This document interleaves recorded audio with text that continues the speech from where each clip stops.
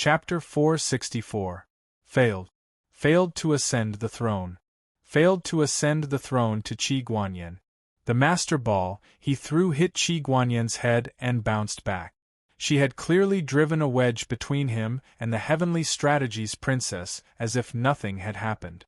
Why did it turn out like this? Wasn't this persuasive trick written in a book long ago? First, he would gain the upper hand by a show of strength. He would say, "General, you're pregnant." "Bah, General, you're in trouble." Then, he would analyze the terrible situation the other party was in and scare him. Then, he would point out the right path for him with a calm expression.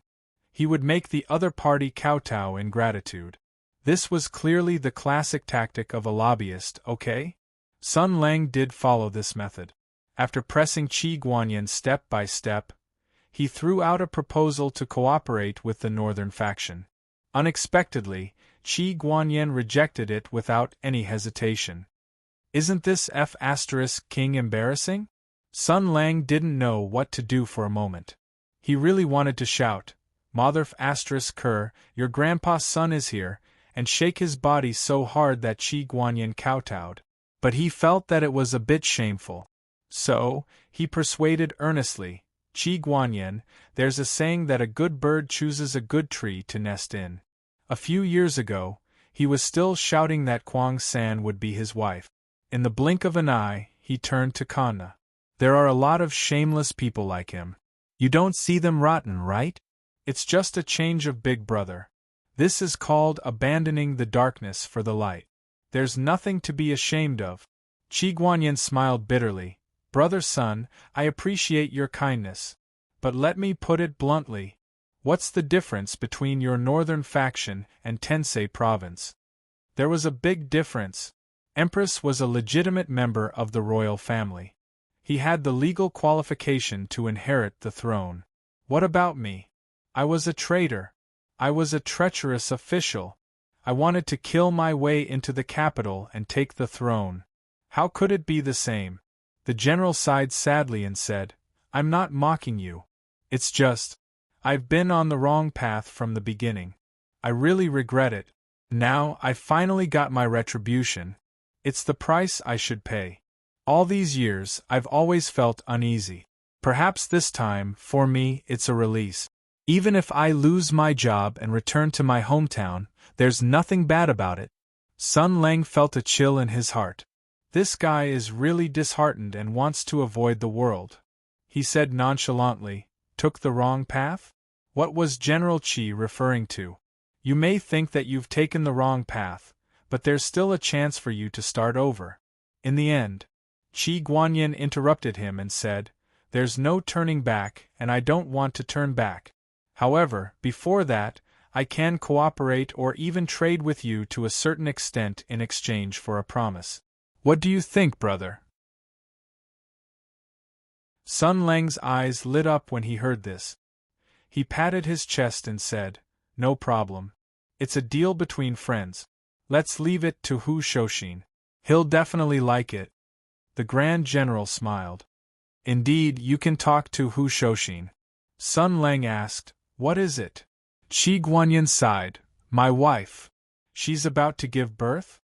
The general had a dumbfounded look as he said, "Ah? My wife isn't pregnant. Why do you say that?" "It's nothing. It's just a reflex." Sun Lang waved his hand. "Continue." Qi Guanyin was a little baffled. Sun Lang's martial arts were outstanding, and he could be considered handsome. It was just that his personality was a little strange, and he would often say things that others couldn't understand. He nodded and continued, "To tell you the truth, it doesn't matter if I'm removed from my position, punished by the imperial court, or retaliated by the heavenly policy hall. I'm only worried about the safety of my wife." He looked at Sun Lang and said softly, "Empress?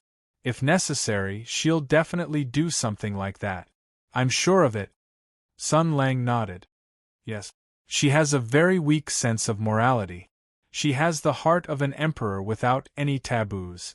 She only knows how to weigh the pros and cons. There's nothing in the world that she doesn't dare to do." The Grand General was puzzled. You seem to be very familiar with Empress? Sun Lang laughed. I heard it from Marshal Jia. I see. It's said that Marshal Jia and Empress almost. Qi Guanyin subconsciously said half of the sentence. He only realized that he had misspoken when he saw Sun Lang's strange expression. He really shouldn't have talked about the gossip of his former marshal in front of him. He smiled and hurriedly changed the topic. And this is what I'm worried about. I'm worried that she'll make things difficult for my wife. Sun Lang thought for a while. You want us to protect your wife? Yes. Qi Guanyin's eyes were shining. I said that there's no difference between the northern faction and Tensei province, but there's actually a difference. You're Marshal Jia's subordinates. The northern faction's backbone has always been straight, which I respect and envy. I know that general who has always looked down on me, but I admire his temperament and character. I only want one sentence from him. If he agrees, then he'll definitely do it. Sun Lang heard Qi Guanyin's words and kept smiling. However, he seemed to have thought of something and his smile slowly disappeared.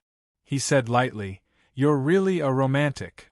Qi Guanyin's face showed a gentle smile.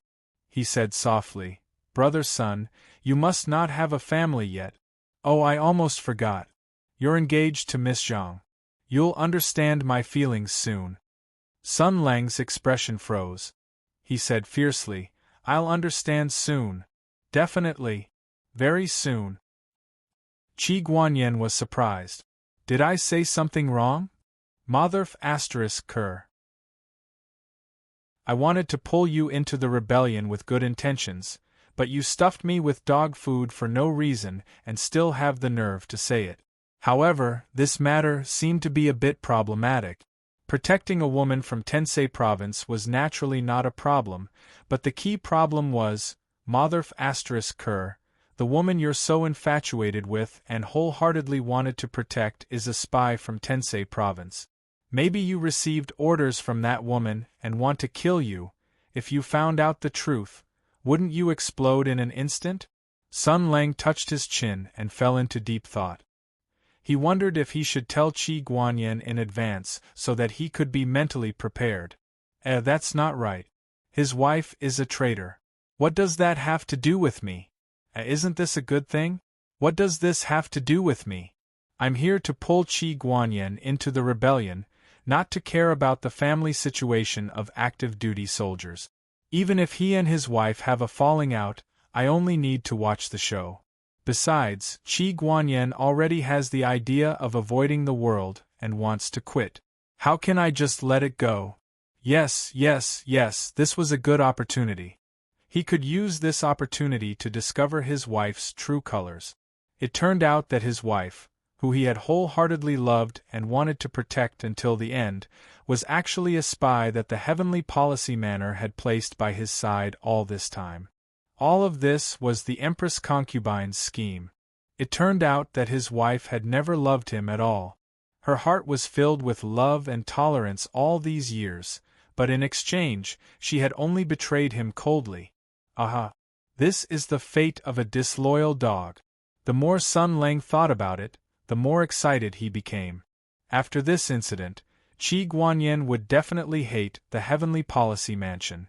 This was the perfect opportunity to rope him in. At the same time, it would also make General Qi lose all hope in love and become a loyal right-hand man of the FFF group. Ha ha ha, damn it, how dare you stuff me with dog food? Damn you lovey-dovey dog, King idiot. Are you stupid? Are you stupid? Qi Guanyin saw that Sun Lang's face was serious at first and then became ecstatic. No matter how he looked at it, Qi Guanyin was shocked and whispered, Bro? What's wrong, comrade? Bah, General Qi? Sun Lang restrained the joy on his face and said solemnly, This matter, in principle, we can agree. But as for the details, let's talk to Hu Shoshin later. But we promised to protect your wife. How are you going to repay us? Qi Guanyin said seriously, Please tell me, bro. Sun Lang rubbed his chin. It's not very humane to take advantage of the situation now. Why don't I wait until you've seen the truth of the world and experienced an unforgettable betrayal before I come out and ask about your well-being? Naturally, I can make you kowtow to me. At that time, you'll be mine. You'll have to do whatever I want you to do. Wait, there's something wrong with this. Forget it, forget it. Sun Lang waved his hand and said, I trust you, bro. We don't need to rush this. Now that your wife is still missing, we don't need to rush. What's more important is to find her. Qi Guanyin suddenly realized something and stamped his feet. I was so busy talking that I almost forgot about this. That bastard didn't take my wife away, did he? Sun Lang smiled and said, No, when it was fighting with those crazy soldiers of yours, it was also smeared with a lot of that stuff. At this time, it also has a fishy smell all over its body, almost like it fell into a cesspool. How would it dare to immediately appear in front of your wife? Your wife will definitely think that he fell into a cesspool. How can he let other people know such a shameful thing? Qi Guanyin was refreshed. Are you saying that he's looking for water to clean his armor? Sun Lang nodded and then pointed in a direction. It's probably in that direction. It stopped and didn't move for a long time. I also noticed this, so I stopped and waited for it to finish. Do you see? There's a river over there. He must be cleaning upstream. If you don't believe me, bro, you can go to the river over there and taste the water. See if there's a mysterious smell. Qi Guanyin shuddered. That won't be necessary. He thought of what Sun Lang had done before. Although he had temporarily turned from an enemy to a friend, but there was still some resentment in his voice. Brother Sun really doesn't care about trifles, causing my soldiers to suffer such pain. Sun Lang laughed. That's not feces or urine. It's actually a type of food called canned herring. Bro Qi, do you want to try it? I still have 2 cans left. After saying that, he took out a small metal can and handed it to the general. General Qi stared at the can and was silent for a long time. Then, he said with a complicated tone, Food? Is this really food? Sun Lang gave him a thumbs up. The fish is fresh and tender. It melts in your mouth. If you dip a steamed bun in the soup, it'll have a different flavor. Qi Guanyin was shocked. You've eaten it before? Of course not. Sun Lang said proudly. That's what the people who ate it said. The general finally declined the gift of the sea. After thinking for a while, his face turned fierce. That bastard kidnapped my wife. He has bad intentions. Bro's son also wants to deal with him. Why don't we quietly approach him and attack him together? Then, we can force him to tell us the whereabouts of my wife. Qi Guanyin had seen Sun Lang's skills before. If he joined forces with Sun Lang, the power of their surprise attack could be imagined. Even the 7 luminaries' sword sage might have to flee, let alone the Li fire guards who could only rely on their armor. Sun Lang smiled and said, Don't worry. The frightening thing about a blazing angel is that it isn't mass-produced. Every blazing angel has its own characteristics and special abilities. When we fight with a martial artist, whether it's 30 or 50 exchanges, we can always figure out their move. But when fighting with a blazing angel, you will never know what kind of strange thing it will pull out in the next moment. If you can't hold back and let it escape or kill it, where will you find your wife? If we can't find your wife, how will we see the general's anger? How will we see you killing 70,000 of them? Qi Guanyin was convinced by him. He sighed and resentfully gave up on his plan. The 2 of them waited for a while. Sun Lang's spirit was lifted. Finally done. You're dawdling like a girl. Let's go. The Grand General was waiting anxiously. Hearing Sun Lang's words, he immediately followed Sun Lang's footstep. He saw that Sun Lang had only focused for a moment before he found the right direction and strode off. Curious, he asked in a small voice, Brother, how did you track that thief? Is it really not the smell of that canned herring? Sun Lang rolled his eyes. I'm not a dog. I don't know that kind of skill. The 2 of them chased side by side. Qi Guanyin smiled. Speaking of dogs, I remember that someone once jokingly called the 4 fierce generals under Marshal Jia the 4 hounds. But the 4 of them actually accepted the title happily and called themselves the marshal's lackeys. Loyal hound, hunting hound, vicious hound, and rabid hound. Among them, the hunting hound general is extremely good at tracking down enemies. Are you familiar with him? The corners of Sun Lang's mouth twitched as he smiled.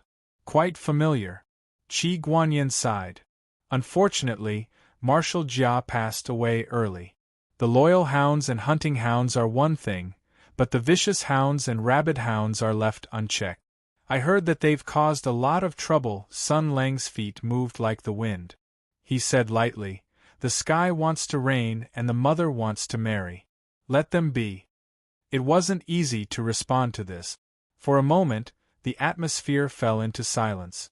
Under Sun Lang's lead, the 2 of them moved forward secretly. Qi Guanyin was silent for a moment.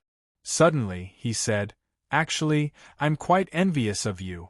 Or rather, the entire army was envious of the northern faction. Sun Lang turned to look at Qi Guanyin. "If you're envious, you can join us." "It's not the same." Qi Guanyin sighed. "It's not the same anymore. Everything can no longer be restarted. That person is no longer here. The war is over." Sun Lang glanced at him. Just as he was about to speak, his expression changed slightly. He said in a low voice, "We're here." Hearing this, Qi Guanyin immediately rushed to the top of the hill in front. He crouched down and held his breath. Under the moonlight, he saw a small tent on top of a small hill in front of him. And her, who he missed dearly. Chapter 465. It was late at night. On the dark hill there was a small bonfire. Next to the bonfire there was a small tent. Next to the tent, a weak woman stood opposite the blazing, scorching angel armor. Although the sky was dark and they were far away, Qi Guanyin still saw the scene over there clearly with his eyesight. He recognized the figure that he couldn't be more familiar with. He almost wanted to take out his monarch weapon and rush forward to save his wife. However, a hand suddenly pressed down on his shoulder. Sun Lang's voice was transmitted into the general's ears. "Don't be rash." Qi Guanyin felt as if a mountain was on his shoulder. He struggled slightly, but he couldn't get rid of it at all. The general was shocked and said telepathically, "What are you doing?" Sun Lang let go of his hand and observed the 2 people on the hill with him. He smiled and said, "Let's listen to what they have to say." Qi Guanyin frowned and said, "The terrain here is not strange. The sound will disperse when it reaches here. How can we hear it? If we get close, we might be discovered by them." Sun Lang smiled casually and said, "The wind is rising." Then, the wind really rose. The wind blew from the other side and sent the sound waves that should have dispersed. Qi Guanyin looked at Sun Lang in surprise and said, "You." Sun Lang smiled and said, "What a coincidence. The ability to control the wind." Qi Guanyin said in a low voice, "Is it your imperial army? Calming storm? Wind butterfly command?" However, he quickly shut his mouth and did not pursue the matter any further. This was because he had discovered something more worthy of his attention. This was because he had heard a voice coming from the wind. Although it had been sent over by the wind and was slightly distorted, he would not mistake this voice and would not forget the tone of the voice. It was because it was his wife. There was a hint of worry in the complaining tone. "Why were you gone for so long? Did everything go well?" She talked to the person who kidnapped her. The tone was very familiar. The voice was very familiar. The content was also very familiar. He seemed to have heard it somewhere before. "Husband, why were you gone for so long this time? Did the battle formation go smoothly?" Unable to hide the joy in her eyes, the beautiful woman held her hand and wiped her dusty face with a handkerchief. She carefully examined her body from top to bottom to see if she was injured or tired. She then said those words with half anger and half love. Qi Guanyin was deeply shocked. Sun Lang stole a glance at Qi Guanyin. Qi Guanyan's expression was complicated but easy to understand: shock, confusion, hesitation, bitterness, and despair. He couldn't bear it and wanted to pat the general's shoulder and say some polite words, but he saw that Qi Guanyan's right hand had already dug deep into the soil beside his hand as he stared at the other side. His eyes were filled with silence after everything had calmed down. As the conversation continued, Blazing Angel's hoarse voice could be heard. Because of a troublesome accident, something unexpected happened. Hey, your plan failed. Madame Wang's voice became anxious. What happened? Blazing Angel sneered. You seem to have overestimated yourself. Your husband isn't as infatuated with you as you think. Your plan to use him to massacre the Zhang family and perish together with Sun Lang didn't work. Qi Guanyan's body suddenly trembled. Sun Lang sighed silently. As the conversation continued, Madame Wang asked in surprise, What? What happened? Blazing Angel said coldly, I went to your husband's camp. He didn't seem to care about your safety at all. Even when I revealed my identity and said that I kidnapped your wife, he pretended to be stupid and insisted that you were safe and sound. It seems that he can't wait for you to die for no reason so that he can remarry. Madame Wang couldn't hide the shock in her voice. What? This is impossible, Blazing Angel interrupted her words. What's impossible? I heard it with my own ears. He didn't act according to your plan at all. Maybe he already had his suspicions and suspected your identity. Now that you've lost the best opportunity to kill him, let's see how you explain this to Princess. Plan, suspicion, identity, kill him, Empress. Sun Lang turned his head to look. Qi Guanyan had already retracted his gaze and buried his face in the soil like an ostrich. Although he couldn't see, his voice still penetrated his ears, telling him about the conspiracy, betrayal, and deceit. Sun Lang turned back. Madame Wang seemed to be in great shock. She still shook her head and said, No, this is impossible. Do you only know how to say this? Blazing Angel mocked. Is this the result of your years of hard work? If Master had known this would happen, he wouldn't have sent you to get close to Qi Guanyan. After investing so much manpower and resources, this is the result. It's laughable that you thought you had Qi Guanyan under your control. What a joke. Madame Wang seemed to have lost her mind. She snapped, Shut up. What? You did it, and you don't allow me to say it? Blazing Angel said coldly, How should I put it? You persuaded him to join Empress. You persuaded him to learn how to flatter and bribe. You made him believe that only villains can achieve anything in this world. You lured him to do a lot of things that he would never do before. Do you think that you can control him and have something on him in this way? Unfortunately, he changed more thoroughly than you thought. It took 2 steps forward, and the enormous armor looked down at the woman in front of it with a terrifying aura. It said casually, He seems to be more scheming than you think. From the beginning to the end, you seem to be his chess piece. Madame Wang stepped back and almost fell. She shook her head abruptly and shouted, I don't believe it. You have to believe it even if you don't. Your plan has completely failed. Blazing Angel roared.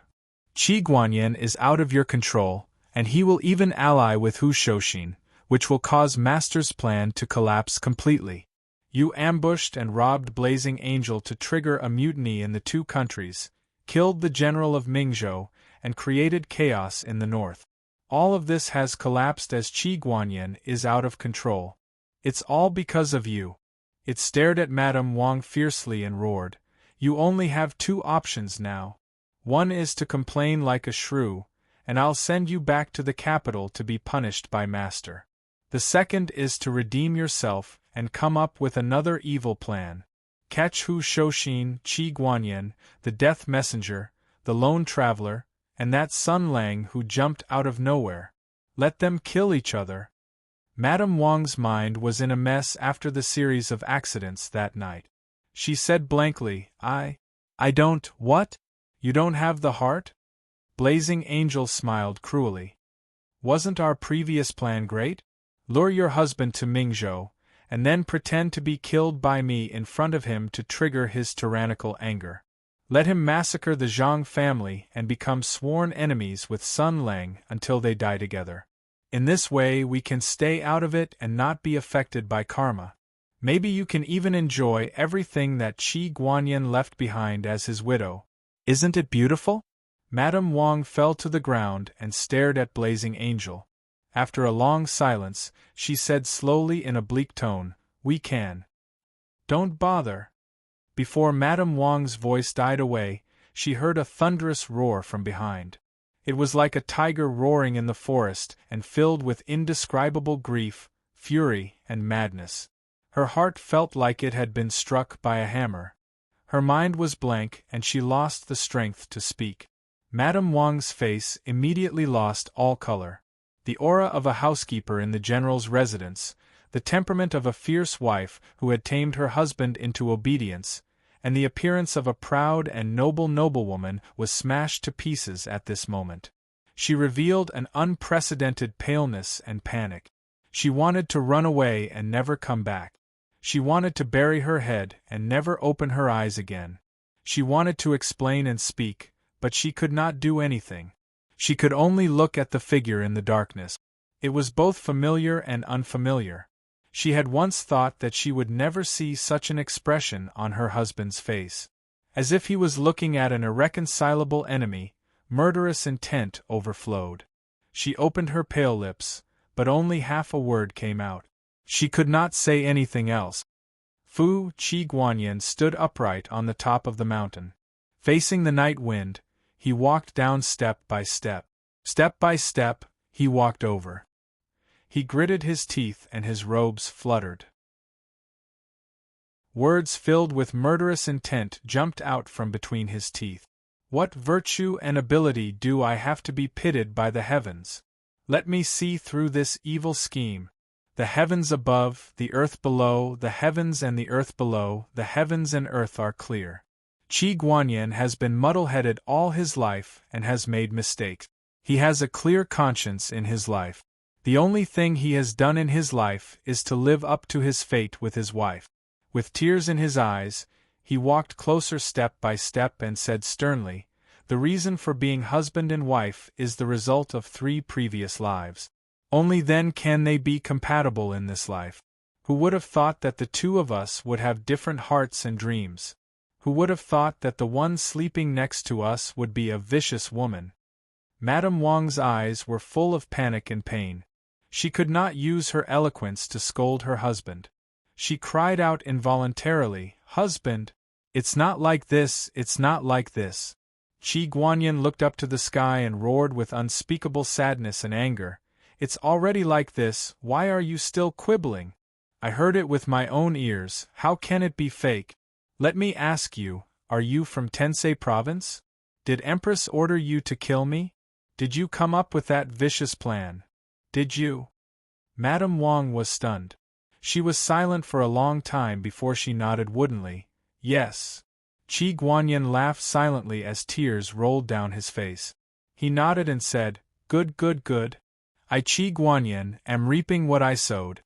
I betrayed my father's teachings and threw myself into the mud, wallowing in the mire with the treacherous officials.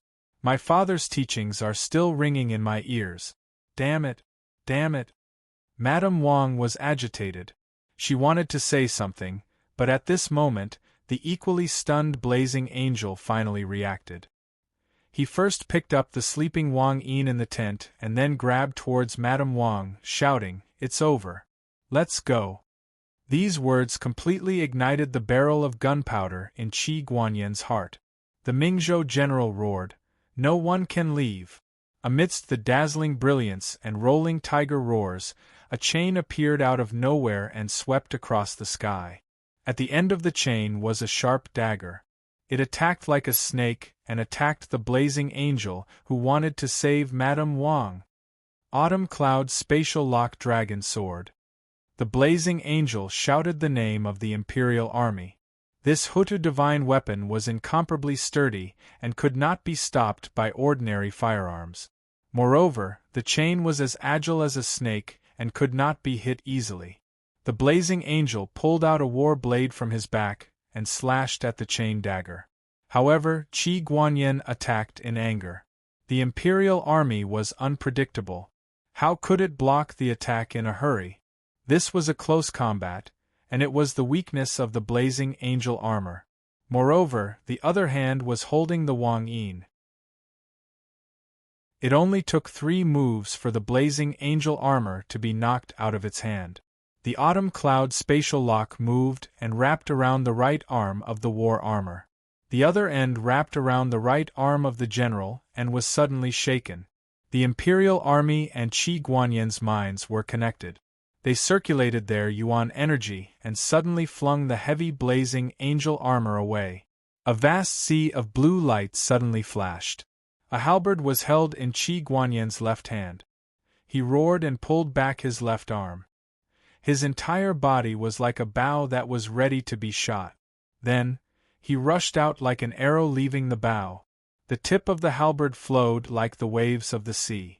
This was Qi Guanyin's other imperial army halberd, the red maple white stone sea halberd. There was only one person left in his eyes. That was the person he loved dearly. That was why he was so angry. That was why his wound was so painful. That was why he was hurt so deeply. All the despair, anger, killing intent, sorrow, and life were contained in this move. The raging anger urged the surging killing intent, pressing forward with an indomitable will. He let out a howl that sounded like he was crying.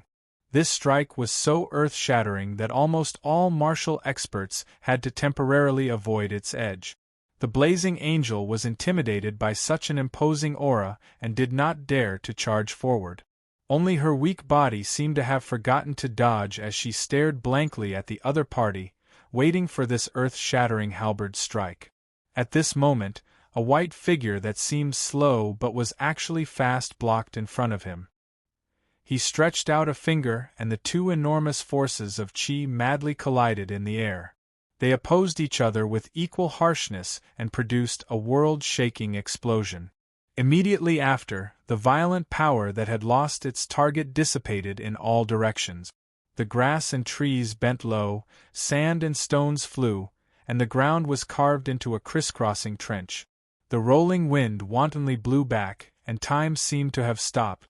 After an unknown amount of time, that indomitable move finally lost its target. Qi Guanyin suddenly leaned back, turned around in the air, and landed steadily on the ground. He withdrew his chain and protected his body with his halberd, and assumed a battle stance. Sun Lang stood in front of him. His clothes fluttered in the wind. His entire body was spotlessly clean. Looking at Qi Guanyin, who seemed to have sunk into madness, he sighed silently. The general held the imperial army tightly. Violent force gathered in his body. Qi Guanyin's eyes were scarlet red. He stared fixedly at Sun Lang. His killing intent was wanton. He said harshly, "Why are you blocking me? This is for your own good." Sun Lang flicked the blood off his fingertip. Looking at Qi Guanyin, he said calmly, "From my life experience, it's best not to kill people when you lose control of your anger." Chapter 466. That earth-shattering strike was blocked by Sun Lang. The shock waves slowly dissipated, and the sand and stones that were stirred up fell to the ground. Everything fell into silence again. Sun Lang stood with his hands behind his back. His expression was calm. Qi Guanyin's murderous eyes finally moved away from his face. On the other hand, Madame Wang seemed to have recovered from her shock. In just a few breaths, she had made a round in front of the King of Hell's palace and finally realized what had just happened. The woman took a step back and almost fell to the ground. She looked at her husband in disbelief. 2 to 4 hours ago they were still whispering to each other, but now, before she could say anything, tears fell from her eyes. She said with a trembling voice, You want to kill me." The imperial army in Qi Guanyin's hands buzzed. He said coldly, "What? Am I supposed to forgive you?" Madame Wang smiled sadly and said in a low voice, So that's how it is. Good, good, good. She took a deep breath, took 2 steps forward, and stood up straight. She wiped away the tears at the corner of her eyes and hid her sorrowful expression. She seemed to have become the smart and capable housekeeper of the general's residence again. Madame Wang clenched her teeth and looked at her husband, who was full of murderous intent. She said calmly, "Since the grudge is irreconcilable and we hate each other, I don't need to pretend to be a young woman and cry and beg for mercy.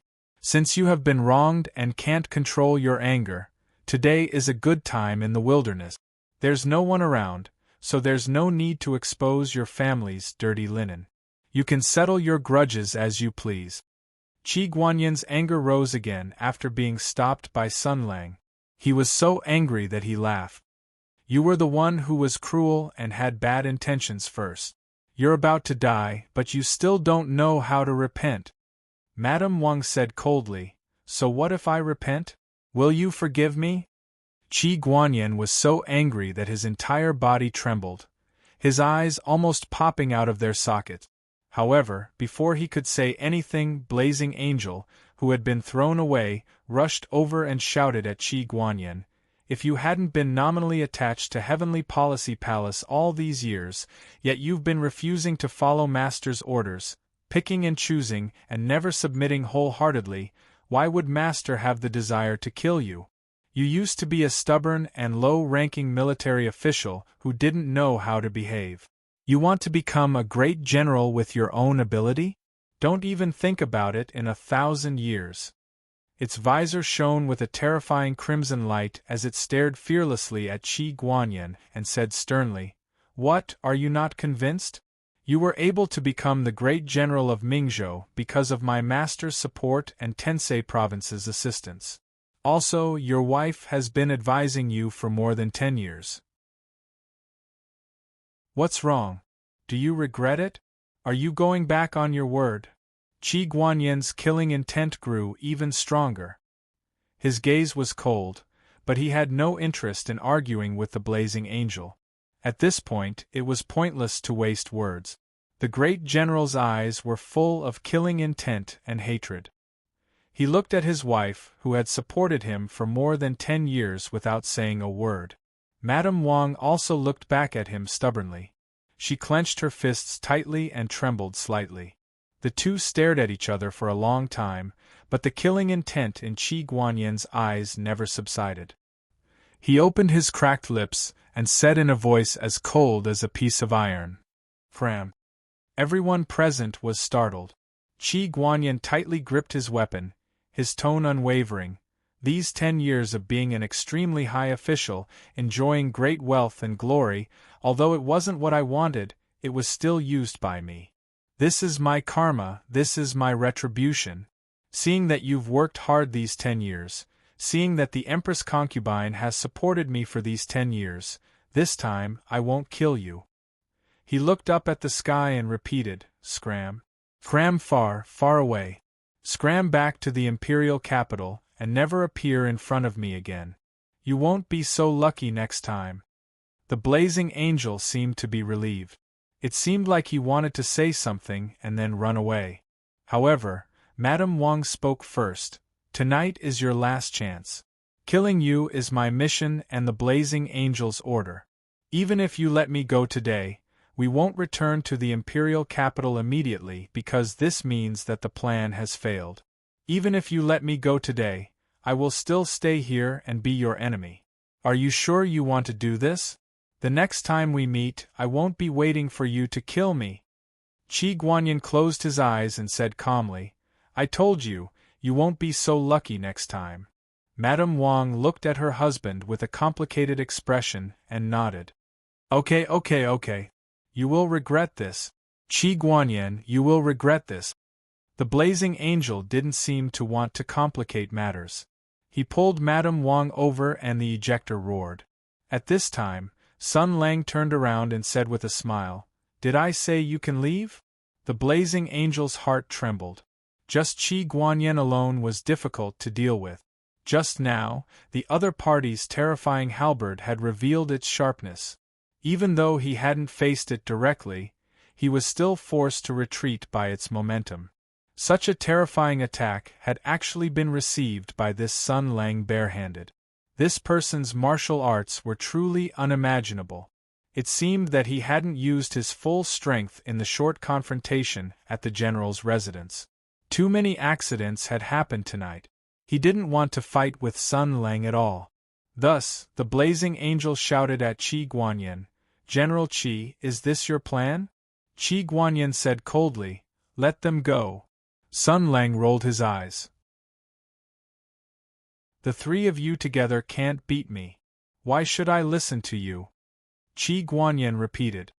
His tone was as cold as steel, but there was a trace of weakness and sadness. He said softly, "Let them go." Sun Lang still wanted to say something, but Qi Guanyin's body swayed and he spat out a large mouthful of blood.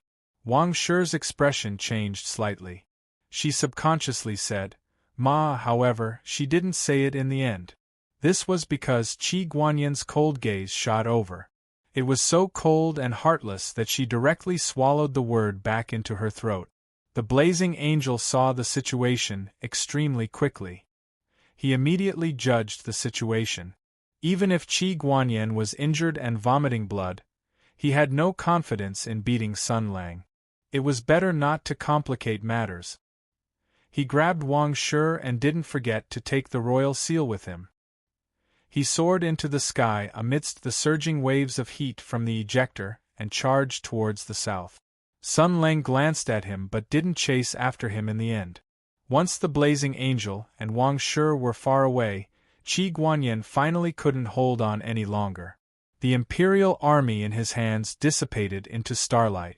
His body seemed to have lost all support. His face was pale as he fell to the ground. Sun Lang reached out and pressed down on his wrist. A moment later, he shook his head. Why bother? Qi Guanyin didn't say anything. He simply lay on his back and looked at the night sky. Tears flowed out of the corners of his eyes.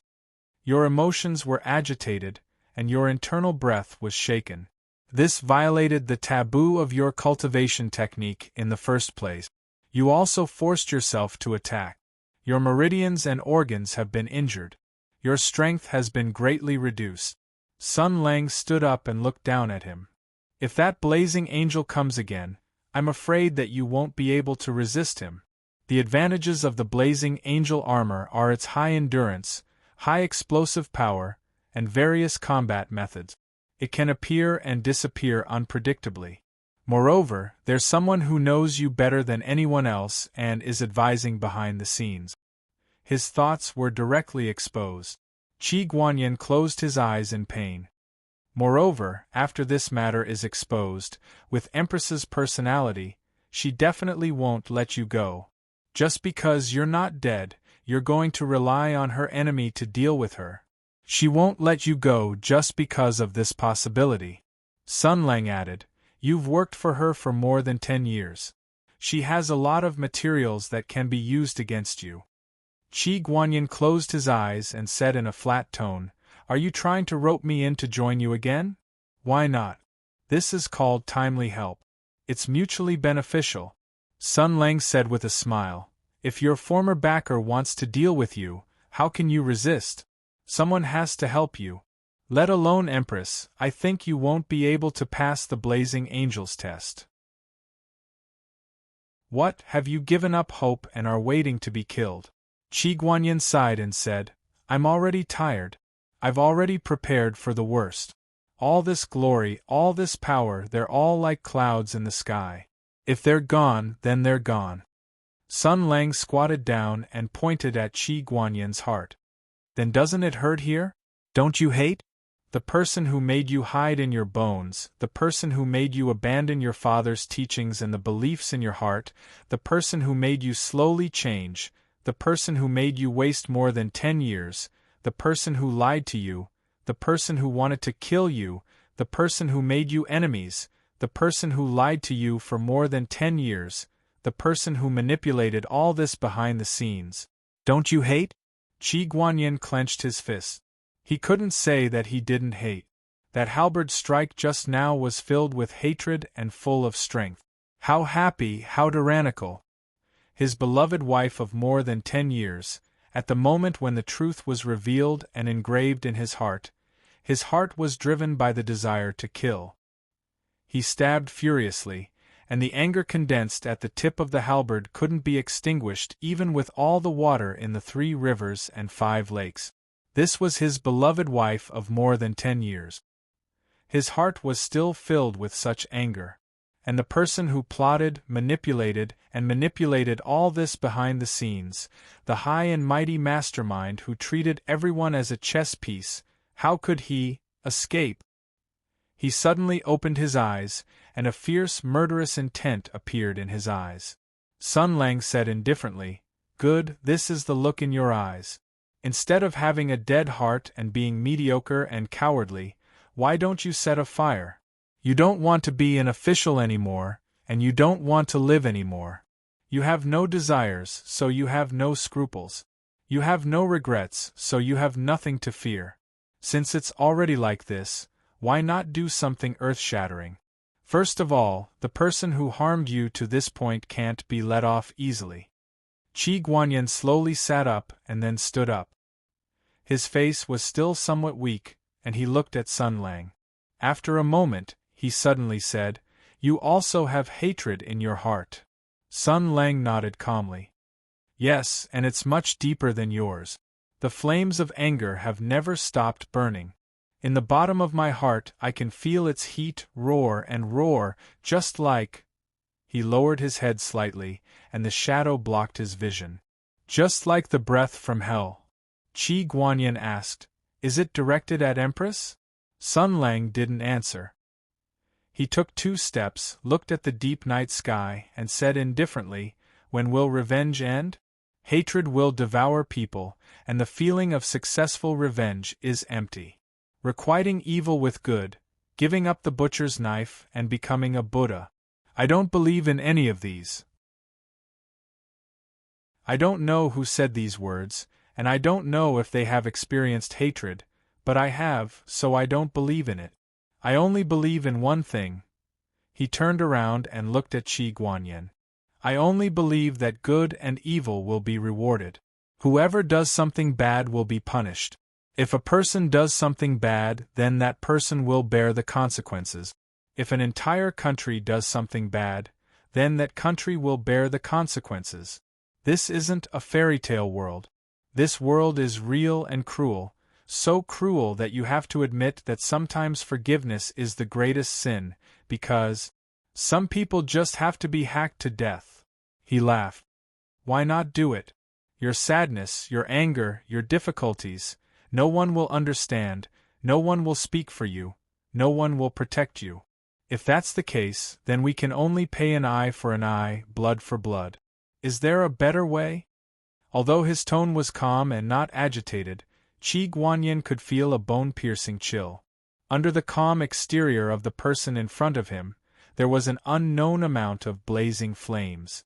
It was as if he was careless, he would be burned to ashes. For some reason, he blurted out, "In this world, there are things that can surpass hatred." As soon as he said this, he secretly regretted it in his heart. He didn't expect Sun Lang to look thoughtful. In the end, he even nodded and said softly, "Perhaps. I have indeed met a few, but everyone is different. People were different, their experiences were different, and so was their hatred." The two were speechless for a moment. But soon, Sun Lang laughed. "All right, let's not talk about these annoying things. Forget about her, live a good life with me. Bah, live a good life with me. What do you plan to do now?" Hearing this, Qi Guanyin's face fell. He was completely at a loss. "You're injured. Take care of your wounds first." Sun Lang waved his hand. "Let's go. We're going to Ming Province." Qi Guanyin let out an Ming Province? Why are we going there? It's not far from Huqing. Sun Lang rolled his eyes and said, "You let the blazing angel go. What if it attacks my house? I don't have time to waste here with you. Let's go." Qi Guanyin hesitated. "Then let's part ways here." Sun Lang grinned hideously. Follow me back through the night and climb over the wall into Ming Province before the city gate is opened. You will still be knocked out by me, and when the city gate is opened in the morning, I will drag you into the city under the watchful eyes of the people of Ming Province. You can choose one of the two options." Qi Guanyin said angrily. "You're so unreasonable. My subordinates are still looking for me. And in the residence. You don't even want to be an official anymore. Why are you going back to Huqing? Their lives have nothing to do with you. Alright, stop glaring. We're going to Huqing now. I'll give you 2 hours to settle your affairs. Then we'll leave." "What, not enough time?" "Then 1 hour should be enough, right? If it's not enough, then we'll wait for another moment." "Damn, you have so many problems." Just like that, the general, who was in a weakened state due to emotional trauma, was temporarily subdued by the master ball. Temporarily. Chapter 467. Qi Guanyin's face was the most useful pass in all of Mingzhou. Under his lead, the two of them directly called for the gates of Huqing to be opened. They called for fast horses from the city guards and galloped all the way to the inner city. They first went to the inner city army camp to make arrangements, then rushed to the general's mansion without stopping. The sound of the horses' hooves had already alerted the guards. Recognizing their general, 2 personal guards came forward and pulled the horse's head, inviting the two to dismount. Qi Guanyin waved his hand, allowing them to lead the horse away. He stood where he was, gazing at the dark red vermilion door, the huge door nail, and the imposing inscribed board. He sank into silence. This mansion symbolized power and glory. It carried the memories and support of the two of them. From a military officer who inherited his father's position to a provincial general who was at the pinnacle of his position, only he knew what he had sacrificed and what he had gained. And now, this pavilion, which was obtained through compromise and bending the knee, was on the verge of collapse. The knot in his heart for more than 10 years was finally about to be broken in the most intense way. Qi Guanyin's eyes were blank and sorrowful. He saw countless turbulence, pain, and departures that were about to happen here. Because his wife's departure was only the beginning.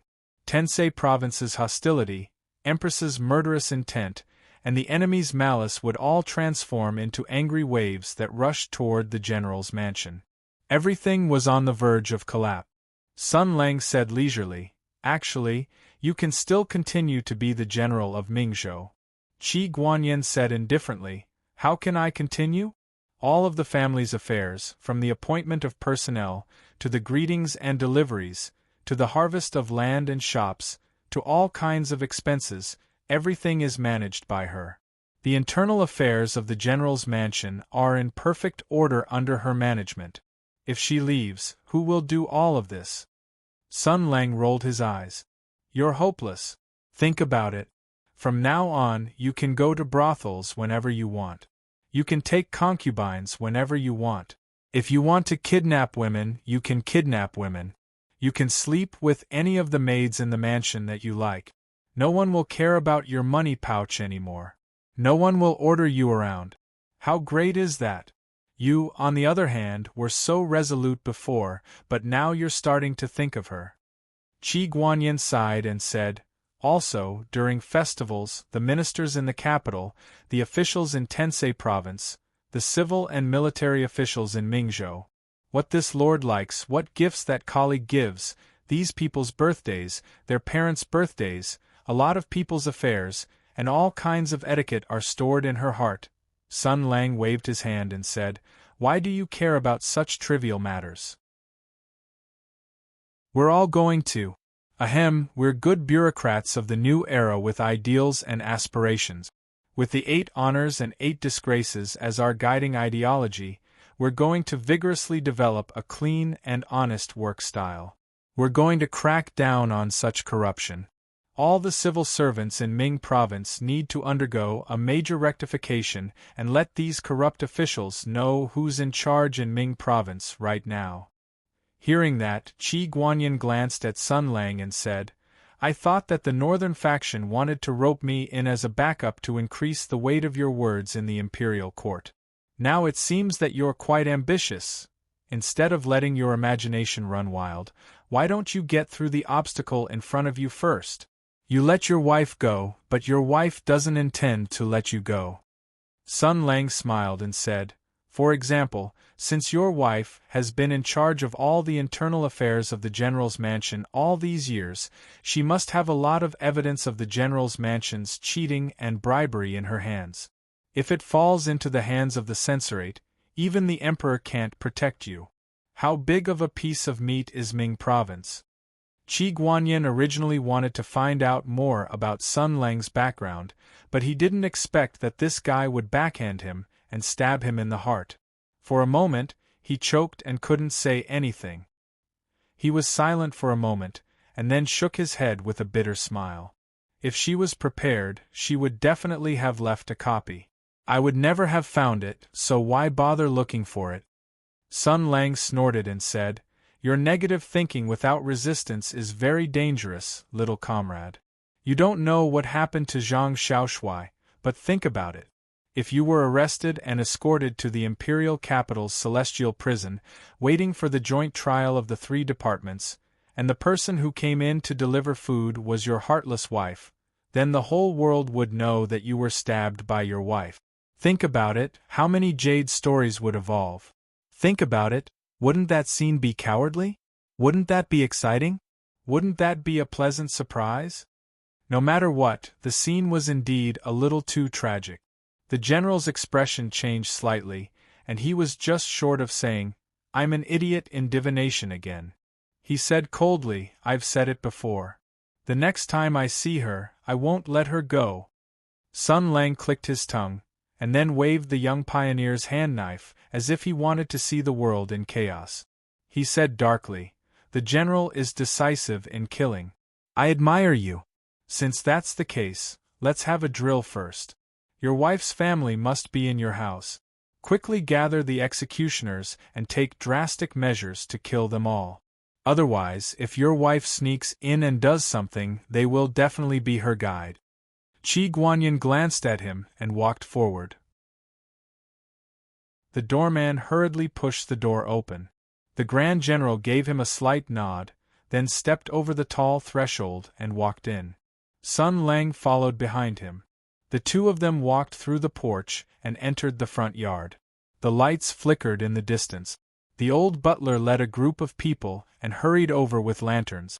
After seeing Qi Guanyin, the old housekeeper bowed. He glanced at Sun Lang and carefully asked, Master, where's Madam? Sun Lang was afraid that Qi Guanyin would be hurt by the scene, so he gave a thumbs up and rushed to answer, She got on the plane.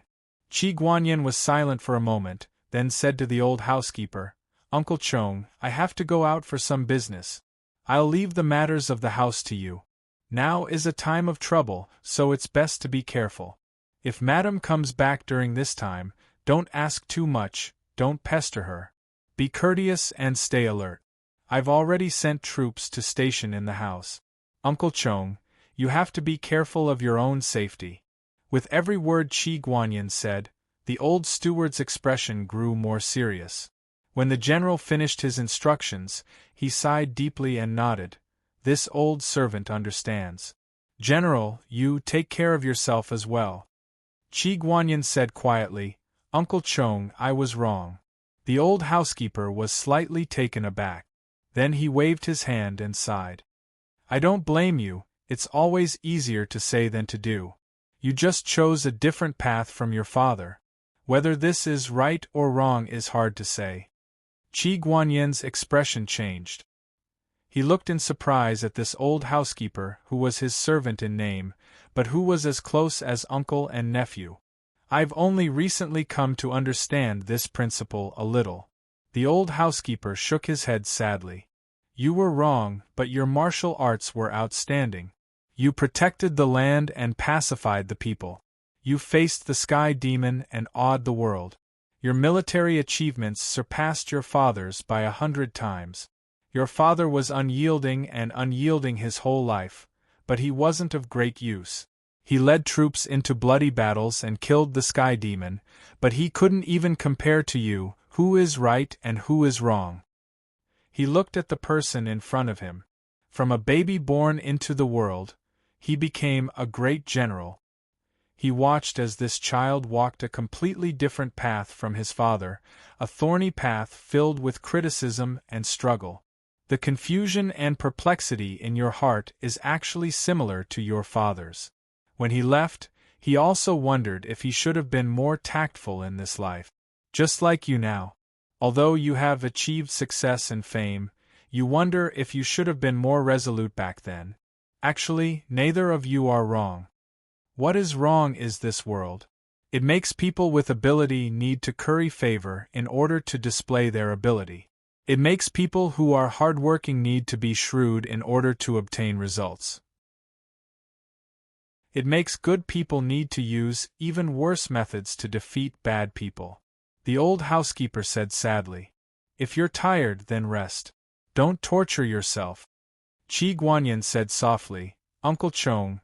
The old housekeeper looked at him warmly. Suddenly he turned his head and bowed deeply to Sun Lang. Sir, my master has a weak heart but is stubborn. Sometimes he will go down a dead end. If he accidentally offends you, please forgive him. This old servant will be eternally grateful. Sun Lang looked at the old housekeeper who was kowtowing on the ground. He thought for a while before finally nodding and saying, This old man has some eyesight. Don't worry, you won't kowtow for nothing. Chi Guanyin had already helped the old housekeeper up and glared at Sun Lang. Sun Lang smiled as if nothing had happened. All right, after arranging the funeral matters, let's set out. The old housekeeper ordered people to bring over 4 good horses to change horses. These were the fine horses of the general's Fu.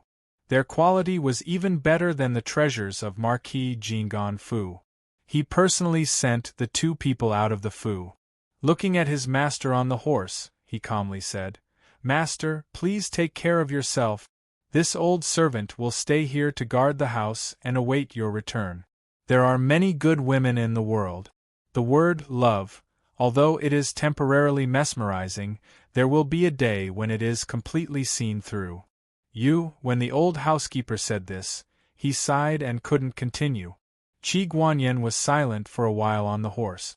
In the end, he took a deep look at the magnificent lintel of the general's Fu. Spurring his horse, he galloped away. Sun Lang looked at the old housekeeper with a smile.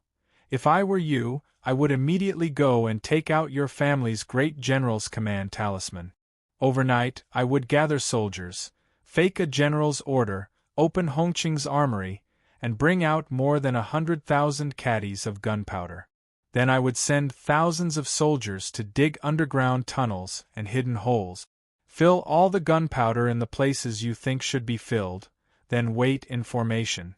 At that time, no matter if it was your family's madam or some troublesome iron giant, without another word, I would blow them all up into the sky.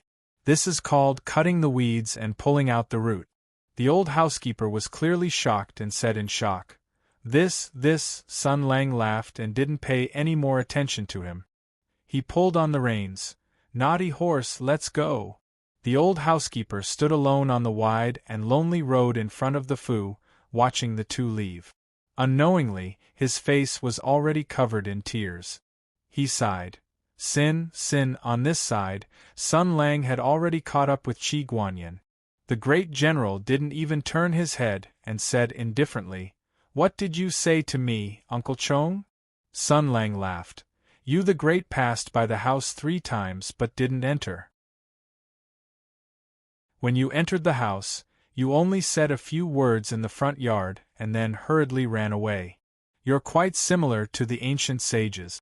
Chi Guanyin said without batting an eyelid. What do you mean? Who is you the great? Sun Lang laughed. He's my enemy. He controls the flood, I release the flood. Speaking of which, Chi Guanyin, just now I thought back to the soap opera scene where you husband and wife turn against each other. Although it sounds very exaggerated, I still feel that there's something wrong. What do you think? At the mention of this matter, Qi Guanyan's expression became very impatient. He said unhappily, I don't know. Sun Lang said, I'll say in advance that I don't care. We don't have any friendship. You probably still have doubts in your heart and don't trust me, so you lied to me and hid things from me. It's all human nature. But from what I've experienced before, he turned to the great general and laughed. Those who lied to me and hid things from me at the beginning all met with problems that they couldn't solve in the end.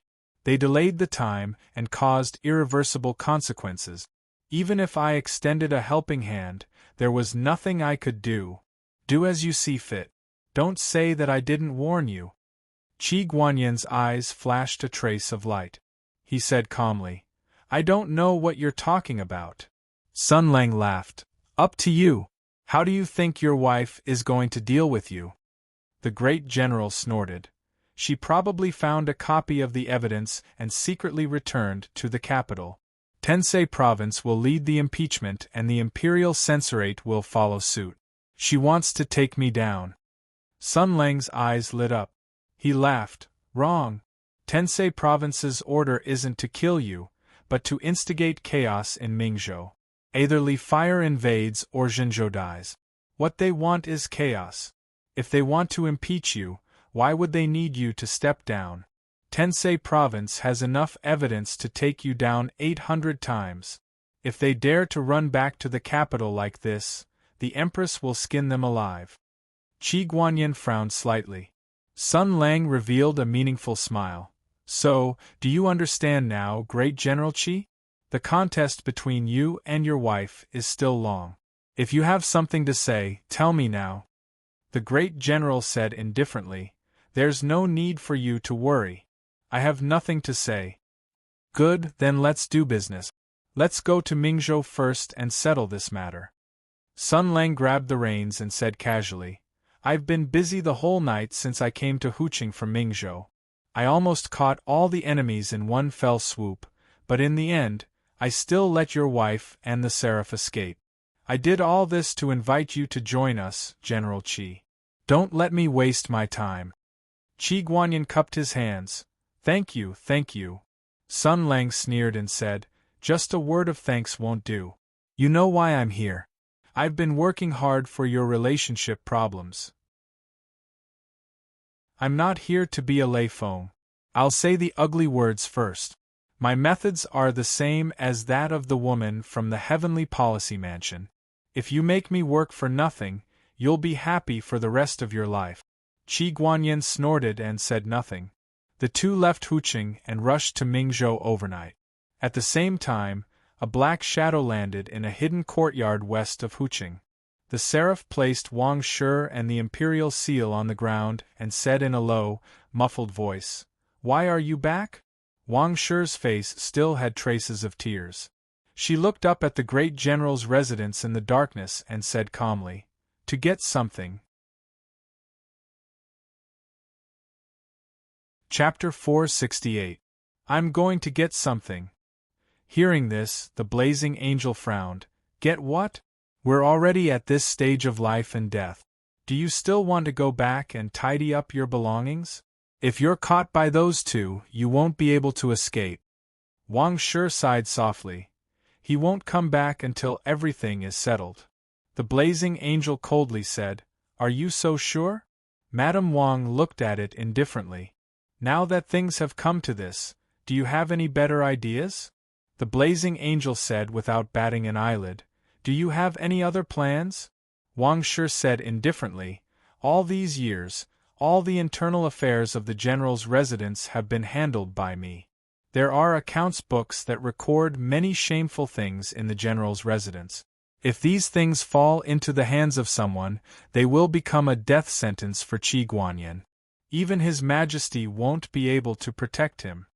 The blazing angel's helmet flashed and he suddenly said, There's actually such a thing. Furthermore, you're really heartless.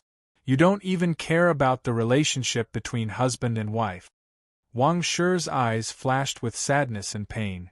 Then, she said resolutely, when he stabbed me with his halberd, he didn't care about the relationship between husband and wife. Since he's determined to kill me, I can't just wait for death. The next time we meet, it will be a battle to the death. I'm not his match in martial arts, so why can't I play to my strengths and avoid my weaknesses?" The blazing angel didn't comment and let out a hoarse laugh. He looked at the royal seal lying at his feet and said with a playful tone, "How do you want to deal with your precious brother?" The woman's expression turned serious. She stood in front of her unconscious brother like an old hen protecting its young. She said fiercely, "This has nothing to do with him. If you dare to hurt my brother, I won't let you off even if I become a ghost." The powerful blazing angel naturally didn't care about such a threat. However, it wasn't worth it to become enemies with Wang Shi for an ant. After all, the two were allies now and the other party was still useful. The more Wang Shi was worried about her brother, the more valuable the royal seal was. Thus, it smiled, "I don't have any ill intentions, but it's not a good idea to bring him along every time. If he had gone all out against Qi Guanyin and Sun Lang just now, I'm afraid your brother would have been shaken to death by the shockwaves of the battle. It's better to arrange for him to be in a safe place so that he won't be restricted." Wang Shi hesitated for a moment, then shook her head and said, "No, there's no safe place in Mingzhou anymore. Moreover, I've already fallen out with Qi Guanyin. It's hard to say whether I'll live or die. If I die, what will happen to my brother? We need to think of a foolproof plan to protect him." The blazing angel was very impatient when he heard this. He knew a little about what had happened before. This younger brother who had tricked his sister and brother-in-law was a complete troublemaker. Now, he was even a burden to them. If it was based on his temperament, he would have already shot him to death. However, he had to consider Wang Shi's thoughts. It said coldly, "According to what you're saying, your younger brother has to be sent out of Ming province?" Wang Shi's eyes flashed and she nodded slightly. "That's right. Ming province is no longer safe. The only thing we can do now is to send my younger brother to the capital and take shelter under Empress's wings." The blazing angel sneered. "You're daydreaming. You've messed up Master's task and are now working hard to fix it. You still have the face to send your family to the capital and ask Master to take care of them? You're really thick-skinned." Madame Wang said indifferently, "It's indeed a little shameless to send my younger brother to the capital empty-handed. However, if he brings back some important things and works a little, then there's no telling." The blazing angel was startled, then he understood and clicked his tongue. "If you treat him half as well as you treat your younger brother, then what happened just now wouldn't have happened. Qi Guanyin might even be willing to die for you." Wang Shi looked at the huge and ferocious armor with a complicated gaze. Her gaze couldn't penetrate the sturdy plates, so she couldn't see the body inside the armor. She didn't know the true face of the person operating this terrifying weapon. However, she confirmed one thing. "You really are a heartless person." Wang Shi sighed softly. "You don't understand anything." The blazing angel snorted coldly and warned, "I'll say the ugly words first. You know Master's methods. Her kindness and generosity might allow her to forgive a failure, but she will never forgive a traitor. You better not play any trick." Wang Shi only sneered at this threat. She said, "Let's go." The blazing angel didn't say anything else. He supported Wang Shi and brought her to the Dark General's residence. There had been one incident after another tonight, and the guards had been greatly strengthened. However, Madame Wang was, after all, the unquestionable head steward of the manor. Her understanding of the manor was better than almost anyone else's. Under her guidance, even with the blazing angel armor's large and conspicuous body, they were able to avoid all the sentries and arrived at their destination. She said softly, "The accounting office is here. I hid the register in the most dangerous place. This is usually the safest place. There's a servant on night watch inside. His martial arts aren't high. You guard outside, I'll go in and knock him out. Don't make any noise and don't kill anyone." The blazing angel looked at the house in front of him and said indifferently, What if the person waiting inside is your husband? Wang Shi smiled sadly. No, since he no longer trusts me, he will be sure that I left a copy of the register. He won't risk coming to the residence to look for it. The blazing angel still wanted to say something, but the shock cannon on his right arm slid out from the wrist guard. He shouted, "Someone's coming! Is Madame back?" An old voice came from the darkness. "This old servant has been waiting for a long time." Wang Shi's expression changed, revealing a panicked expression. She said in a low voice, "Uncle Chong, the blazing angel didn't care so much." The shock cannon made a buzzing sound, and a thin wind swirled around the muzzle. He sneered and raised the muzzle. "Hiding the head and showing the tail, give me." "No!" Wang Shi reached out her hand to stop him. "Don't hurt him." The old butler appeared from the darkness. He looked at Wang Shi with a complicated gaze. He bowed and said slowly, "This old servant is happy that Madame is safe and sound. I wonder why you've come in the middle of the night?" Wang Shi was stupefied for a moment. She said softly, "Uncle Chong, don't call me Madam." When Uncle Chong heard this, there was no surprise on his face. He only sighed and said, "Is your love over?" Wang Shi smiled bitterly. "It's over. There are so many entanglements of gratitude and grudges. It's hard to understand. I can only leave it behind. The king of hell is like a heavy brush, and the judge's eyes are like lightning." The old butler frowned slightly and sighed. "Since the love between husband and wife is over, I'm afraid you don't have good intentions for bringing an outsider to the general's residence in the middle of the night, right?" Wang Shi gritted her teeth and lowered her head. "Uncle Chong, please don't stop me. I really don't want to. If it were any other time, this old servant would have tried to stop them even at the cost of my life. But before Master left, he told me that if I saw you, Madam, I shouldn't ask or pester you, and I should be polite." The old butler sighed. "This old servant didn't understand at first, but now I do." Wang Shi felt as if she was struck by lightning. She said in a trembling voice, He said that?" The old butler nodded. "So, this old servant predicted that Madame would come here tonight. So, this old servant sent away the servants and guards on duty. I waited here alone just to ask Madame personally." The blazing angel was very impatient. He was afraid that Wang Shi would change her mind because of this old man's words. "That would be very bad," he shouted. "Why are you talking nonsense with him? Today we have to kill him to prevent him from ruining our plans." Hearing this, the old butler was neither angry nor afraid. He maintained his bowing posture and said indifferently, "I'll let this evil guest know that my master hasn't gone far. There are also elite soldiers guarding the residence. If you want to cause a ruckus, I'm afraid it won't be that easy." Hearing this, the blazing angel's heart trembled. He shouted, "Where did your master go?" The old butler lowered his head and said submissively, "You must be joking. As a servant, how can I ask about my master's matters?" With a flash of red light, a pitch-black arm blade popped out of his left arm. The blazing angel went around Wang Shi and instantly sped up. He approached silently and said coldly, "Then you can die."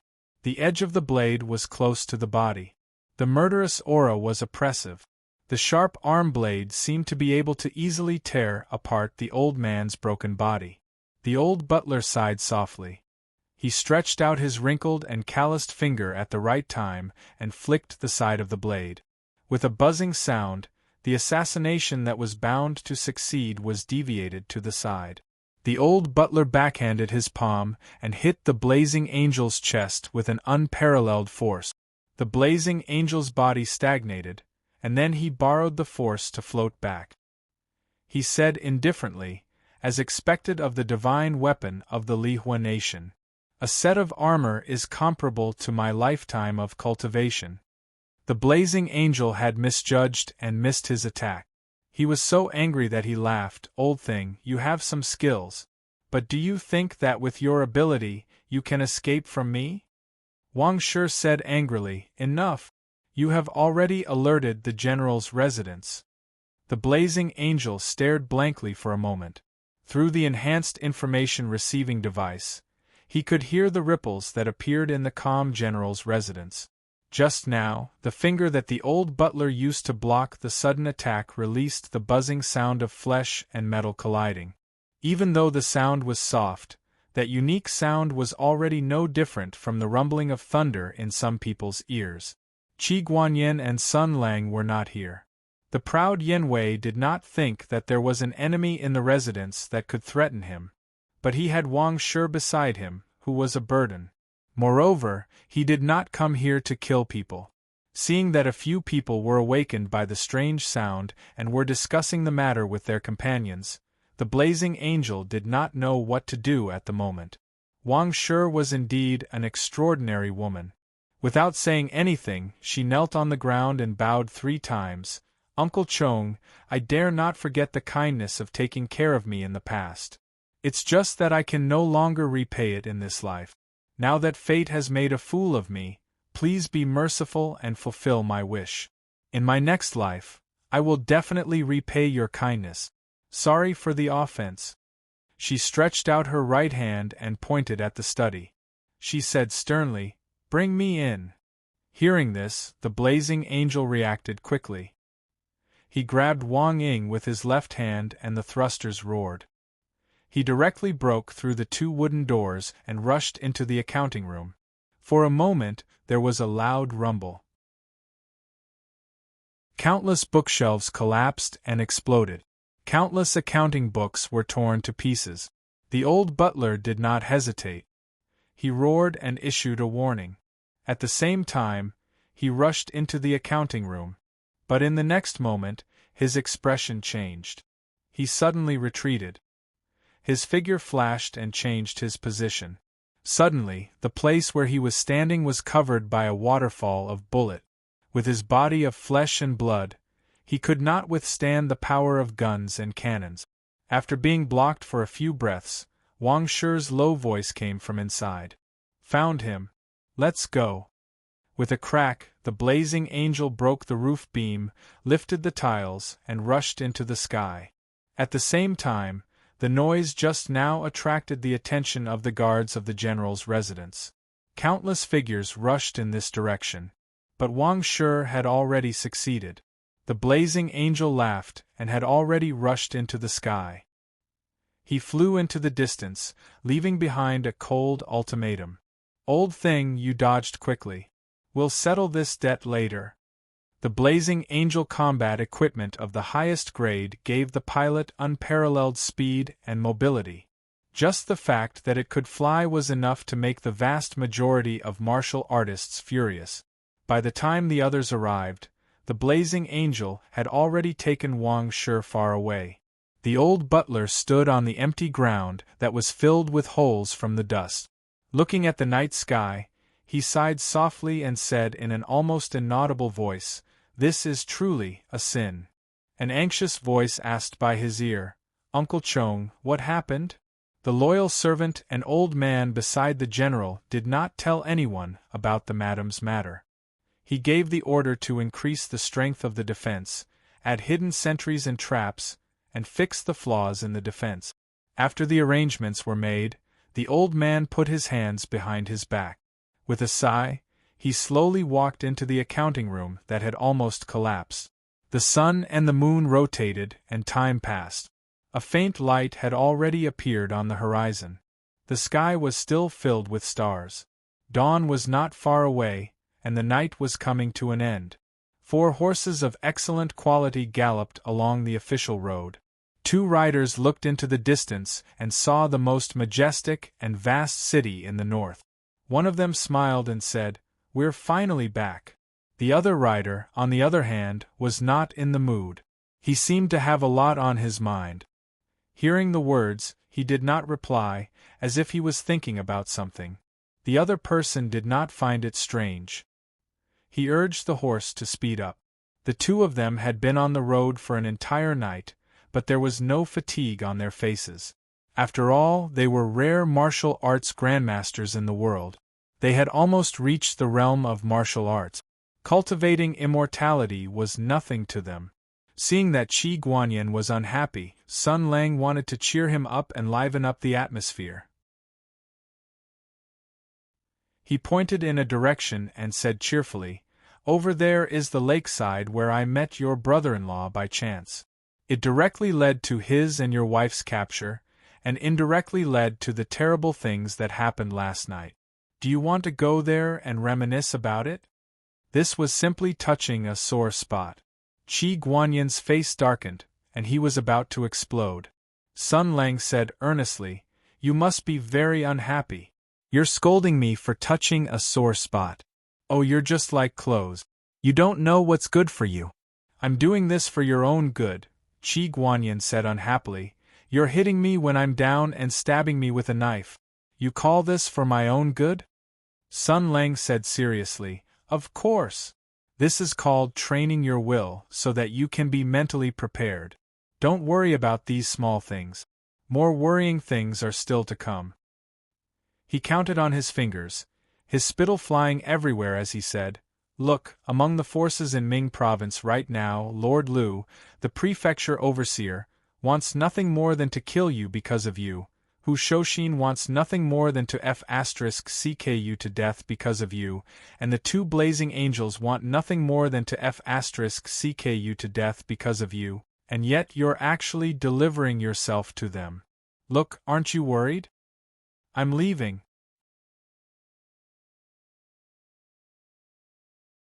Chapter 469. The two first rode their horses to the Willow Pavilion outside Mingzhou. There was a pavilion where the Marquis of Jing'an's Fu had stationed their horses. It was the one that the steward of the Marquis Fu had mentioned when sending Sun Lang and Courier out of the city. The workers there all recognized Sun Lang's appearance and immediately received him with the highest level of courtesy. They received the 4 fine horses and went to wash, cut, and feed them water. The person in charge of the pavilion personally came out to serve them. He could be considered one of the managers of the Marquis Fu, but his rank was a bit low, so he could only manage this shop for now. However, young Lady Zhao had taught him well. Other things aside, he had seen and memorized the appearances of all the civil and military officials in Mingzhou. Thus, he recognized the person beside Sun Lang at a glance. It was Mingzhou's great general Qi Guanyin. He was speechless on the inside, and his legs immediately turned to jelly. However, he also understood the professionalism of an underling and did not ask about this matter. He only treated Qi Guanyin as an honored guest. He ordered the cook to prepare tea and hot food as he carefully asked, "Sir, do you need a carriage to enter the city?" Jerky, hot tea, and cold cakes had already been placed on the table as quickly as possible. The cook was still busy in the kitchen. Sun Lang casually picked up a piece of dessert and chewed until it flew everywhere. As he ate, he spat out, "No need, it's too slow. We'll go in ourselves. Hey, young Qi, you should eat some."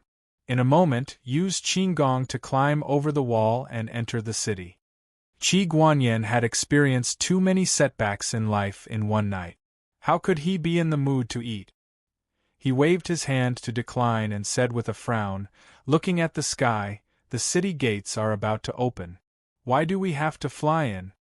Sun Lang rolled his eyes and said, "It doesn't matter. I'm not in a hurry.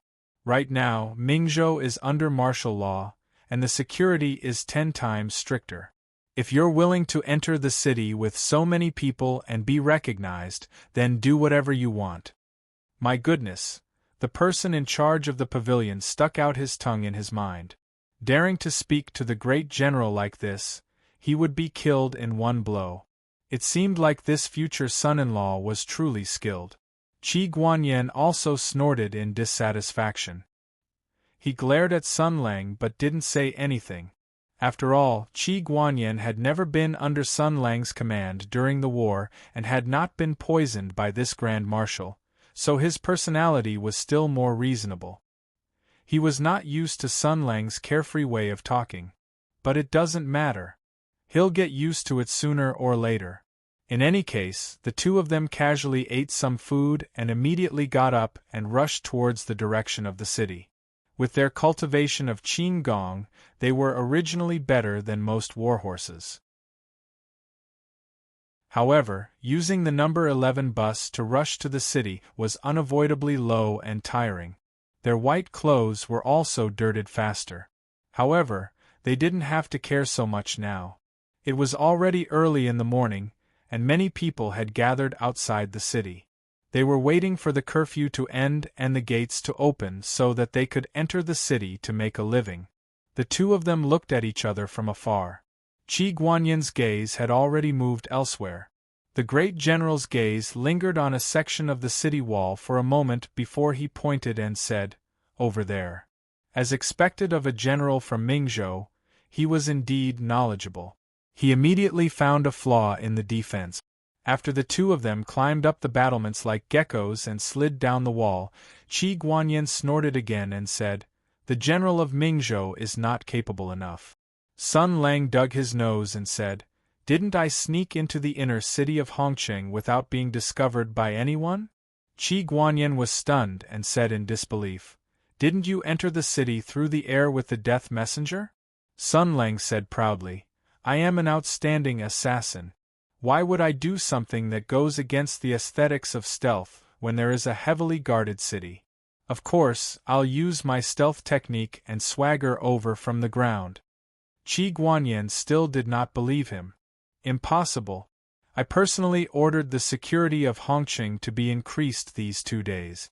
You can kill your way in, but you definitely can't sneak in. As long as there is even the slightest movement, the soldiers will be alerted." Sun Lang revealed a mysterious smile. "Why don't we make a bet? Let's bet that I really have a way to bypass the tight security of your soldiers and break through the inner walls of Hongqing at night." Great General Qi did not know that he was about to die. With the professionalism and pride of a top military official in the empire, he nodded heavily and said, "Deal. What are the stakes?" Sun Lang smiled and said, "I haven't thought about it yet. How about this? If you lose, you have to promise me one thing. This might go against the path of chivalry, against your own conscience, and might even force me to do something against my will. What do you say? If I lose, it will be the same. How about it?" These words caused Qi Guanyan's expression to turn serious. He looked at Sun Lang and said seriously, "It will be the same if you lose. Anything?" Sun Lang nodded without hesitation. "Of course. Anyway, if you make a request that makes it difficult for me, such as wanting to f*ck me, it won't be difficult for me to smash your brains out. Furthermore, I have such a huge advantage. How can I lose?" Qi Guanyan's expression suddenly changed. "You used the Imperial Army?" Sun Lang said indifferently, "No. The great general was from a family of generals."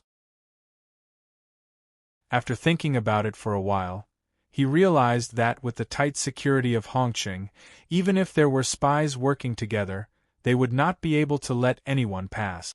After thinking about it again and again, he felt that this was a safe bet. He gritted his teeth and nodded. "I'll bet. Let's see what tricks you can play." Sun Lang revealed a warm smile and high-fived Qi Guanyan.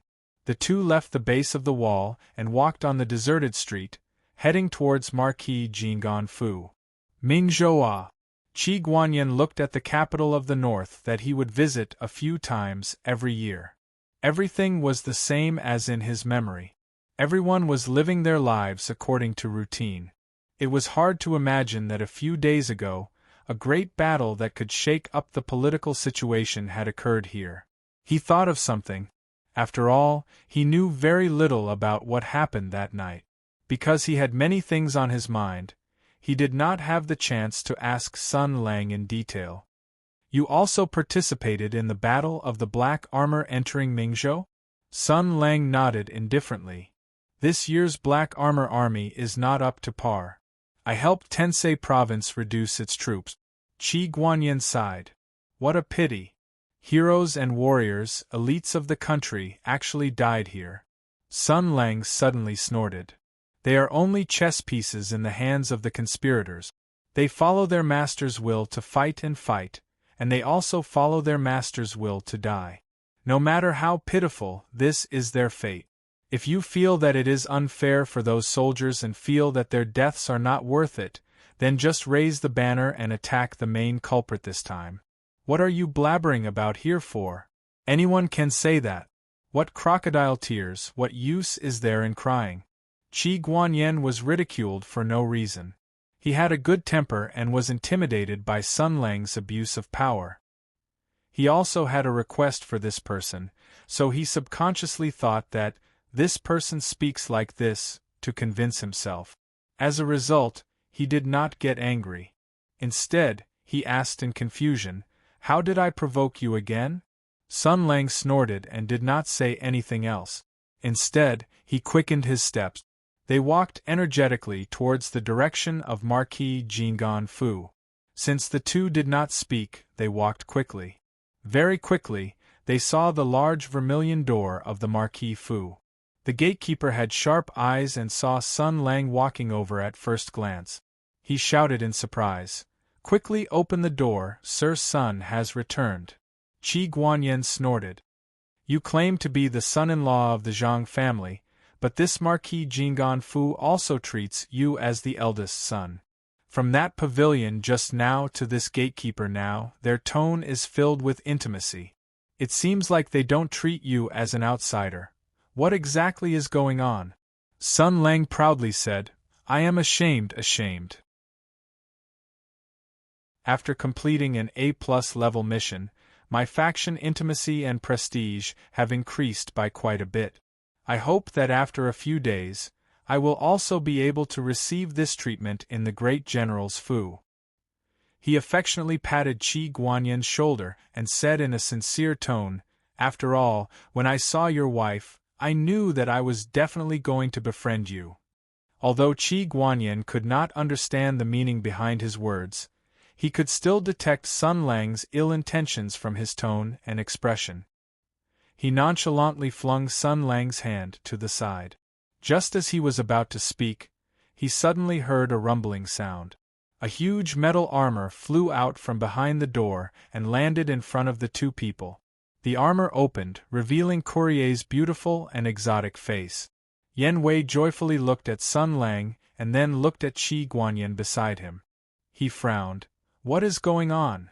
The original plan was not like this. What happened to luring Qi Guanyin into a fight with the third blazing angel? Why did he directly bring him back? Sun Lang smiled.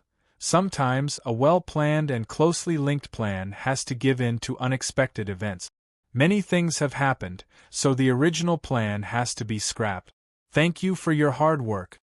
After he had shaken Qi Guanyin, he had instructed Courier to hurry back to Mingzhou City and set up a defense against the enemy Blazing Angel's surprise attack. He did not expect that after a peaceful night, Sun Lang and Qi Guanyin would show up. Sun Lang was an expert in the art of war and knew the principle of avoiding the enemy's main force and attacking their weak point. He could not help but find it strange that the Blazing Angel did not come to attack them. He pondered and said, looking at the current situation, attacking Mingzhou was the best choice, but the Blazing Angel did not do it, allowing us to complete the merger without any openings. How strange! Qi Guanyin's heart ached when he thought of this, and his voice turned cold. There must be an even more vicious plan. I think so too. Sun Lang looked at the great general and said meaningfully, but what could it be? Qi Guanyin's face was solemn, and he did not answer. Looking at the expressions of the two men, Creel had already guessed most of what had happened. It seemed that after she left last night, a lot of wonderful stories had happened. So much so that Qi Guanyin had inexplicably joined her team. As a woman, her desire to gossip couldn't be stopped. She immediately said, "You have been busy all night. Quickly go in and let the servants boil some hot water. Take a bath, eat something, and rest." "All right." Sun Lang nodded and then said to the gatekeeper, who was standing on the other side, "Please call your young lady and stick Hu to wake up." The gatekeeper smiled and said, The young lady has already informed them. I'll go and call swordsmen who right now. I'll take off my armor first. Courier smiled at Sun Lang and then flew to the back courtyard of the Marquise Fu. Since Sun Lang had already returned, then she did not need to be on guard in her armor at all times. Looking at Blazing Angel's departing figure, Qi Guanyan's eyes flashed. He snorted at Sun Lang. The way this foreign woman looks at you is also not right. She said something about using the Zhang family's connections to build a bridge. I'm afraid it's not just that. I was wondering why Courier would suddenly turn against her and follow you blindly. The powerful, handsome, and powerful man of the empire, who had always adhered to monogamy, stood on the moral high ground and looked down at Sun Lang. He said disdainfully, "Humph, Marquis Jing'an's Fu Miss Zhao, Li Huiyen guard Courier, who else is there? It's just that I pity Miss Zhang." Sun Lang looked at Qi Guanyan with pity in his eyes. The great general said angrily, "What are you looking at? What do you want to say? Why don't you try saying it out loud? Do you believe I'll hack you to death? Do you believe I'll hack you to death? I won't lower myself to your level. Ai, pitiful child." Sun Lang sighed. There's a good saying. In ancient times, carriages and horses were very far away and letters were very slow, so you could only love one person in your life. But you could take many concubines, not to mention now. You're so stupid that you can only recognize 3 holes. Are you blaming me? Qi Guanyan wanted to argue, but suddenly flames spewed out. Another blazing angel flew over and landed on the ground. With an ear-piercing mechanical sound, all the guns and cannons on its body were pointed at the great general. Long Wanda said angrily, "It's you! You actually dare to appear in front of me." Qi Guanyan said stiffly, "I'm limited by my duties, please forgive me." Long Wanda had achieved success at a young age, and his name had resounded throughout the order. His journey had been smooth sailing, and he had never suffered at the hands of anyone other than Sun Lang. Who would have thought that he would stumble this time? First, he was beaten into a retard by Courier, and then chased by Qi Guanyan. Everything he had learned in his life was completely useless. He was hung up and beaten by Courier's Blazing Angels and Qi Guanyan's army. Such a great humiliation, he swore he wouldn't be human if he didn't take revenge. Seeing Qi Guanyan's lofty expression without any sign of remorse, his anger burned even more fiercely. He said sternly, "When this matter is over, I'll definitely find you for an explanation." Qi Guanyan looked up to the sky and said, "Anytime." Long Wanda glanced at Sun Lang again. Seeing Sun Lang winking at him with his right eye, he understood in his heart and shut his mouth. No matter how unscrupulous he was, he knew that the news of Sun Lang's survival would cause a great upheaval. He couldn't carelessly leak it out. Therefore, he snorted and said to Sun Lang, "Tell me about that so-called third blazing angel later. I'll go take off my armor first." And so, the two of them watched as the lone wanderer flew toward the backyard of the Marquis mansion. "How interesting, 2 openings in a row." Qi Guanyan sneered and said, "We." As soon as he said this, a thunderous shout rang out, "Qi Guanyan, you're finally willing to come." A figure rushed over from the distance and landed on the ground. It was surprisingly Stick Hu. He grabbed Qi Guanyan's hand with a cold expression and said with a cold smile, "Just in time, there's someone who wants to see you very much."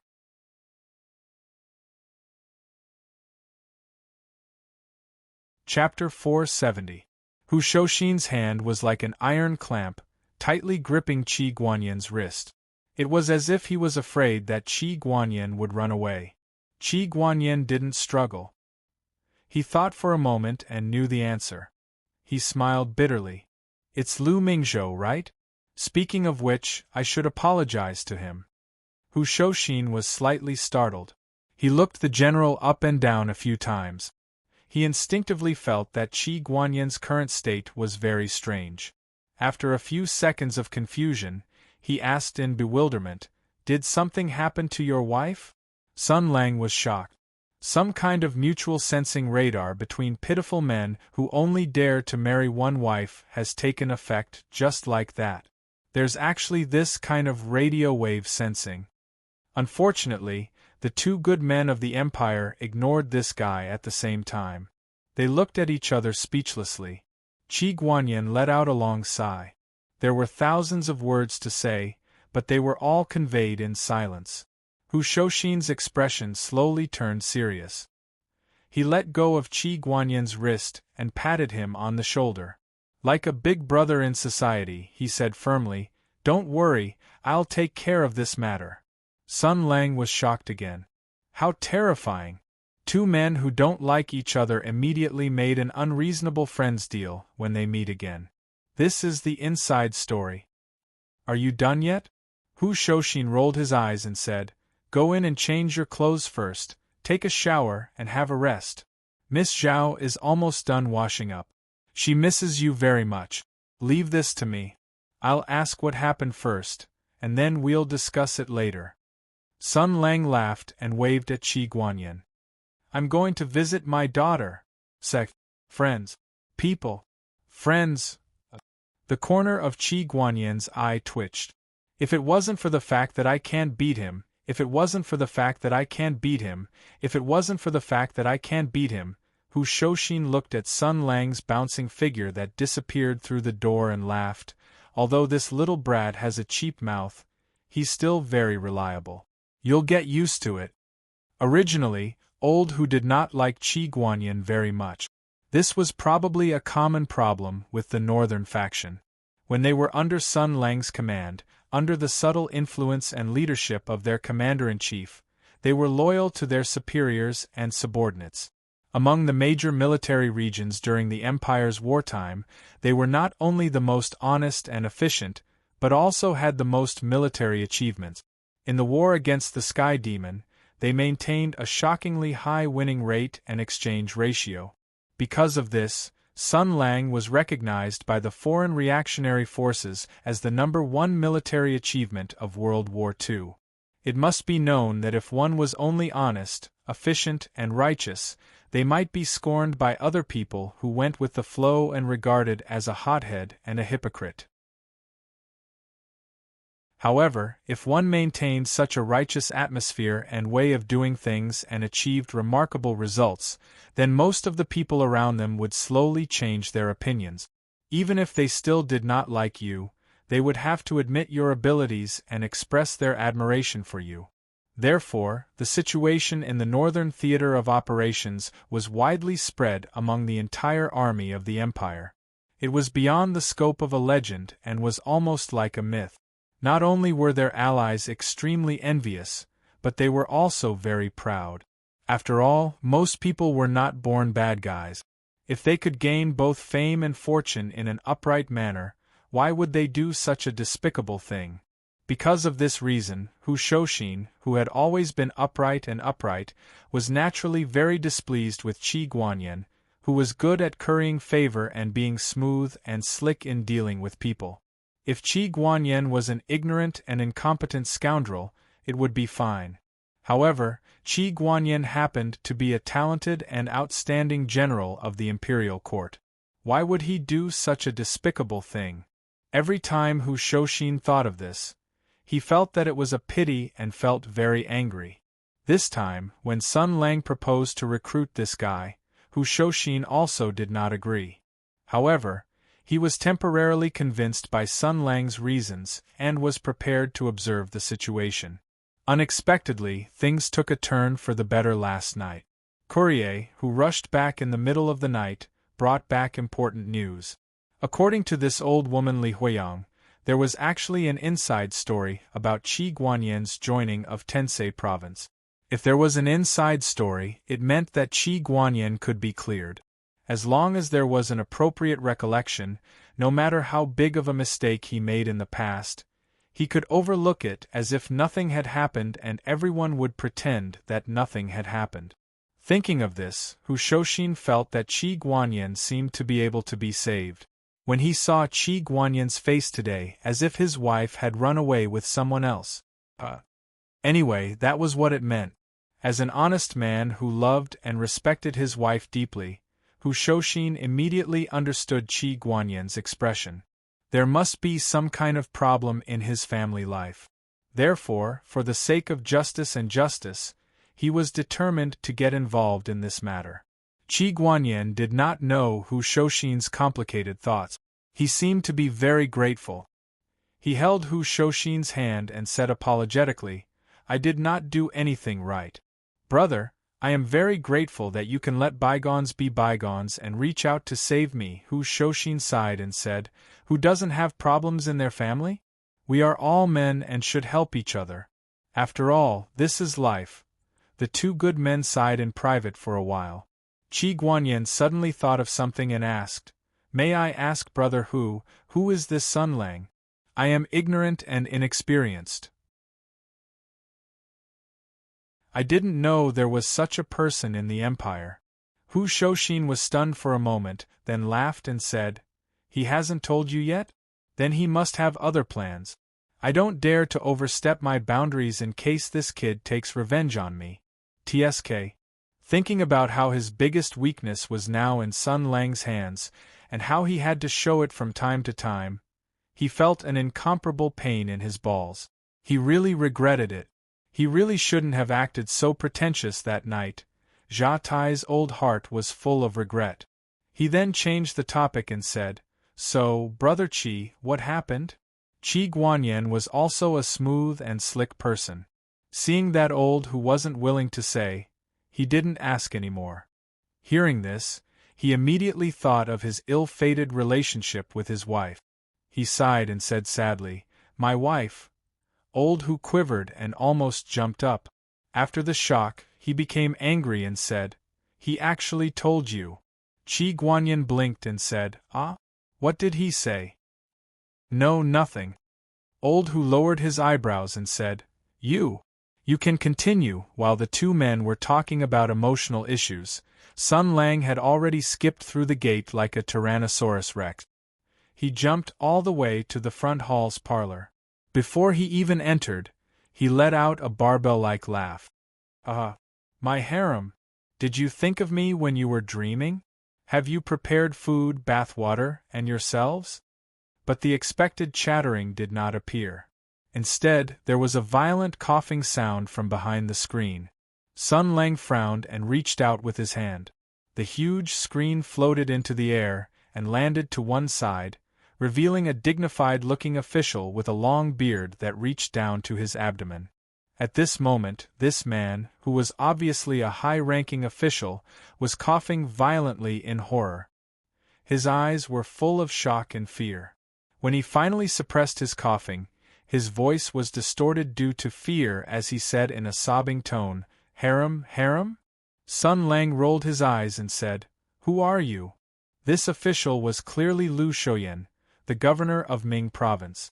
Previously, he had relied on various clues and cleverly pieced together a shocking big booty. He immediately realized that he was already sitting at the mouth of a volcano. If he did not pick a side quickly, he might not even have the chance to retire and return to his hometown. Hence, he prepared a carriage in the middle of the night and secretly paid a visit to Marquis Jing'an's mansion to ask Hu Shouxin clearly. The two of them talked in secret for the entire night and did not sleep for a moment. Lu Shouyan understood everything that he needed to know and formed an unspoken gentleman's agreement with Hu Shouxin. Since he had heard some things, it meant that he had decided to join them. Lu Shouyan knew this very well. After all, betrayal would be punished. He did not doubt the marshal's ability to carry out his orders. If he decided to kill someone, perhaps no one in the world could stop him. Naturally, they had to agree on 3 rules during this night's secret talk. They had to first agree on their rights and obligations, and they had to find out what the marshal's plans were. After all, everyone was gathered together for the sake of wealth and a win-win situation. How could they bear the burden of a sea of blood and work for the marshal for free?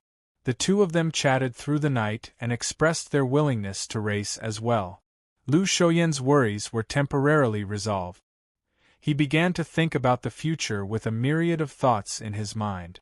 On the other hand, Hu Shouxin was pleasantly surprised. In Sun Lang's plan, he did not consider the governor of Ming province. After all, Hu Shouxin was a military official, and he had always believed that power came from the barrel of a gun. However, it was indeed a good thing that the governor of Ming province had taken the initiative to join them. The governor of Ming province did not sleep for the entire night, and he was even more energetic than before. He was clearly excited. When he heard that Sun Lang had returned this morning, he shuddered and his heart thumped wildly. It was like the excitement and anticipation he felt when he climbed into the bed of a young lady in a brothel for the first time, or the uneasiness he felt before the results of the imperial examinations were released. He waited behind the screen in the antechamber, listening to the sound of Sun Lang's footsteps. He was in the midst of brewing his emotions. Should he immediately come out from behind the screen, cup his hands and bow and say, "This humble official, Lu Shouyan, has been waiting for the marshal for a long time?" That seemed rather unusual. Or should he let out a resounding laugh and say, "My lord, you've come too late?" That would be too flattering. After all, Lord Lu was a civil official, and his train of thought was more inclined towards the literary side. He decided to recite a poem to express his gloomy lack of success and his ardent desire for a wise master.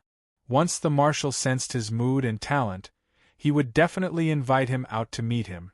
Then, he would calmly greet him. Wouldn't that be perfect?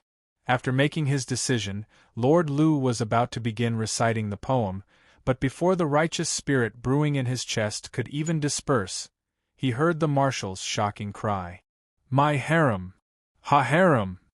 The righteous spirit choked his lungs and turned into heart-wrenching coughs. Lu Shouyan suddenly felt as if he had been struck by lightning. It was as if he had met a hero outside the novice village and had decided to team up with him to kill the Demon King, only to discover that not only did this guy not plan to kill the Demon King, he even planned to collude with the Demon King to kill the king, enslave the kingdom's citizens, establish a country to serve, and divide all the princesses and noblewomen with the Demon King. Harem It's actually a harem He actually wants to rebel. He even used the term harem. Is there a mistake? Logically speaking, politics was all about taking side. Hugging someone's thigh wasn't something shameful. Moreover, this was that legendary person. Being under his tutelage wasn't something shameful at all. Instead, it was a great honor. But damn it, he didn't say that he wanted to rebel back then. This was a completely different matter. Ming Province's magistrate Lu Shouyan was forced into a predicament. Oh no, it's over. I wanted to pay him a visit as soon as possible, but I didn't expect to stumble upon his wild ambitions. I'm afraid this matter won't end well. What should I do? I'll be silenced. With his martial arts, I'm afraid he can take my life in a few moves. What should I do, however? The political struggles he had experienced over the years had undoubtedly provided him with a wealth of life experience and skills. He quickly thought of a solution. As expected of the magistrate of a province, who knew how many storms he had weathered. After he recovered from his shock, he immediately concealed his shock and cupped his hand. Eldest, young master, harem is a term used by the imperial family. There are no outsiders here. It's fine if you make fun of me in private, but if others hear you, I'm afraid there will be misunderstandings. I'll give him a way out first and calm him down for the time being. We'll talk about other things later. Sun Lang waved his hand. This matter doesn't matter. So, who are you? Only then did Lu Shouyan remember that he had forgotten to introduce himself. He solemnly bowed and said, I am Ming Province's magistrate Lu Shouyan. Greetings, young master. A light flashed through Sun Lang's eyes. He said playfully, I am. Lu Shouyan lowered his head even more. Yes. Sun Lang's tone was emotionless, making it impossible for others to guess what he was thinking. How did you know? Lu Shouyan's heart tightened. He knew that this matter had reached the most critical point. If he gave a bad answer, it would not be strange for the marshal to raise his hand and smash his skull to pieces. Thus, he pulled himself together and began to talk about everything, no matter how big or small. He started from the night Xian Jia entered Mingzhou. These days, the movements of various parties, bits and pieces of information, and all the suspicious details and problems converge together to form a huge black curtain.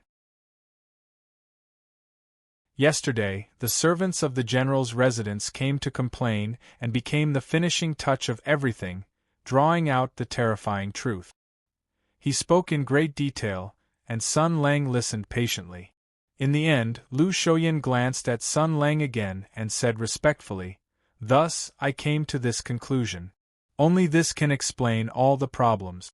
Why is the imperial court so calm? Why is Tensei province silent? Why is Qi Guanyin holding back his troops? Why is the black armored army completely wiped out? Why is Hu Shouxin not worried at all? This is the only explanation." Sun Lang glanced at him, calculating how likely it was that this fellow had been instigated by Tensei province to come under cover and pretend to be a traitor. After a while, he nodded noncommittally. "Smart man. We welcome any comrade who is helpful to our revolutionary cause." Lu Shouyan knew that this was just a formality, so he relaxed. If Sun Lang had been incomparably warm to him at the beginning, he would have considered running away.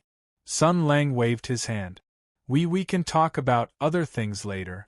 Let's solve the current problem first. Qi Guanyin is outside.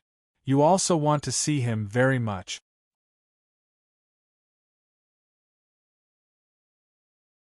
Chapter 471. Qi Guanyin is outside. You want to see him as well, right? When Lu Shouyan heard this, a hint of killing intent flashed across his face. He did not just want to see Qi Guanyin, he wanted to eat Qi Guanyin's flesh and skin him alive. The past few days were the most helpless days of Lu Zhou's life. Chaos had broken out under his rule. The meritorious official of Tian Yuan, Hu Shouxin, had openly fought with Tensei province's black armored army in the city. The black armored army was drenched in blood, and their corpses were strewn across the street. Hu Shouxin had activated the Imperial Army's Thunder Bow and wanted to F*King explode. Dark clouds loomed over the city, and lightning flashed. It was terrifying. In this moment of crisis, the Imperial Court said nothing, His Majesty did not give any guidance, and Qi Guanyin, who was responsible for guarding the land and pacifying the nation, did not move. He did not even pay attention to the request for help, leaving the prefecture overseer helplessly hiding in the city of Mingzhou. He was frightened, unable to see tomorrow clearly, and did not care about the future. He was afraid that Hu Shouxin's head would cramp and he would take Lord Lu's head as a sacrifice. In such a complicated situation, if you still hoped that Lord Lu would have a good impression of Qi Guanyin, it would be a bit too much. Hence, when Lu Shouyan heard this, his eyes were about to spit fire. Anger rose from his heart and he sneered, "I've been waiting for him for a long time." The key to managing personnel was checks and balances. Lu Shouyan was Ming Province's governor, and Qi Guanyin was Ming Province's great general. Both of them would be working under Sun Lang in the future. Regulating the relationship between the two of them was indeed a difficult task. If they were too close, they would lose their principles, and some things that should not be allowed to happen would develop. However, if they were too hostile, it would lower their efficiency and cause some inexplicable restrictions. Sun Lang gave it some thought and decided to mediate the relationship between the two of them. Lu Shouyan was filled with resentment, and he had to resolve this knot in his heart. He patted Lu Shouyan's shoulder and said gently, "Qi Guanyin holds great power over Ming Province's military. He's one of the people we have to win over.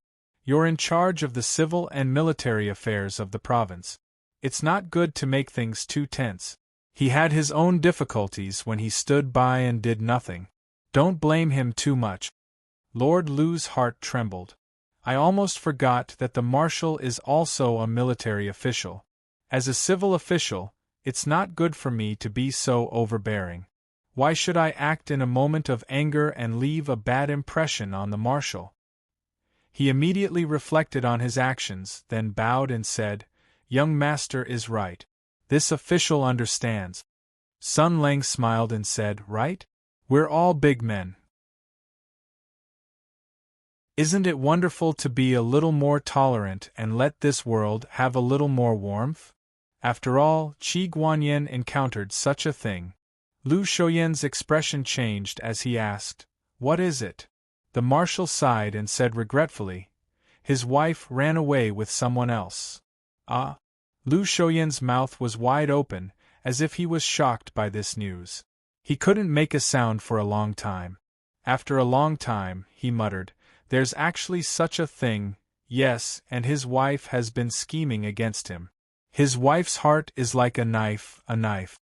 Sun Lang sighed and said, "I'm telling you this in advance, so that you won't be unprepared when you suddenly hear about it later and cause him a second injury. Now you understand. As a man, after he has encountered such a tragedy, we have to give him enough humanitarian care, don't you think so?" And, in this case, Lu Shoyan would not only sympathize with Qi Guanyin from a man's point of view, but he would also secretly feel happy and feel a sense of superiority. "Seeing that you, Qi Guanyin, are so shameful, I won't haggle with you about what happened before. This is simply too much." Unexpectedly, Lu Shoyan was silent for a long time. Suddenly, his eyes widened and he became angry and indignant. "How can this be? This official has heard about Qi Guanyin's family affairs. In Mingzhou's officialdom, he is famous for being afraid of his wife. He doesn't take concubines, doesn't go to brothels, and even when he attends banquets, he doesn't even look at the dancers and maids. At home, he is even more submissive and soft to the bone. For a time, he was a joke in the officialdom. His saliva flew everywhere, and he became more and more agitated as he spoke. How can there be such a cowardly general? Although we think he is cowardly, our wives admire him very much. For example, my wife always talks in my ear, saying that if this official was half as caring as General Qi, even if she died immediately, it would be worth it. Actually, although we joke about him, in our hearts we admire such a person. With such a high position, he only marries one person, doesn't take concubines, doesn't keep concubines, and doesn't even look at other women." At this point, his beard was dancing in the wind. Lord Lu seemed to be extremely agitated. He said loudly, "Who would have thought that such a thing would happen? The wife of a man who would give his heart and soul to his wife would actually run away with another man? This is simply intolerable. This is intolerable." Sun Lang sweated. "Why are you more agitated than I thought?" "Young master, although there is already a grudge between Qi Guanyin and I, public is public, private is private. Even Buddha can't tolerate this. This is simply outrageous." Lu Shoyan said angrily, "Sir, you're not part of the bureaucracy of Mingzhou, so you don't know how much the various anecdotes of General Qi and his wife have been talked about with great relish. Although everyone is making fun of him, they all admire Qi Guanyin's sacrifice and dedication. If they knew about this, they'd probably fly into a rage." Sun Lang nodded. I understand. Back then, when Baoqiang had that incident, everyone was also in an uproar. It's just that I feel the same way." Lu Shoyan was puzzled. "Who is Baoqiang?" Sun Lang waved his hand. "Someone I knew a long time ago. Now that I don't see him, I miss him a little." Lu Shoyan sensibly stopped asking. Obviously, he must have misunderstood something. However, no matter what, Lu Shoyan, who was shocked by this incident, had a great sympathy and indignation for Qi Guanyin, which was really unexpected. However, it was enough to temporarily dispel Lu Shoyan's hostility and dissatisfaction. Sun Lang reminded Lord Lu to not expose his identity, and then sent him outside to meet with Qi Guanyin. He himself entered the main corridor from the front hall. He hadn't taken a few steps when he heard light footsteps and a bell-like laughter from afar. Sun Lang! You're back! For some reason, Sun Lang's heart skipped a beat. This feeling of waiting for someone was actually not bad. Eldest Miss Zhao was currently surrounding Sun Lang, chattering away and asking him all sorts of questions. After a while, Zhang Yinluo and Quril also rushed over. Yinluo looked Sun Lang up and down a few times, then suddenly walked forward. He stretched out his hand and touched the pocket of Sun Lang's windbreaker a few times. He revealed an expression of, as expected, and said coldly, "Who is it this time?" Sun Lang said proudly, "Of course it's Qi Guanyan's elite soldiers." Zhang Yinluo looked up at the sky and sighed. "General Qi actually didn't chop you to death." Sun Lang gave him a thumbs up and said straightforwardly, "How is that possible? He can't beat me." On the other side, Hu Shouxin, Qi Guanyan and Lu Shouyan were holding a meeting. Long Wanda, who had also taken off his armor, also went over to listen for some reason. And on this side, Sun Lang also organized a small harem meeting to discuss last night's matter. After all, Yinluo aside, Lady Zhao was able to control Marquis Jinggan Fu at such a young age. Her intelligence was outstanding and her methods were seasoned. Courier was also young and promoted to Flame Guard with his own strength. None of them were easy to deal with. With them advising at the side, they could find loopholes and fill in the gap. "Hey, are you thinking of something rude?" Yinluo glared. Sun Lang did not say anything. Courier and Zhao Feihuang, who had tacitly formed a united front in some sense, began to add salt to the wound. Lady Mao said indifferently, "You only need to stick out your chest and be a pleasing vase."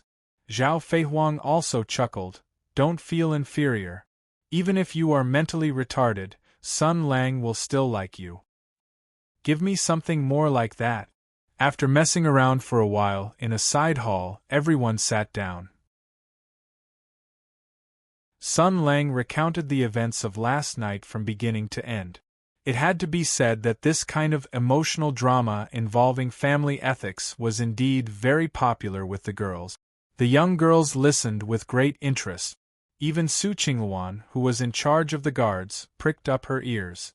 Everyone's small cherry lips went from tightly pursed to slightly open. They looked like they had received a great shock. With their clothes, it was obvious that they had not been tormented by Qiong Yao.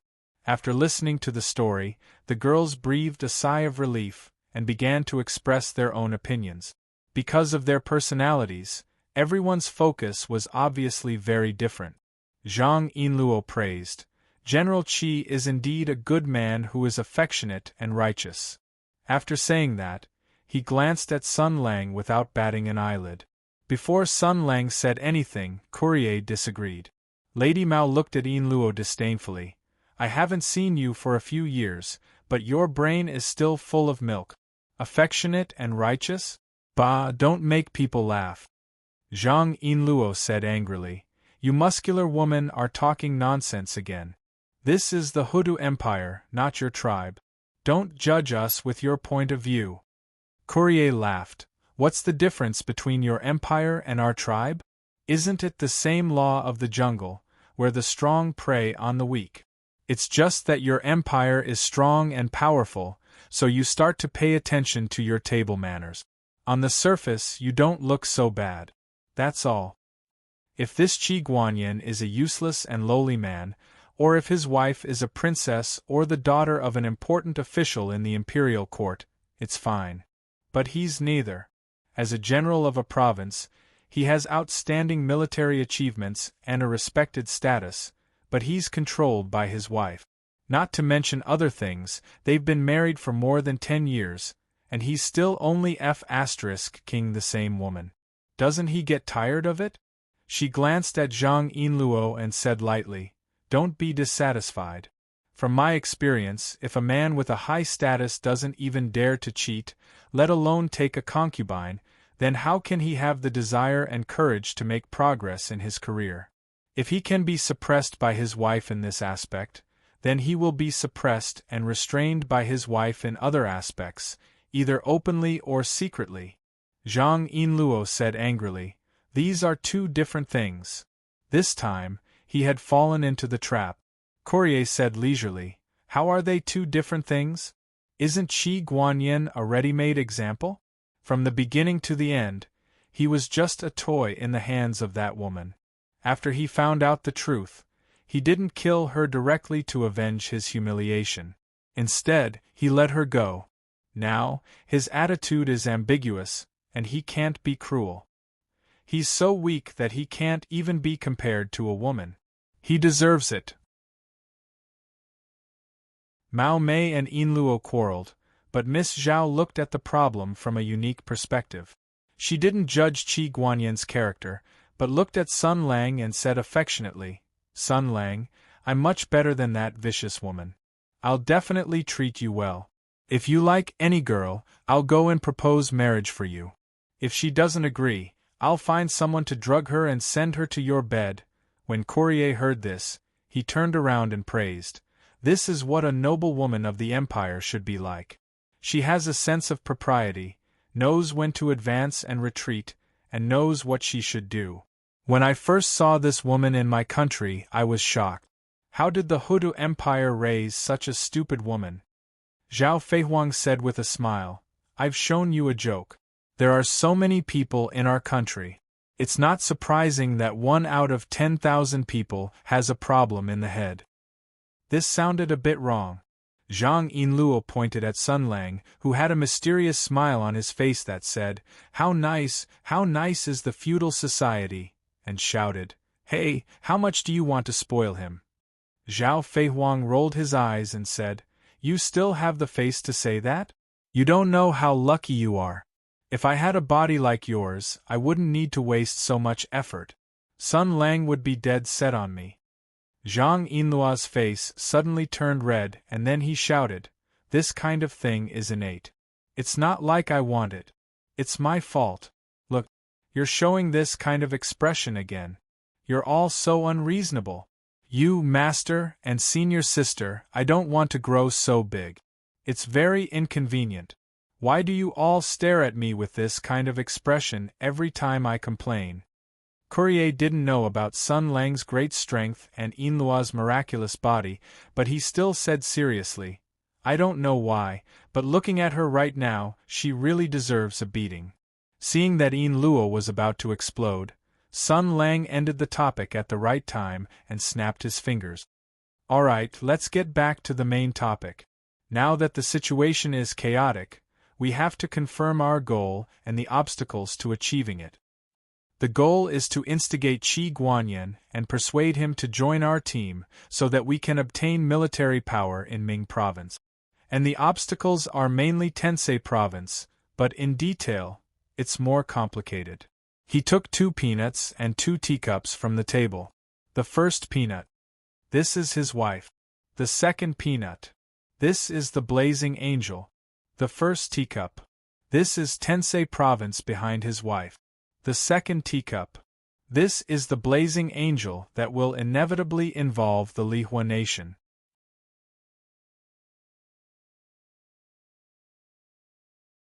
Chapter 472. The girl's eyes were focused on the last teacup.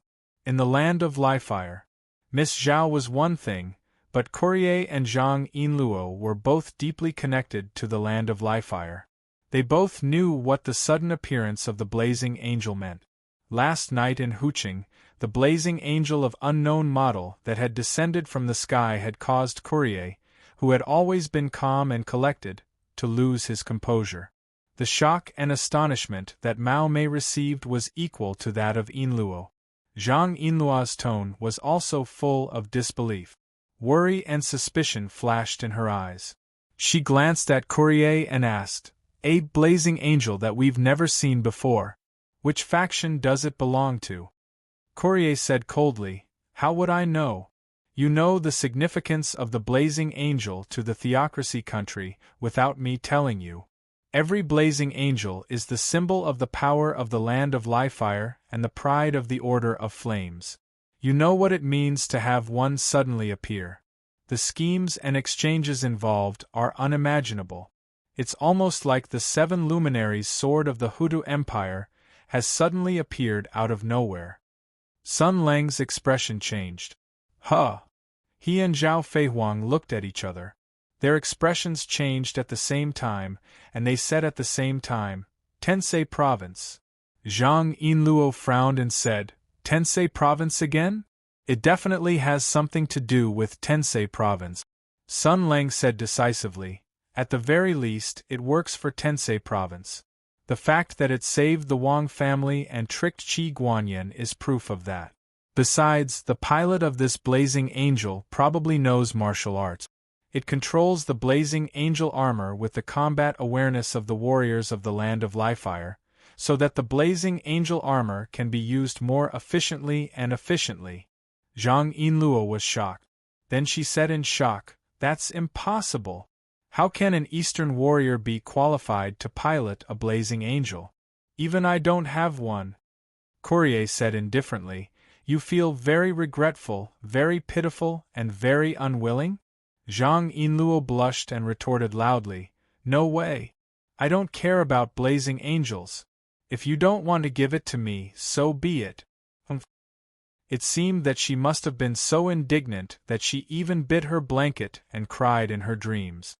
Sun Lang gave Yinluo a thumbs up and laughed heartily. Come, make me a facial cleanser, and I'll help you snatch that Blazing Angel. Even a double-peak piercing ear is fine. Zhang Yinluo's expression changed at first, then he roared, Don't even think about it. Sun Lang smiled. You're so stubborn. When the time comes, I'll strip that Blazing Angel armor and show it off in front of you every 2 or 3 days. I'll force you to sign countless unequal treaties that humiliate your country. Thinking of this, he decided to turn it into a seller's market first before bullying this girl. Thus, he stopped pestering her and continued, There are some things that can be done by coaxing Qi Guanyin, but the current situation isn't so good. Our potential enemies, besides Tensei Province, are also the Lifire Nation. That's right, not to mention the Blazing Angel that appeared out of nowhere. Now that both Death Messenger and Lone Ranger were on Sun Lang's side, if nothing unexpected happened, at least one of the Blazing Angels would be surnamed Sun forever. Considering the significance of the Blazing Angel armor in the Lifire Nation, this kind of action was almost equivalent to someone robbing one of Putin's strategic nuclear submarines of the god of the North Wind out of thin air, and it was the kind that was full of nuclear warheads.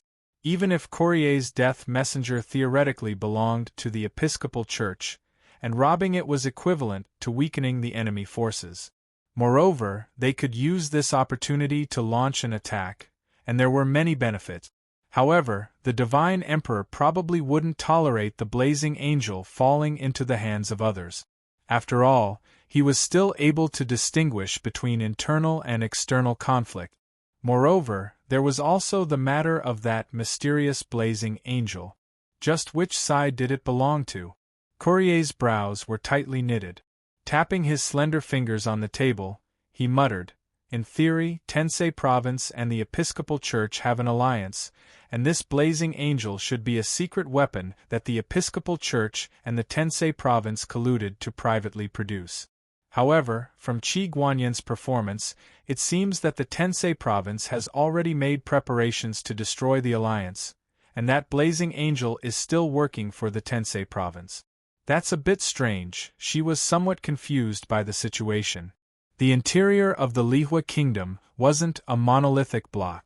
The ambitious Divine Emperor was trying to reform, and the powerful Episcopal Church was strong and conservative.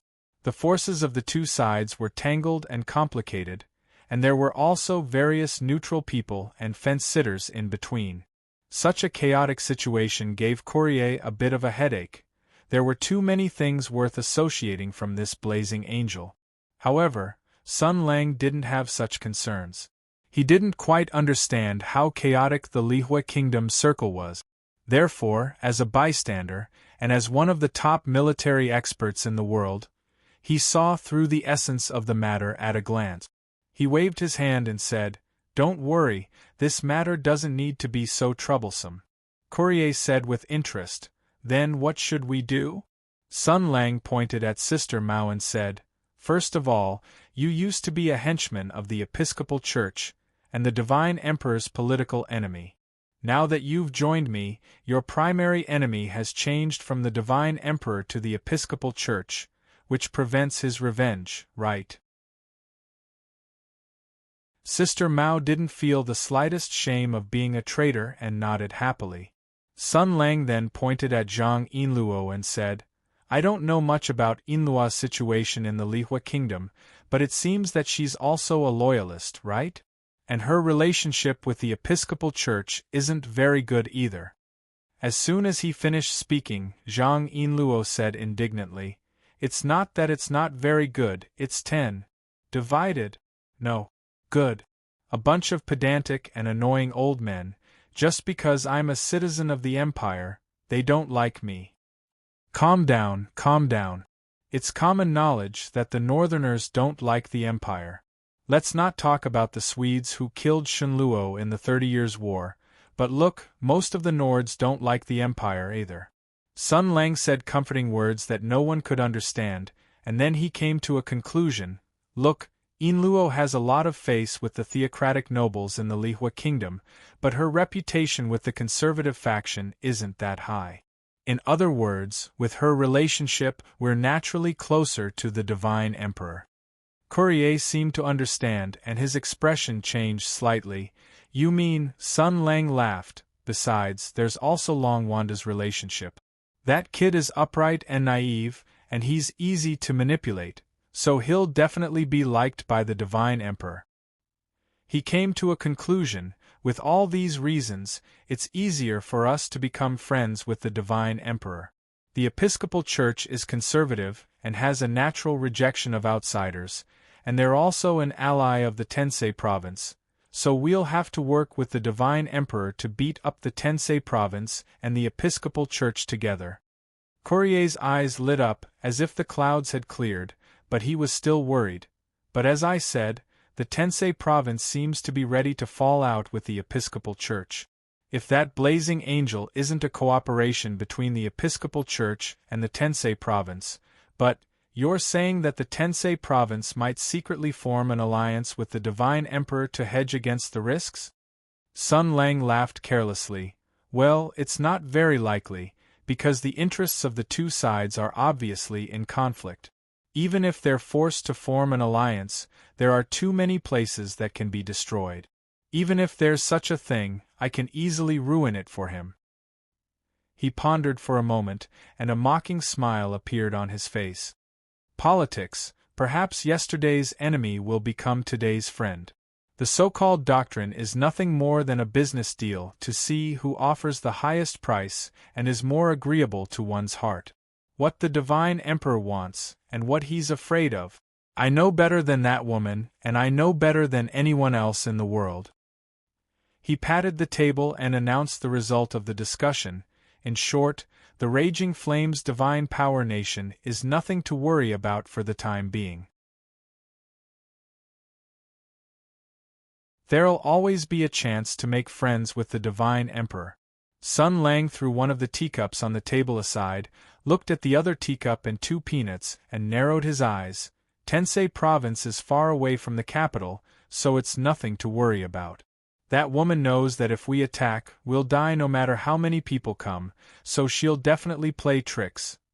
He reached out and pressed the 2 peanuts, and said in a playful tone, This is her chess piece to win a big one with a small one. Maybe there's another one waiting in ambush. I've thought about it, and the best way to solve the current deadlock is to kill Qi Guanyin and push the blame to me. It'll be even better if I can kill a blazing angel while I'm at it.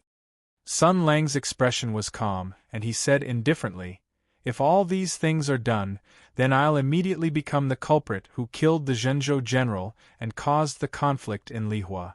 All my military and political achievements in the past will be lost, and I'll become the sinner who started the war.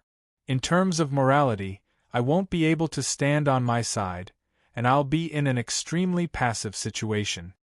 Zhao Feihuang said thoughtfully, but now General Qi has joined us, and both blazing angels are with us. With Sun Lang's protection and the cooperation of so many experts, even if Tensei Province wants to succeed, it'll be very difficult. Sun Lang smiled proudly, and then he proudly raised his eyebrows at Courier. That's because the quick-witted and resourceful Empress Tensei always makes a mistake. She didn't expect that I would have such a tyrannical aura after disappearing for 2 years. She even easily made Courier, who should have never been able to be instigated, under her command. That's why there's such a huge flaw in the plan. Humph. Zhang Yinluo pouted unhappily. Rogue Courier smiled at Sun Lang and then said, "Don't let your guard down. That Empress Tensei is a very difficult person to deal with. Although she made a mistake in her calculations, she definitely has a very powerful backup plan." Sun Lang nodded thoughtfully.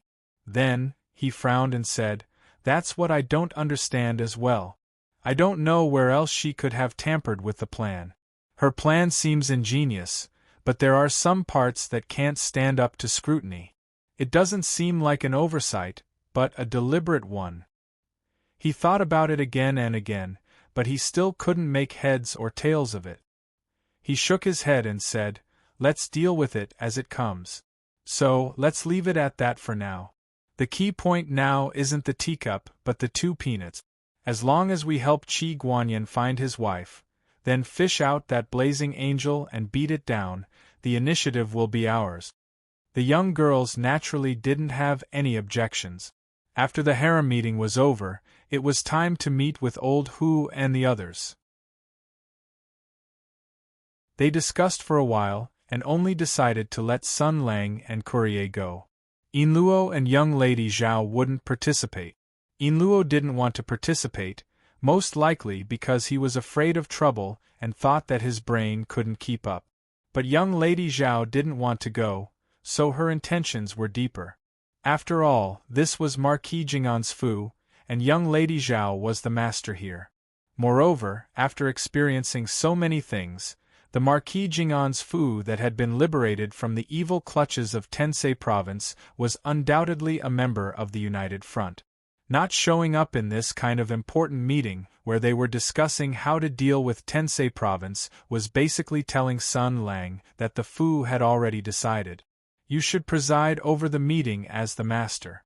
It could only be said that this kind of sneaky method of taking advantage of others was too slippery, so much so that Yinluo was completely unaware. Sun Lang and Courier discussed some internal matters of the Lihua Kingdom. Under Su Qinghuan's lead, they arrived at the meeting hall where Hu Shouxin and the others were at. The 4 men over there had already taken their seat. They were respectively Hu Shouxin, a retired local soldier who was mysteriously dealt with by Tensei Province, and Qi Guanyin, the current commander of Mingzhou's military district, who realized that he would be dealt with by Tensei Province but never expected that he would be dealt with like this, and Long Wanda, the Lihua guard who was dealt with by both his own country and Tensei Province. Finally, Lu Shouyan, the Mingzhou's governor who was played by everyone but relied on his intelligence to deduce that he would soon be dealt with, so he took the initiative to defect. And there was also an intricate and complicated relationship between them. For example, Hu Shouxin used to think that Qi Guanyin was a licentious B***T6. Long Wanda was once dealt with by Qi Guanyin, and Lu Shouyan was played by both Qi Guanyin and Hu Shouxin. All of them had a very bad impression of Qi Guanyin. And now all the men present felt that Qi Guanyin didn't have it easy. F***ck, bro, 10,000 arrows pierced through F***ck. And the addition of Sun Lang and Courier immediately added fresh mud and rocks to this chaotic small circle of 4 people. At least Courier, Qi Guanyin, and Long Wanda had a friendship that was akin to the 3 Kingdoms War. As for Sun Lang, it was needless to say. He was simply the source of all evil. After Long Wanda and Lu Shouyan made space for the 2 of them, Sun Lang and Mao Mei sat down casually. The former marshal looked around and felt very proud. In terms of scale, The people present were naturally not as talented and righteous as the people under his command in the past. But there was always a beginning. He said meaningfully, "You should remember this day. Remember this house. It might become the most terrifying building in the history of mankind. It is like the most powerful ship in the history of mankind. It is not a nuclear-powered aircraft carrier or a strategic nuclear submarine, but a small cruise ship in the South Lake of Jiaxing." These words were somewhat incomprehensible but still impressive. But except for Lu Shouyan, who had just joined, the others didn't buy Sun Lang's words. Hu Shouxin rolled his eyes and said, "Don't talk nonsense. Now, what are you going to do?"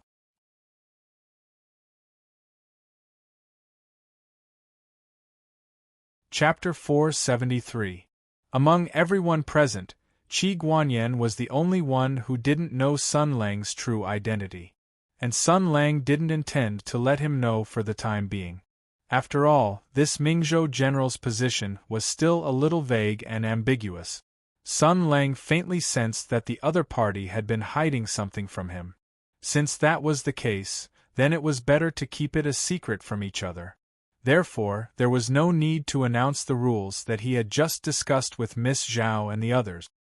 He looked around at everyone and said directly, "General Qi said that if we help him vent his anger and resolve the situation, he will come up the mountain and join us for righteousness. Kill the treacherous officials and clean up the emperor's side." Logically speaking, everyone was very sympathetic towards Qi Guanyin's recent emotional problems. Think about it, a young, high-ranking, talented, and promising commander of a military region who went against the trend of the officialdom. He didn't go whoring, didn't take concubines, and didn't keep concubines. He was so devoted to his wife that it almost made people suspect that he was gay. He followed his wife's orders blindly and entrusted all of his financial power to her. He was a humble servant at home and served his wife well, and then his wife ran away with someone else. This was the saddest thing in the empire this year. The general's predicament was enough to make any man present feel sympathy for him. Not to mention the fact that they all knew each other, and not to mention the fact that they all had the basis of cooperation. Even if they met a man who had nothing to do with them, they would still seek justice for him out of their common sense of righteous indignation, okay? Therefore, Hu Shouxin, who was also a good man, was the most enthusiastic about this matter. He almost slapped his chest and promised that he would help Qi Guanyin get justice. Although Lu Shouyan and General Qi had some disagreements, his righteous indignation as a man made him want to help. Secondly, Lord Lu was very happy to hear that General Qi had encountered such a tragedy. After all, he wasn't usually nagged by his wife at home. General Qi had always been a model husband in the circle of noblewomen in Mingzhou. Why was he happy? The logic was simple. Think about it, when you were still in school, there was a good student who was constantly nagged by teachers and parents as other people's children. He was so good that even his poop was very standard. Suddenly, one day, he was caught on the spot because he climbed over the wall to go online at night. The next day, the furious head teacher directly hung him on the wall at the class meeting. Then, sitting below, would you feel good in your heart when you heard this sound of nature? Would it feel good? F***ck, this feels so good. You F***king deserve this. With such a mood, Lu Zhou, who had taken concubines, visited brothels, and slept with maids, was inwardly pleased when he saw great General Qi fall into such a state.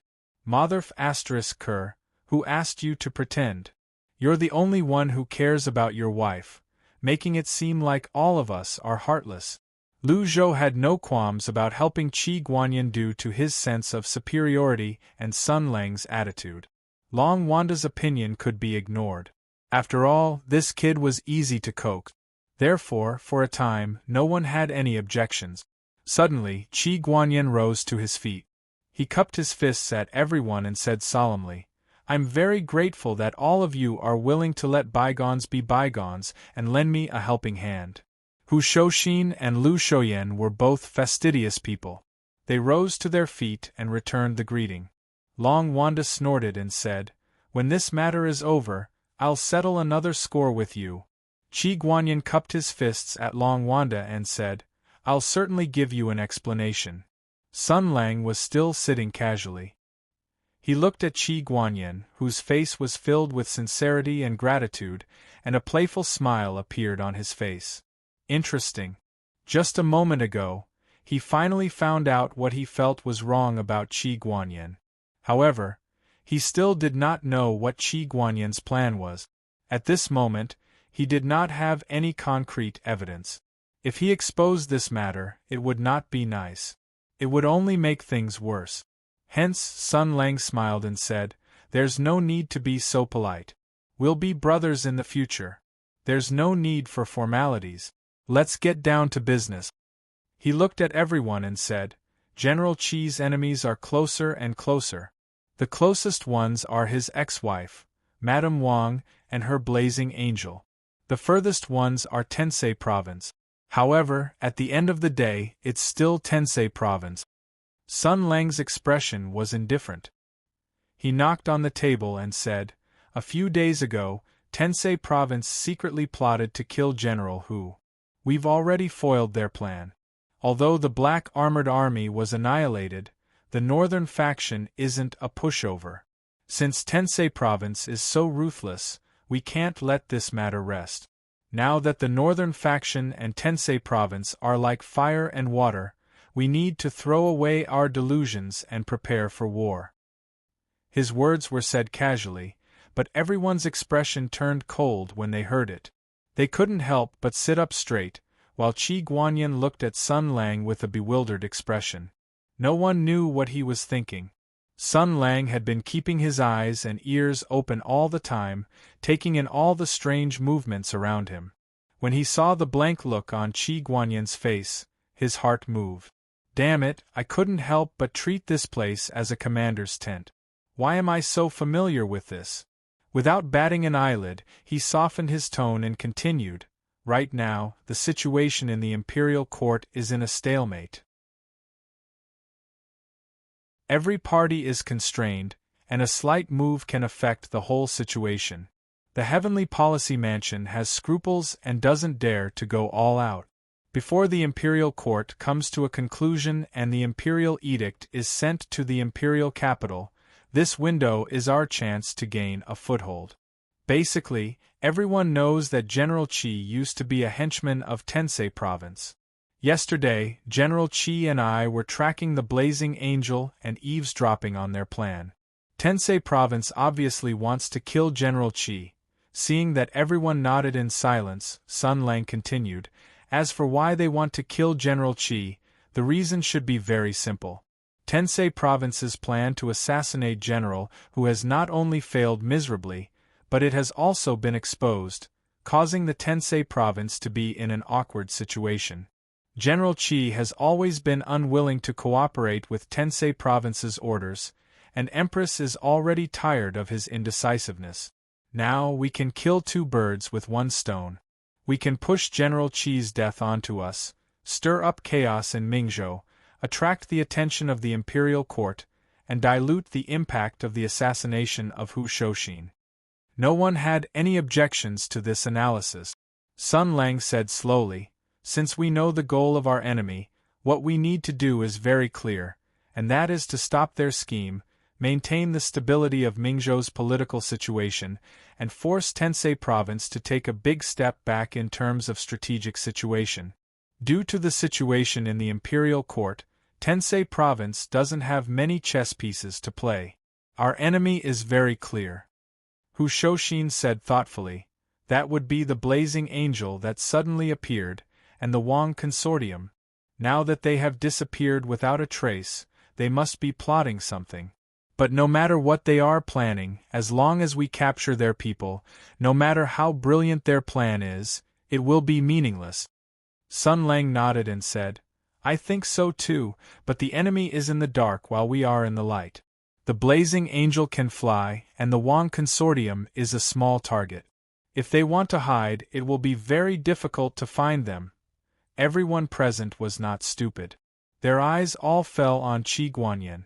Sun Lang said gently, "Perhaps asking this is no different from rubbing salt on your wound again, but General Qi, please put aside the pain of your wife running away with another man for the time being and think carefully about what your ex-wife will do. You were just rubbing salt on my wound as if nothing had happened." Qi Guanyin smiled bitterly. "Didn't I discuss this with Brother Sun yesterday? I have been an official for more than 10 years, and my wife has all the records of all the important officials in the imperial court, as well as all the shady affairs. If she wants to use a small amount to win a big deal, and use her own strength to move me, the great general of Mingzhou, I'm afraid she will have to use this record." Before Sun Lang could say anything, Lu Shouyan had already stood up and said involuntarily, "Record? Then I." Qi Guanyin looked at him apologetically, then turned his head away. "I'm ashamed." At this moment, the righteous indignation of being a man and the secret pleasure of being an indecent man no longer mattered. Lu Shouyan stomped his feet and cried out, You! How many of our colleagues in Mingzhou are going to die because of you?" Sun Lang glanced at him from the corner of his eyes and said, "Do you have a deal with assholes as well?" Lu Shouyan blushed slightly and said shyly, "As the prefecture governor of Mingzhou, my table manners aren't that bad. However, the Wang family once spent a lot of money to buy a few of my paintings. This was a classic bribe method that had been popular in recent years. This was especially true when it came to works of art whose value was extremely vague. Since ancient times, it had been the perfect vehicle for money laundering and bribery. For example, how long would it take for Prefecture Governor Lu Zhou to write a few lousy words? However, someone admired Lord Lu's talent and was willing to spend tens of thousands of gold coins to buy a piece of calligraphy. This was a legitimate transaction between both parties. How could it be considered bribery? Indeed, it was difficult to define the nature of such behavior in the empire. However, if the person who spent tens of thousands of gold coins to buy the calligraphy kept a record of how much he spent to bribe Lu Shouyan in exchange for some benefits, and the account book fell into the hands of someone with ulterior motives, he was basically done for. Sun Lang snorted disdainfully. "I don't even know what to say about you. Why are you using such a low-level bribe method? Lord Lu, if you want to take bribes, why go through all this trouble? Come, Lord Lu. Let's say you have a mansion in a perfect location with a well-decorated courtyard. You can sell it to one of your relatives for 30,000 taels of silver. Then, General Qi, you can also find a relative to buy the house from Lord Lu's relative. First, you have to pay a deposit of 5,000 taels of silver and sign a house purchase contract. If you break the contract, you have to pay 5 times the deposit. After that, you can choose to break the contract and give up the house. You have to pay 25,000 taels of silver to Lord Lu's relative." He spread his hands and said, "In this way, the house will still be in your hands, Lord Lu. With the 25,000 taels of silver from General Qi, even if this matter is exposed in the future, you can still deny it. After all, you have never been involved in this matter. It was your relative who handled it. Even if the censorate wants to bite you, you can still get away with it. Isn't it perfect?" Lu Shouyan was stunned when he heard this. "I can do that." It was as if he had pushed open the door to a new world, and all kinds of strange and wonderful ideas came one after another. Just as he was thinking, he raised his eyes and noticed Sun Lang's smiling eyes that were full of care and gentleness. For a moment, he felt as if a bucket of ice water had poured over his head, waking him up in an instant. Yes, since I have decided to rely on the marshal, why do I still do those things? Originally, I thought that my career had reached its peak, so I took some money to wait for my retirement. Now that the marshal has returned, the court will definitely be in turmoil. As the vanguard, I will do my best. It is not impossible for me to return to the central government and become the prime minister. Compared to the power in the court and the power in the court, those trivial things are nothing. Thus, Lord Lu lowered his eyes and said, "This old man understands." However, he still came back to his senses. The problem now was not the level of the bribe, but the fact that this thing kept records and was in the hands of that wastrel Qi Guanyin. For a moment, Lord Lu's eyes were filled with murderous intent. It seemed that he had to get involved in this matter whether it was public or private. Hu Shouxin abhorred this kind of unhealthy practice in the officialdom, but now was not the time to criticize this matter. He thought for a while and said, "The Wang family wants to use the account books to deal with General Qi. It's a good way to deal with him with little effort. However, this account book is like an arrow. Although the arrowhead is sharp, if you want to hurt someone, you still need a strong bow to shoot it out." Lu Zhou's expression changed. "Don't tell me she has already found the book and is heading to the imperial capital to give it to the Empress?" Sun Lang said indifferently, "Don't worry, it's not likely. Tensei Province wants results, not tools. If the Wang family foolishly returns to the imperial capital to present the treasure, they'll definitely kill her." Hu Shouxin thought for a moment and said, "However, without the power of Tensei Province, it won't be easy for a little girl like her to turn the book into something powerful enough to threaten the great general." Sun Lang nodded and said, "That's right. Moreover, at the end of the day, the so-called account book is only our guess. Nobody knows if the Wang family will use this method." Lu Shouyan looked at Qi Guanyin and asked, "Where is the account book hidden?" Qi Guanyin smiled bitterly. "It's hidden in the accounting room in the house. It's hidden in the most dangerous and safest place. However, since things have come to this, I don't think that woman would take the risk of returning to the mansion to look for it. With her scheming mind, she must have left a copy of the book somewhere else." Sun Lang looked at Qi Guanyin meaningfully. Lu Shouyan did not doubt Qi Guanyin's words.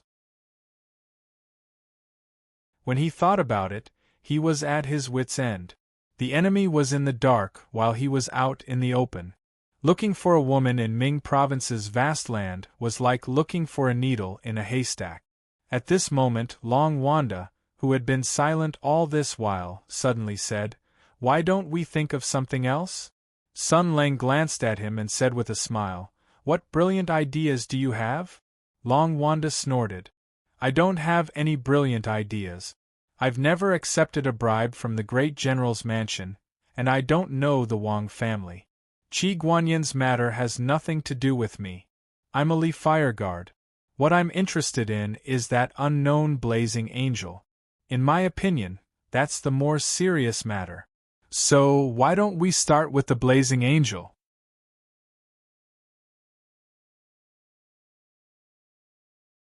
Chapter 474. Hearing that, everyone was stunned. That made sense. Although Long Wanda was a Li Fireguard, his political sense was basically zero. The conflict between Hutu Tensei Province and the general of Ming Province was almost irreconcilable. If any member of the foreign reactionary forces heard about it, they would roll into the cesspool crazily like dung beetles, but he was not interested at all. Therefore, he would not be too concerned about the affairs between Qi Guanyin and Tensei Province.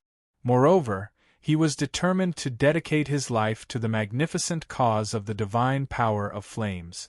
Also, when he was in the prime of his youth, he was brainwashed by a certain general of Hutu who said that, "How can I have a family before the sky demon is destroyed?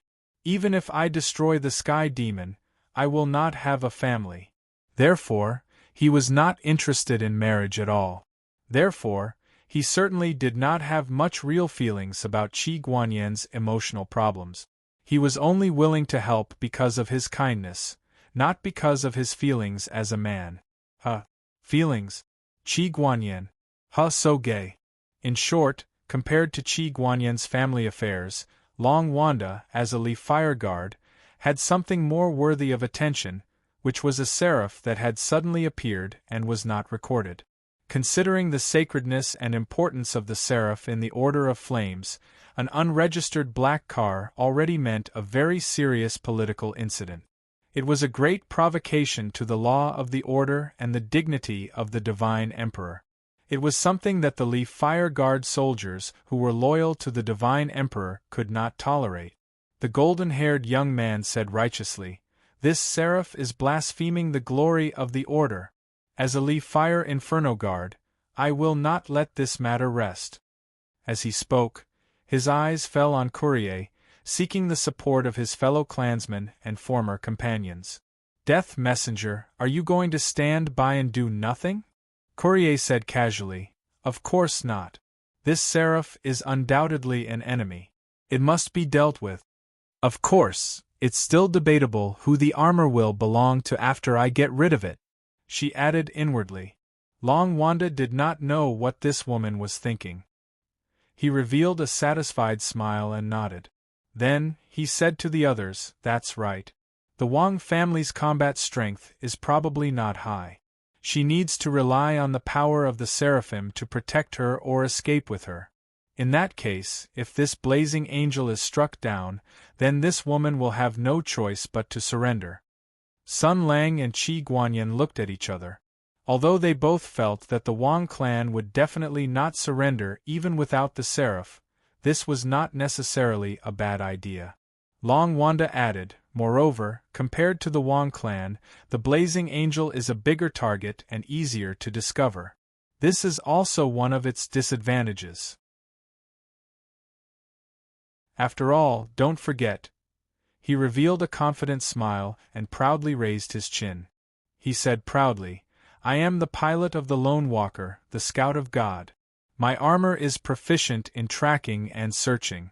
Perhaps large-scale frontal battles are not my forte, but if you want to find a hidden blazing angel armor in the Ming province, I'm afraid you can only rely on me."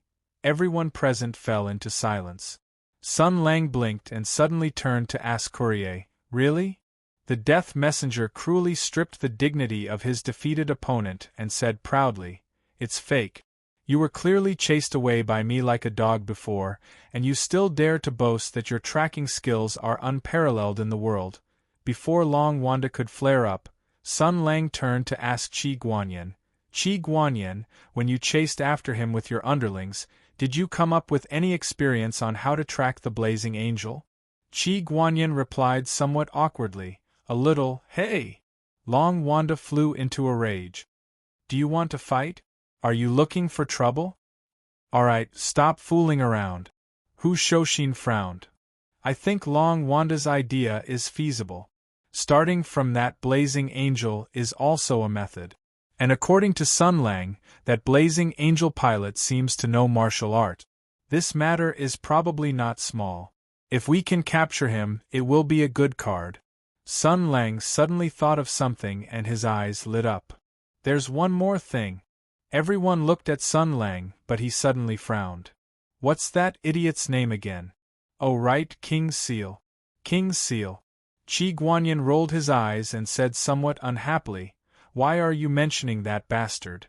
Although the recent forgiving incident had nothing to do with his brother-in-law's misdeeds, Qi Guanyin was still extremely unhappy when that little bastard was mentioned.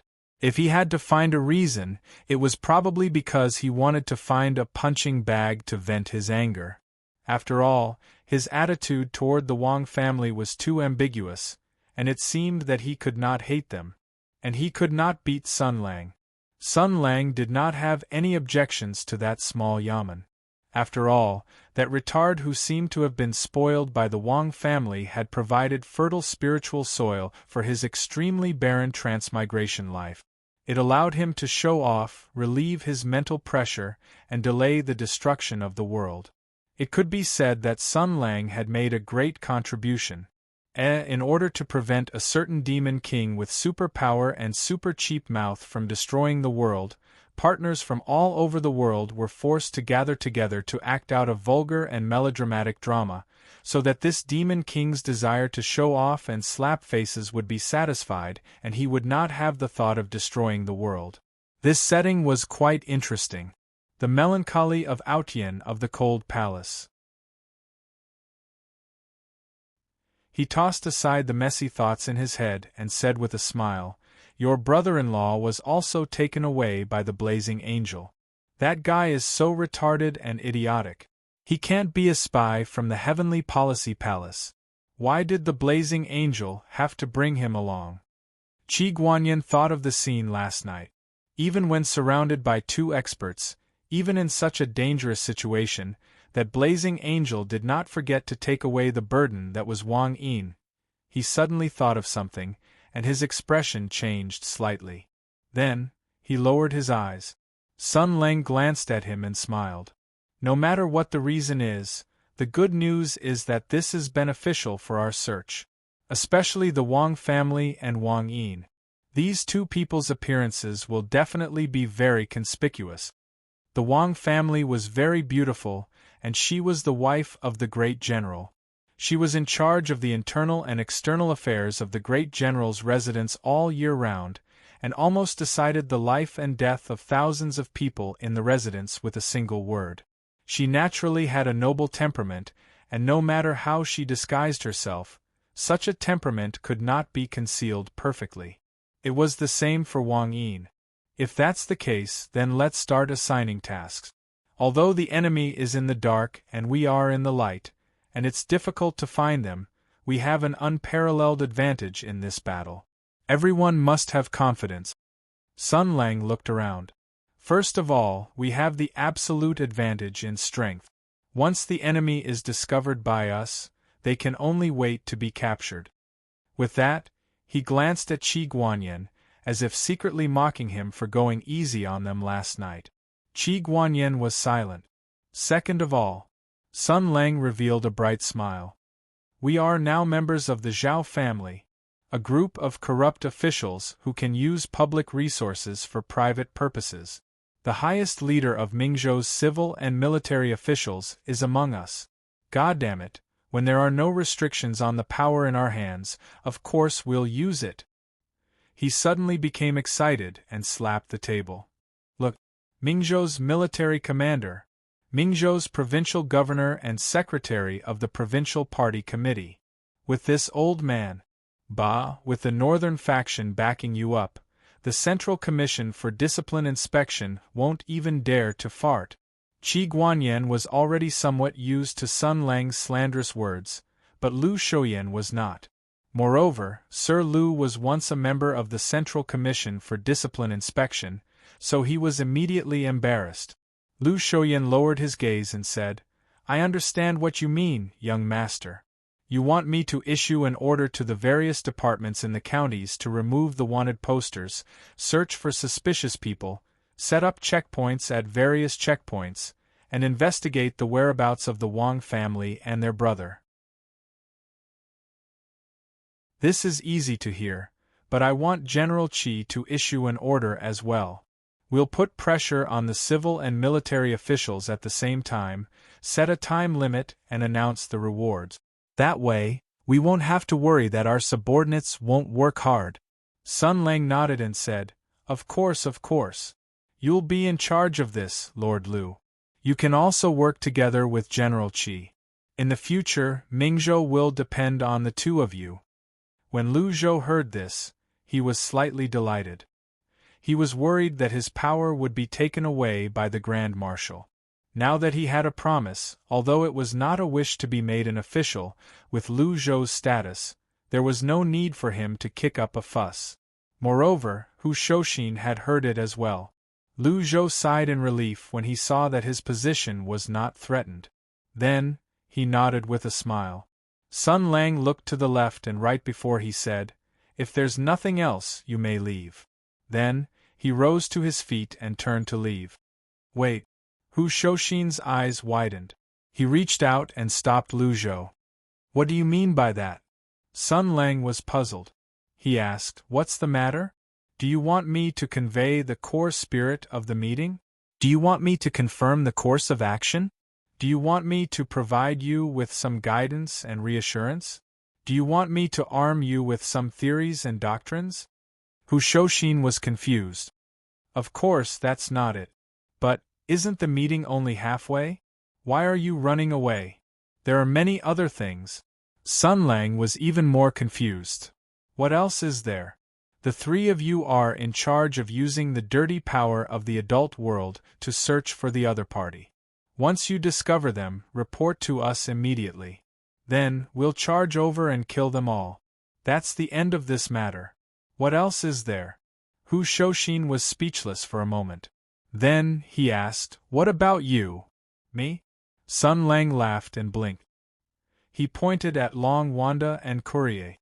You guys are in charge of dealing with the Wang Consortium and the Wang Seal. We're in charge of dealing with that Iron Man. This is called specialization. Do you want to make a bet and see which side makes progress first? Hu Shoshin glanced at Sun Lang a few times. His expression changed slightly. Then, he nodded and said, if that's the case, that's fine too. Then, leave the matter of coordinating the civil and military official systems' large-scale investigation to us. You guys can focus on tracking down that Seraph. Anyway, you don't want to touch those tedious things. Wait. Qi Guanyin suddenly said, are we splitting up? Sun Lang smiled as if nothing had happened. Yes, what's wrong? It's better to split up. Qi Guanyin shook his head. The enemy is in the dark while we're in the light. If we rashly split up, it'll be easy to be defeated one by one, Sun Lang smiled. Then, he'll have to have the strength to defeat us one by one. Needless to say, with a great expert like you holding down the fort here, we'll be as stable as an ante. Qi Guanyin repeated doubtfully, ante? Sun Lang covered his face and sighed. It's my fault for making this joke. Don't say it anymore, it's a bit painful for your eyes. So, you have to coordinate with Lord Lu to get the civil and military officials of Mingzhou to work together. You can temporarily stay as a guest at Marquis Jing'an's residence. Qi Guanyin's expression changed. This, Sun Lang said earnestly, what do you mean this? This is for your own good. So that you won't have any lingering feelings for her and be confused by your wife's 2 drops of tears. You'll fall into her evil scheme and die before you realize your ambitions. Qi Guanyin shook his head. That won't happen. I'll let you go once to end our relationship as husband and wife. The next time we meet, we'll be enemies. I won't show you any mercy. Kitahara Haruki seems to have said the same thing. Sun Lang patted Qi Guanyin's shoulder and said gently, do you think I'll believe you? Don't glare at me. Let's not talk about the fact that we have a business deal with you and want to pull you up the mountain to join us. Just as a man, I can't let you die. He revealed a sympathetic expression and patted Qi Guanyin's shoulder hard. Brother, to think that an honest person like you endured for more than 10 years in exchange for this kind of result. Can you bear it? You can't bear it. Revenge is one thing, but there's another thing, and that is to feel good. Enjoy life. Make up for all the losses you've suffered all these years. Think about it, if you don't K 100 big sisters, will you be satisfied? If you don't K at home more than 20 times, will you be able to feel at ease? If you die before you do these things, will you be satisfied? Qi Guanyin said with a complicated tone, I feel that the two of us think of things from very different angles. Sun Lang's pure and sensitive heart immediately had a great reaction. He said angrily, are you king showing off that you're not a virgin? So what if you K before? Don't look down on me. Qi Guanyin was stunned. I didn't mean that. You're still denying it. I'm most annoyed by you bunch of people who are full of themselves, spouting nonsense all day long, saying things like, that kind of thing is actually not as comfortable as you think, the feeling of kissing is actually just like that, and breasts are actually tasteless.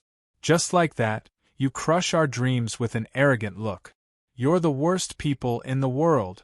Scum. Sun Lang turned around and left while cursing. Long Wanda and Courier followed.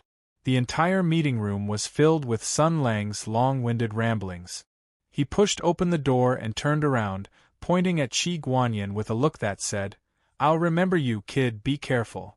Then, he swaggered out of the door. Qi Guanyin wanted to say something a few times, but he was interrupted by Sun Lang. After Sun Lang slammed the door and left, Hu Shouxin glanced at Qi Guanyin and said with a smile, "Don't mind him, he's just like that. Occasionally, he'll say some nonsense." Qi Guanyin forced a smile. It's nothing." He lowered his head, and a complicated light flashed in his eyes.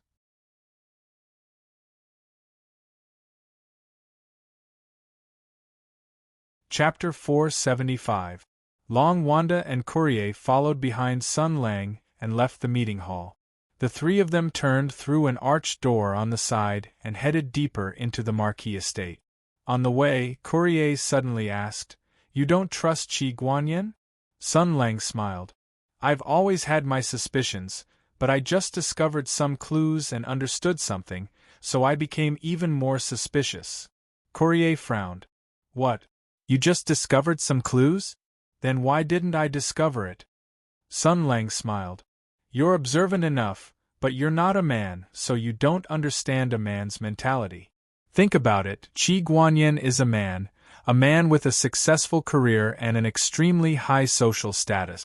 He's a soldier with illustrious military achievements who licks blood from the edge of his blade. How strong must his self-esteem be? Yet his wife betrayed him. How humiliating is this? Even an ordinary man in the marketplace wouldn't be able to endure this kind of humiliation. They can only use blood to wash away the bone-deep trembling."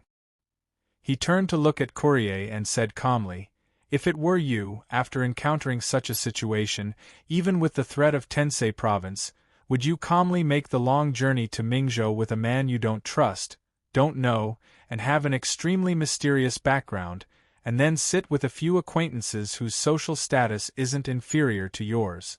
Would you seek their help under the comforting gazes of kindness and sympathy?"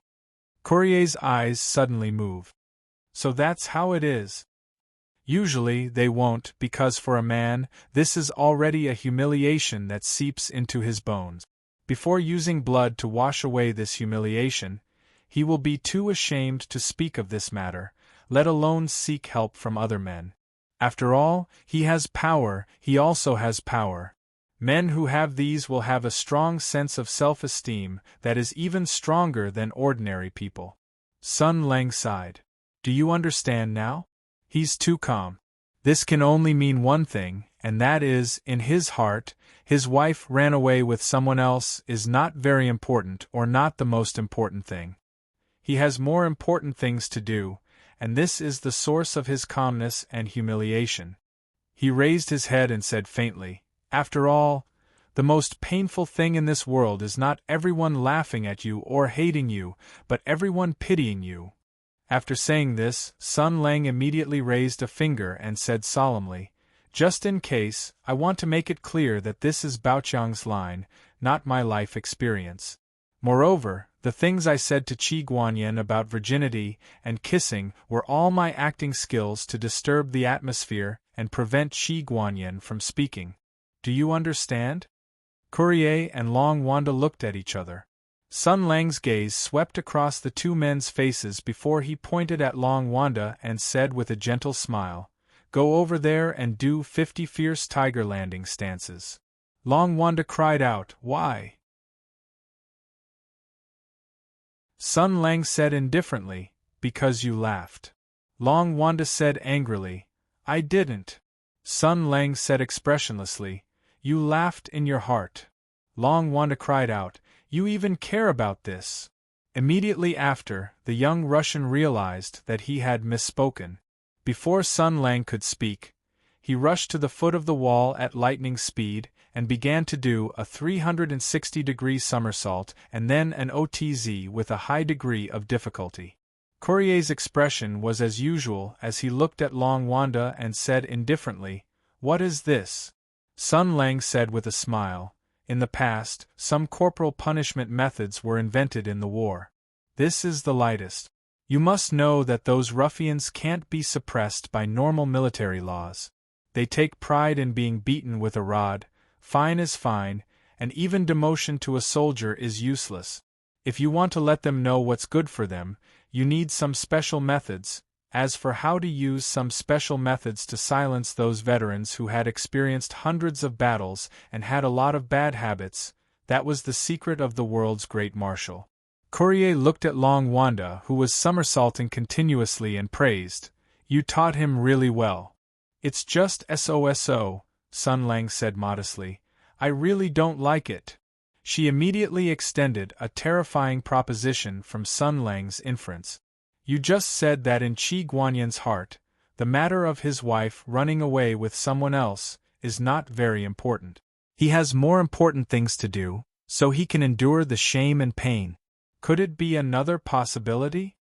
Sun Lang's words made Crescent Moon tremble. Crescent Moon trembled. Crescent Moon trembled slightly. Her voice gradually turned cold. "Or, in his heart, the matter of his wife running away with someone else has never happened at all. All of this is just an act he and his wife put on?" Sun Lang frowned and then shook his head. "That's not very likely. Last night, I saw very clearly that the halberd that stabbed toward Madame Wang was condensed with the greatest anger and hatred. He really did want to kill his wife. It wasn't an act, and he didn't hold back at all. If I hadn't stopped him, I'm afraid Madame Wang would have died under Qi Guanyan's halberd last night. Even the seraph couldn't stop that attack." Courier muttered, "Could this be part of the plan? Qi Guanyan knew that you would stop him, so he put on that act?" Sun Lang recalled the scene last night and shook his head. "That's not it either. His shock at that time wasn't an act. He couldn't imagine that I could block that attack. That's really strange." Courier was a little irritated. If he didn't collude with his wife, then what is he planning to do? What is he hiding? Sun Lang said indifferently, "That's what I want to know." Mao Mei shook her head and said, "Since he's hiding something, he must have other plans. You can either kill him directly or force him to confess. Why don't you take action?" Sun Lang shook his head and said, "Everyone has secrets in their hearts. Everyone can keep something to themselves as long as they can bear the corresponding price. Because I've never asked for honesty and loyalty. Whether Qi Guanyan can get what he wants or regret it for the rest of his life, it's all up to him." Courier was puzzled. "In other words, we're going to leave him alone?" "Of course not.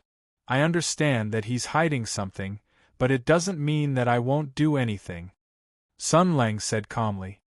"I've already told him. Don't say that I didn't warn you." At this time, Long Wanda finally finished his 50 tiger landing move.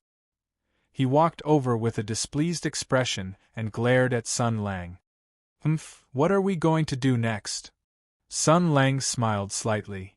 "Throw feces to ask for directions. Throw stones to ask for directions." After all, Long Wanda was a foreigner and his Chinese wasn't that good. He couldn't tell the key difference between throwing feces to ask for directions and throwing stones to ask for directions. That was at least a level 8 Chinese exam question. Relying on his intuition, he still read something from Sun Lang's face that made him uneasy. He took 2 steps back and said warily, "What do you want to do?" Sun Lang smiled and said, "I'm going to do what he doesn't want me to do the most." When the governor and the general worked together, the ruling power in this land, which was second only to the imperial edict, was almost unhindered and could be carried out with the most efficiency. After all, the war had just ended 2 years ago. The country's administrative system was still at its most efficient and hadn't been invaded by tradition, corruption, or aristocratic families. Qi Guanyan stretched out his hand and rubbed his face. Although his profound internal energy made him invulnerable to the cold and heat, and he was full of energy, he hadn't just not slept for a night. He had also encountered a drastic change that made him physically and mentally exhausted on that unforgettable night. The relatively young great general of Mingzhou sighed silently. "What am I doing?" he thought to himself. A cup of hot tea was pushed over. Hu Shouxin said indifferently, "Do you need to rest?" Qi Guanyan smiled politely to express his thanks. He shook his head and refused. No, I think I need to make a trip back to Hongqing to gather the army and mobilize the troops. Besides, the general's seal is still there. Although the generals of the various armies in Mingzhou all accept my orders, I can't be careless when it comes to mobilizing the army. It's better to be safe. Hu Shouxin's eyes moved, and then he said, "Okay, I'll have Sun Lang accompany you." Qi Guanyin shook his head and said, "No need. Doesn't he have something to do?" Before he finished speaking, the roar of an engine came from the sky. It went from near to far and then disappeared into the distance. Qi Guanyin's expression changed. He pushed open the window and faintly saw two blazing angels disappear between the clouds. A moment later, Sun Lang appeared with a bucket of red paint. He smiled at the three of them and asked, "How did the discussion go?" Among the three of them, Lu Zhou's attitude was the most attentive. He said with a smile, "We've reached a preliminary plan of cooperation. General Qi and I will use our seals to mobilize the troop. In 3 days at most, Mingzhou will be completely surrounded. The enemy won't have anywhere to hide." However, Hu Shouxin saw the bucket of red paint in Sun Lang's hand. "What's that?" At the mention of this, a furious expression appeared on Sun Lang's face. "Sigh, young people these days are really stubborn. If you don't listen to your elders, you'll be at a disadvantage. Didn't I tell Long Wanda and Courier to go out and kill the enemy? However, when I considered Long Wanda's combat prowess, I came up with a plan for him. You should know that most of the paint on mechas can increase the attributes of the mecha. I gave him a triple-speed noodle paint." Hu Shouxin had a "here we go again" expression on his face. What happened after that? After that, he refused to comply. He painted the red paint and made a stick-shaped object on his face. That would increase his speed and deter the enemy, but Long Wanda refused to comply. Sun Lang tossed the bucket of red paint to the side and sighed. "Young people these days have fallen. They're too superstitious. When they see the color red, they'll think of a red-clad boy. Those are all rumors and false reports. They're not trustworthy." Lu Zhou spouted nonsense at a rapid pace. Qi Guanyin tried to speak a few times, but Lu Zhou cut him off. In the end, the Grand General could not hold it in any longer. He asked loudly, Where did they go?" Sun Lang replied matter-of-factly, "They went after that blazing angel, of course. What do you think?" Qi Guanyin's expression changed slightly. No one knew what he was thinking. Sun Lang let out a hearty smile and patted Qi Guanyin's shoulder. He began to brazenly add fuel to the fire. He laughed and said, "Don't worry, these are two blazing angels. One is a death messenger, one is a lone ranger, and one is a scout. Both can heal, so it's very balanced. I've already given the order to kill all enemies when they encounter them.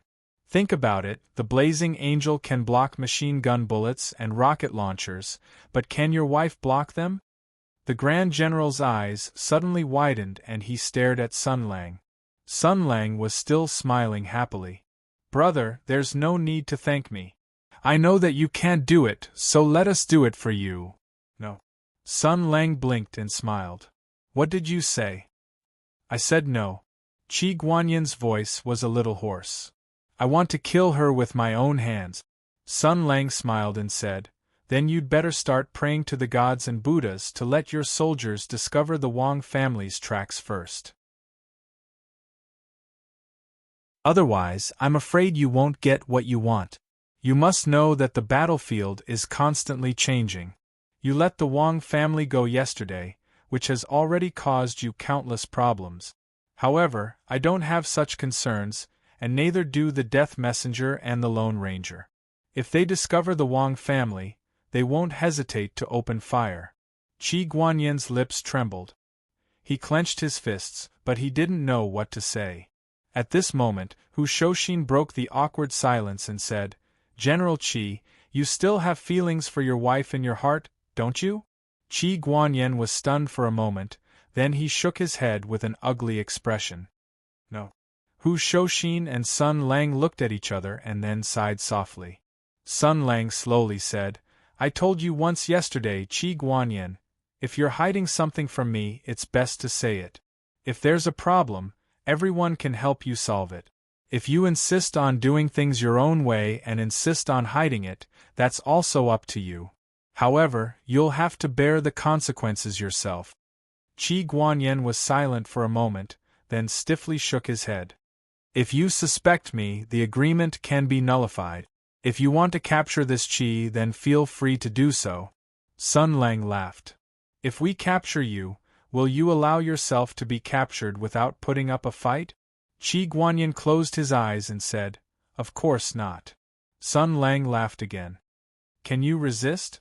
The Grand General replied, I'm not your match, but a competition of martial arts and putting one's life on the line are two different things. If you want to defeat me, perhaps it's very easy, but if I want to die, I'm afraid you won't be able to stop me. This is Marquis Jing'an's Fu. A decree has just been sent out, and many people know that I came to Mingzhou with you. If I die here, you'll probably find it very troublesome. Are you threatening me? Sun Lang's expression darkened. Troublesome? Do you want to try? Your wife can shake your position with just a register. Tensei Province can pin any blame on you. If that woman can do it, do you think I can't do it? Disregarding everything else, you attacked the Li Huiyen guards with the intention of starting a war between the two countries. If I'm willing, I can first kill you and then nail you to the pillar of shame in Empress Tuesday. I guarantee that no one will remember or sympathize with you. He reached out and pulled Qi Guanyin's collar, saying calmly, Don't think too highly of yourself, Qi Guanyin. What tricks do you want to play?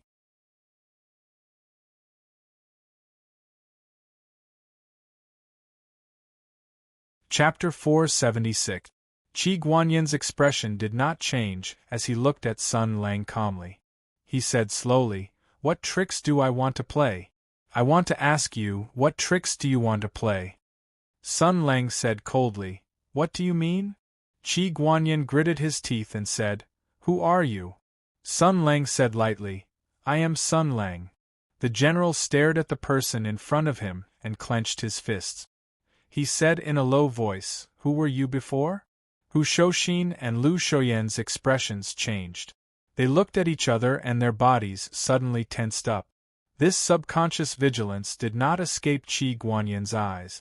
After all, although the four people present were all powerful, there was a difference in strength. Other than Sun Lang, Qi Guanyin's martial arts was the highest. It was impossible for him not to see through it. If he was only 40% confident before, now he was 60% confident. He let out a complicated laugh and said, You won't tell me? Then let me ask you again, why does Hu Shouxin listen to your orders? Why are you not afraid of Tensei Province at all? Why is Lu Shouyen so careful around you? Why did Courier, a Li Huiyen guard, become your lackey without a second word? Why does the Lone Ranger listen to you? The general looked into Sun Lang's eyes and laughed hysterically. Also, there was a Zhenzhou general, a prefecture magistrate, a Tianyuan general, and 2 Li Huiyen guards. They were all top figures in the two countries. You sat at the head of the table and gave out orders calmly. Why are you so familiar with it? How many times have you done it before? At this point, his body was already trembling. Qi Guanyin looked at Sun Lang and his voice became louder and louder. Also, you are on good terms with the Li Huiyen guards, allied with the Zhang family of Mingzhou, colluded with the Lai Yen divine power, colluded with the old subordinates of the north, and tried to control the military and political power of Mingzhou. What do you want to do? His words were infused with his inner qi, shaking the roof until it buzzed, and the sound lingered in the air. Hu Shouxin and Lu Shouyen had already stood up, faintly blocking Qi Guanyin's escape route. Sun Lang's expression was calm and without any ripples. He said indifferently, Although it's a little late to understand, I've finally woken up. Qi Guanyin smiled miserably. I should have realized it long ago. Unfortunately, There have been too many things bothering me these days, so much so that my mind has been in a mess. I have no idea what to do, and I am in a constant state of anxiety. I have been blinded by a leaf, and I have lost my dignity.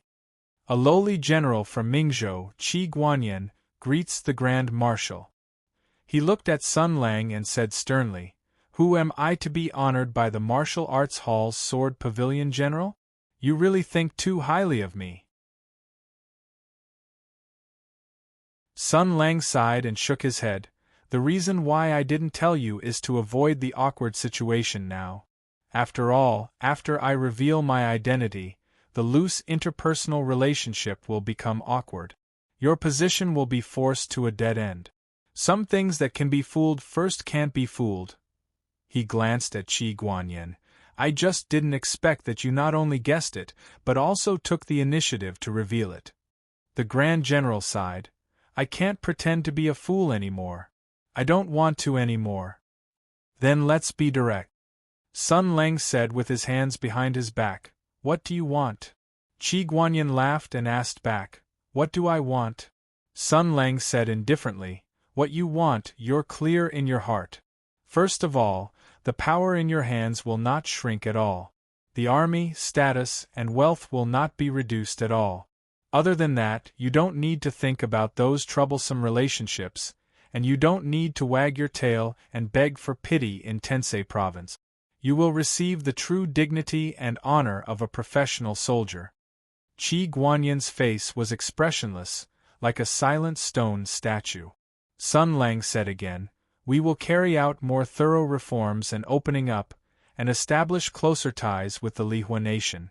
We can get more and better things from the Russians and even the Western world, whether it's weapons, equipment, supplies, or the workers, technology, and machines to produce them. You can use them to build the new era army that we discussed back then. Better training, better morale, equipment, tactics, logistics, and medical treatment. A professional army whose body and mind are like steel." Qi Guanyin still didn't show any emotion, and listened silently. Sun Lang glanced at him. "Through building this army, with this army, you can realize your dreams. You've taken the wrong path, you've given up on the things, you'll have a chance to start all over again. You can wash away the stains on your body, and you won't be ashamed to face your father. You can straighten your back and be an upright person. And your wife, if you can't bear to part with her, I won't make things difficult for her. To me, it doesn't make any difference whether I kill her or not. I won't haggle over every little thing with a tool. We all know who the culprit is." Sun Lang said slowly, "The person who really needs to pay the price is in the capital, the person who controls the lives of others at will and uses everyone as a chess piece. We need to punish her." Qi Guanyin glanced at Hu Shouxin and Lu Shouyan. "Is this how you persuade them?" "Of course not," Sun Lang replied. "Each of you is different, and you have different beliefs and pursuits. Of course, you have to use different methods." Qi Guanyin turned his head, looked at Sun Lang calmly, and said slowly, "But I refuse. This is not what I want." Sun Lang said with interest, "Oh? Then what do you want?" A smile appeared at the corner of Qi Guanyin's mouth. He closed his eyes, and an expression of enlightenment appeared on his face. Perhaps this answer came after a long struggle, or perhaps this answer only took a moment of enlightenment. He said softly, "I want the flames of war to cease and the world to be peaceful." Sun Lang was stunned for a moment, and then he laughed. Qi Guanyin looked at him. "Is this very funny?" Sun Lang asked back, "Is this not funny? The highest military commander of a province in the most powerful military country in the world is a pacifist who delusionally wants world peace. Is this not funny?" Qi Guanyin replied, "The purpose of becoming a soldier is to bring back peace.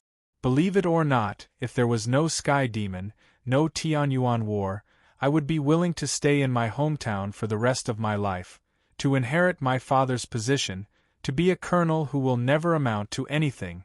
I would rather never have the chance to go to the battlefield and kill the enemy. Senran Sun Lang said, childish, naive, stupid, laughable. As a soldier, don't have such senseless thoughts.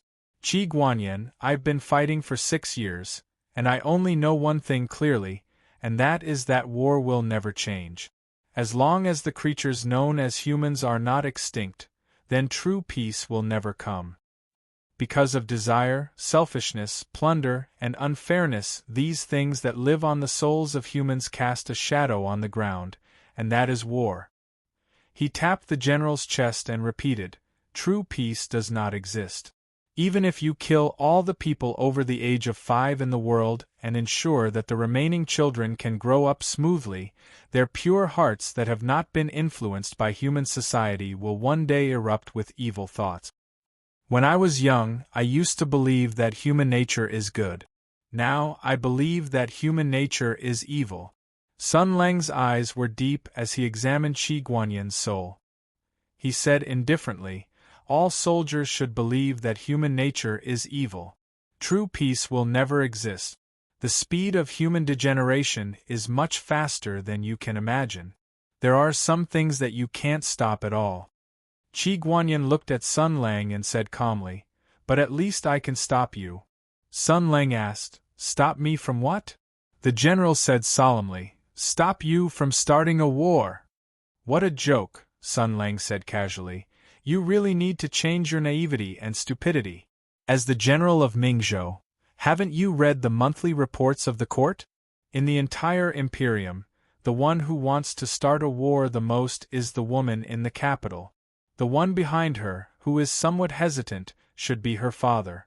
The ones behind her are probably the noble families and their spokespersons who have made a fortune in the Tianyuan War.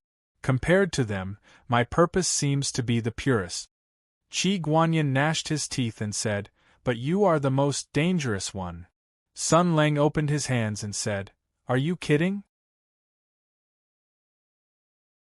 Last night, your henchmen were yelling and shouting, and I only threw a few cans of herring at them.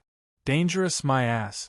The general looked at Sun Lang in the eyes and said, because you have hatred in your heart. You are much more dangerous than anyone else. I can see that because I used to hate too.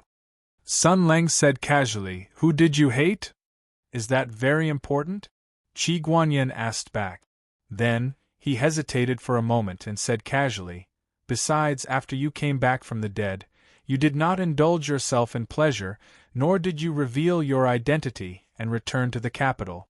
Instead, you were secretly planning these things. It can only mean one thing, which is that the unsolved case on the Great Desolate Mountain is probably really an unsolved case. His eyes suddenly became sharp. Looking at Sun Lang, he asked, if you really want me to work for you, please solve my confusion first. What is the truth of the battle on the Great Desolate Mountain? I want you to tell me yourself, although I have already guessed most of it when I see you now. Since you have guessed it, why do you still ask? Sun Lang said casually, I am not in the mood to repeat what happened on the Great Desolate Mountain, just like you would not go around telling people that your wife ran away with another man to gain sympathy. I don't need any sympathy or justice. I will take back what I have lost with my own hand. Qi Guanyin shook his head and said, then why are you trying to rope me in? Why do you think I will be roped in by you?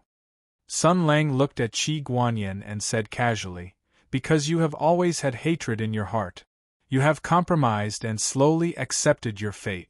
You thought it was good this way, but in the end, you were ruthlessly stabbed with a knife, and the pain was unforgettable. I also understand the feeling of being betrayed. I thought we could understand each other. It's not the same. Qi Guanyin looked at Sun Lang and said slowly, we are not the same. Other than hatred, there is something I want more. Just like I told you before, there is something that is above hatred. Then congratulations. Sun Lang said casually, what is it? Qi Guanyin smiled and said, I think you will never understand. Sun Lang snorted.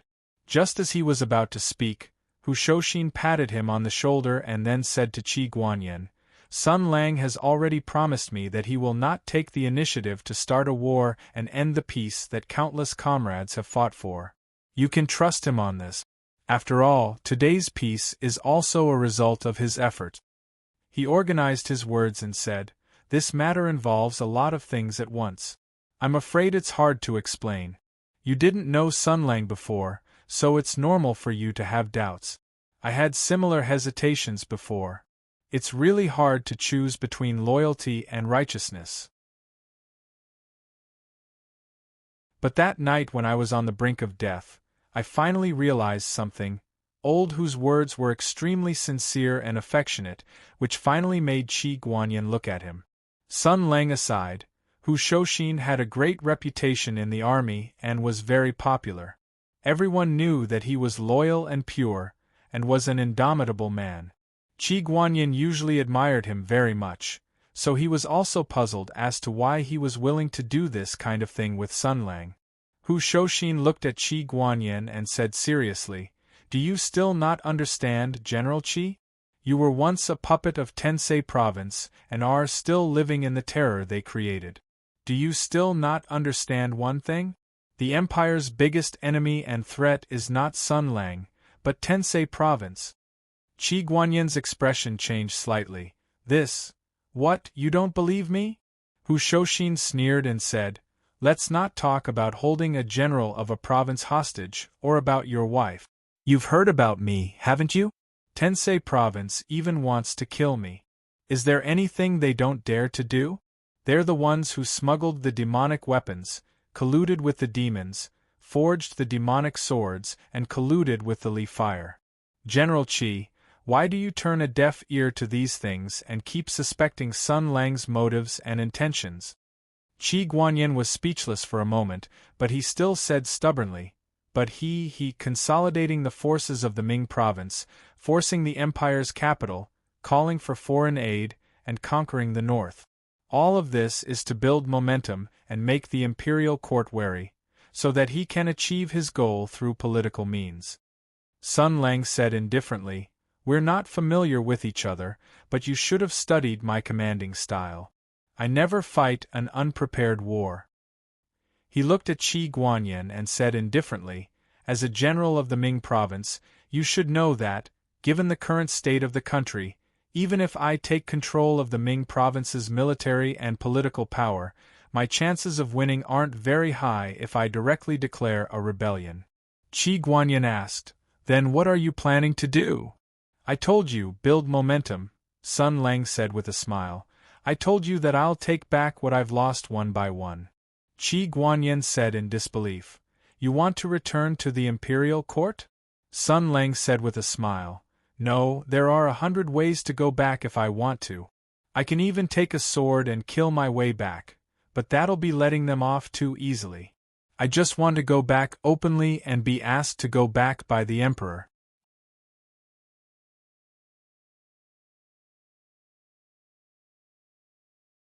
Chapter 477. Now that things had come to this point, it could be said that they had laid all their cards on the table. Qi Guanyin was not stupid. He understood what Sun Lang meant. Asking the emperor to invite him back was no different from trying to usurp the throne. The only difference was who would sit on the nominal seat.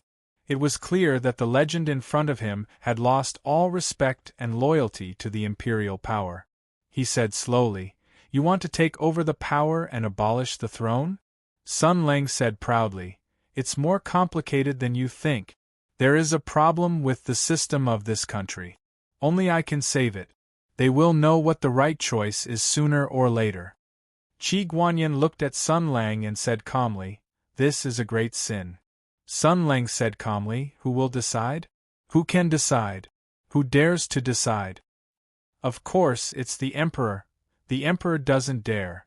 Otherwise, the court wouldn't be silent. Otherwise, the censorate wouldn't be silent.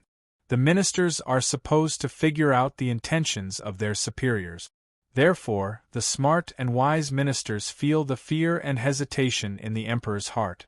They are also silent, waiting for the first fool to jump out."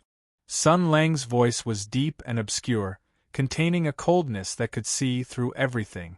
Qi Guanyin couldn't help but shiver. The man in front of him was a legend, the greatest general and warrior in the world.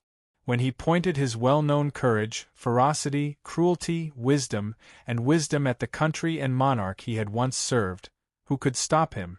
He had seen through everything. God knew how many possibilities he had deduced in the past 2 years to understand everything that had happened in the court. He even understood the thoughts of the monarch. The emperor doesn't dare. The emperor who defeated the sky demon and whose name was recorded in history doesn't dare. This great ruler, the most powerful person in the world, has done countless things that he thought were right, so he doesn't dare now. Sun Lang chuckled and said, "He doesn't even dare to announce this to the world. He doesn't dare to use the power granted to him by the Queen of Heaven to announce my crime loudly in his country. Why doesn't he dare?" Qi Guanyin's voice trembled slightly. "What did you do? What did you do? What do you have in your hands? Do you want to know?" Sun Lang said calmly, "Then follow me. In the future, in the Golden Palace, when I am equal to the supreme power of this land, when I am the only voice in the entire imperial court, I can tell you the truth. At that time, I will allow you to make the choice you want to make." The general closed his eyes and said calmly, "You will usurp the throne?" "Normally," Sun Lang said. "Do you know why the Empress has always been wary of me?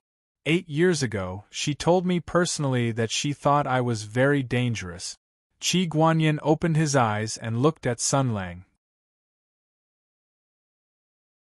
He was very curious about the reason. Sun Lang told him the reason. The former general's eyes flashed with reminiscence.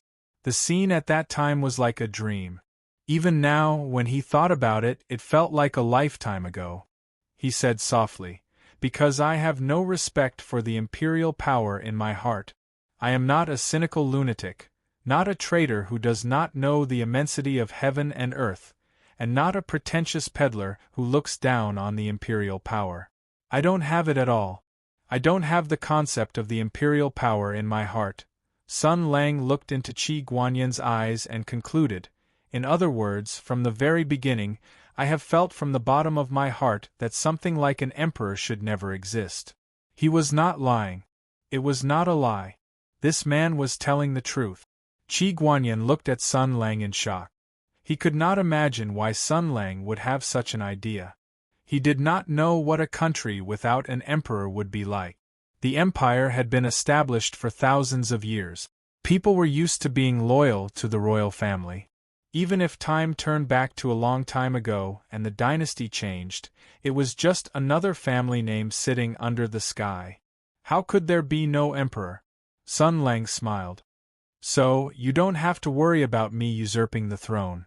For the time being, I don't have that spiritual need, and I am not used to a group of people kneeling and shouting 'Long live' to me. At this stage, compared to the life of an emperor who faces the south and calls himself a loner, I prefer the life of an important minister who often sleeps in the inner palace at night, lies on the dragon bed, and sleeps with the emperor's wife." Sun Lang thought about the various powers of the world's powerful ministers. He felt very moved. After all, people like Dong Zhuo and Ah Man had already set up various positive and negative examples for him. Moreover, there was the East India Company far away and Wall Street close by. Those gentlemen also provided him with another way to manipulate the country. The so-called combination of China and the West. He had to grasp both hands and be firm with both hands. Sun Lang had already made up his mind. He smiled and said, "Do you understand? You?" Qi Guanyin interrupted him. "That's no different from usurping the throne. The power of the country is in the hands of others, and the affairs of the country are in your hands. The emperor becomes a decoration. What's the difference between this and a rebellion?" Sun Lang smiled. "At least the emperor is left with dignity. At least his ancestral temple won't be razed, and he won't be laughed at by the world if he dies in the hands of others. At least the court won't be in turmoil and the people's hearts will be in chaos. At least the war you've always wanted to avoid. At least the most innocent people won't have to suffer too much." Qi Guanyin was so angry that he laughed. This is the first time I've heard that a powerful minister can be so righteous. Sun Lang sneered. What, who said I can't be a powerful minister? If I were a powerful minister, there wouldn't have been the Great Barren Mountain 2 years ago. I would have been a marquis by now. Even an idiot like you can become the general of Mingzhou. What do you think I can do? I've fought for this country for 6 years. I've made great military contributions. I'm number 1 in Tianyuan. There's no reward for me. Qi Guanyin, let me ask you. Just because of this, should I be punished by the court, suspected by the emperor, and abandoned? His eyes were as sharp as knives. He looked into Qi Guanyin's eyes without backing down. Tell me, what should you do when you encounter such a situation? You've been taught by your father since you were young. You want to be a righteous and magnanimous soldier. The man standing in front of you was once the most dazzling and flawless general of this country. You can almost guess his ending. Now you can reprimand him and treat him coldly as a loyal minister. But the injustice he's suffered, who's going to speak up for him? When the birds are gone, the bough will be put away. When the birds and beasts die, the hawks and dogs will also die. Since ancient times, people have regarded those famous ministers and generals who retire after their achievements and return to their hometowns as wise, and those who cling to power and are punished by the emperor as mediocre and boorish. Let me ask you, do you think this is normal? Qi Guanyin was greatly shocked. If Sun Lang had only threatened and tempted him, and if Sun Lang had only cursed the court and complained about injustice, he wouldn't have thought much of it. But these words had indeed poked at the bottom of his heart. His father was a righteous soldier. Although his military rank wasn't high, he had lived an upright life. His father had taught him since he was young to be righteous and indomitable. He had to maintain the righteousness in his heart and not be swallowed up by the dirty world and wallow in the mire with those despicable people. He had once remembered his father's teachings. He had once thought that the life of a soldier was very simple. He only needed to bravely kill the enemy and serve the country. Then he would be able to achieve great things and bring glory to his ancestors. But he was wrong. He ran into walls everywhere in the army. He was ostracized by his colleagues and made difficult for by his superiors. He didn't even have the chance to go into battle. How could he achieve great things? The soldiers he was assigned to were all old and weak. How could he go into battle and kill the enemy? Gradually, he discovered that the world was different from what he had imagined. The army had never been so pure. The darkness hidden under the military tents made him nauseous. He didn't know why things were like this. In this confusion and pain, he couldn't achieve anything. His will was depressed, and he had nowhere to use his abilities. He gradually began to waver. Every night he tossed and turned in bed. He was tormented by a terrifying thought. He wanted to do this, but he didn't dare to do it until, when he returned home again, his wife told him something. At first, he thought that it was just a trivial matter in the conversation between husband and wife. But now, it seemed that it was the beginning of a premeditated plan. It was an abyss. He thought of those dark days, the time when he finally gave up all hope and decided to join the Tensei province. He knelt in front of his father's grave and wailed for an entire night, kowtowing countless times. It wasn't that he was a spineless son, but that the world didn't allow him to be spineless. It wasn't that he was greedy for riches and honor. It was just that he couldn't use what he had learned. The sky demon was aggressive, the country was in danger, and the people were in a terrible situation. A real man couldn't just stay out of it. Then, he became a dog. The funny thing was that being a dog was better than being a human. He was just a dog wagging its tail and begging for mercy, but everyone welcomed him with smiles. His superior nodded and bowed. He was humble to the core. The generals that he didn't even have the right to meet on normal days actually came to see him. Because of one person's words, the whole world changed. His life had become so bright and beautiful. His superiors favored him, his commanding general admired him in every way possible, and his comrades called him brothers. It was just like a dream he had before he joined the army. But he wasn't happy at all because he paid the heaviest price. He betrayed his father and himself. Every time he thought of this, he felt as if his soul was being torn apart. Qi Guanyin silently looked at Sun Lang in front of him. The man in front of him probably couldn't have imagined that there was a time when the legend of this person was the only light in his great confusion and pain. A role model. A saint. It was almost impossible to describe the significance of this person in the past with words. It was like making up for the missing piece of regret in the hearts of those who had compromised with reality. It told everyone that hard work would lead to result. It told everyone that there was fairness in the world. It told everyone that good would be rewarded with good, and evil would be punished with evil. It wasn't empty talk. Qi Guanyin tightly clenched his fist. Every letter he had exchanged with the Grand Marshal was like a treasure to him.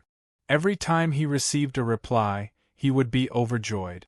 He had once imagined how good it would have been if he had been under this person's command. He had once imagined, if he had been in his position, would he have been able to do as well as him then? The legend fell. The man in front of him probably couldn't have imagined that there was a time when the legend of this person was the only light in his great confusion and pain.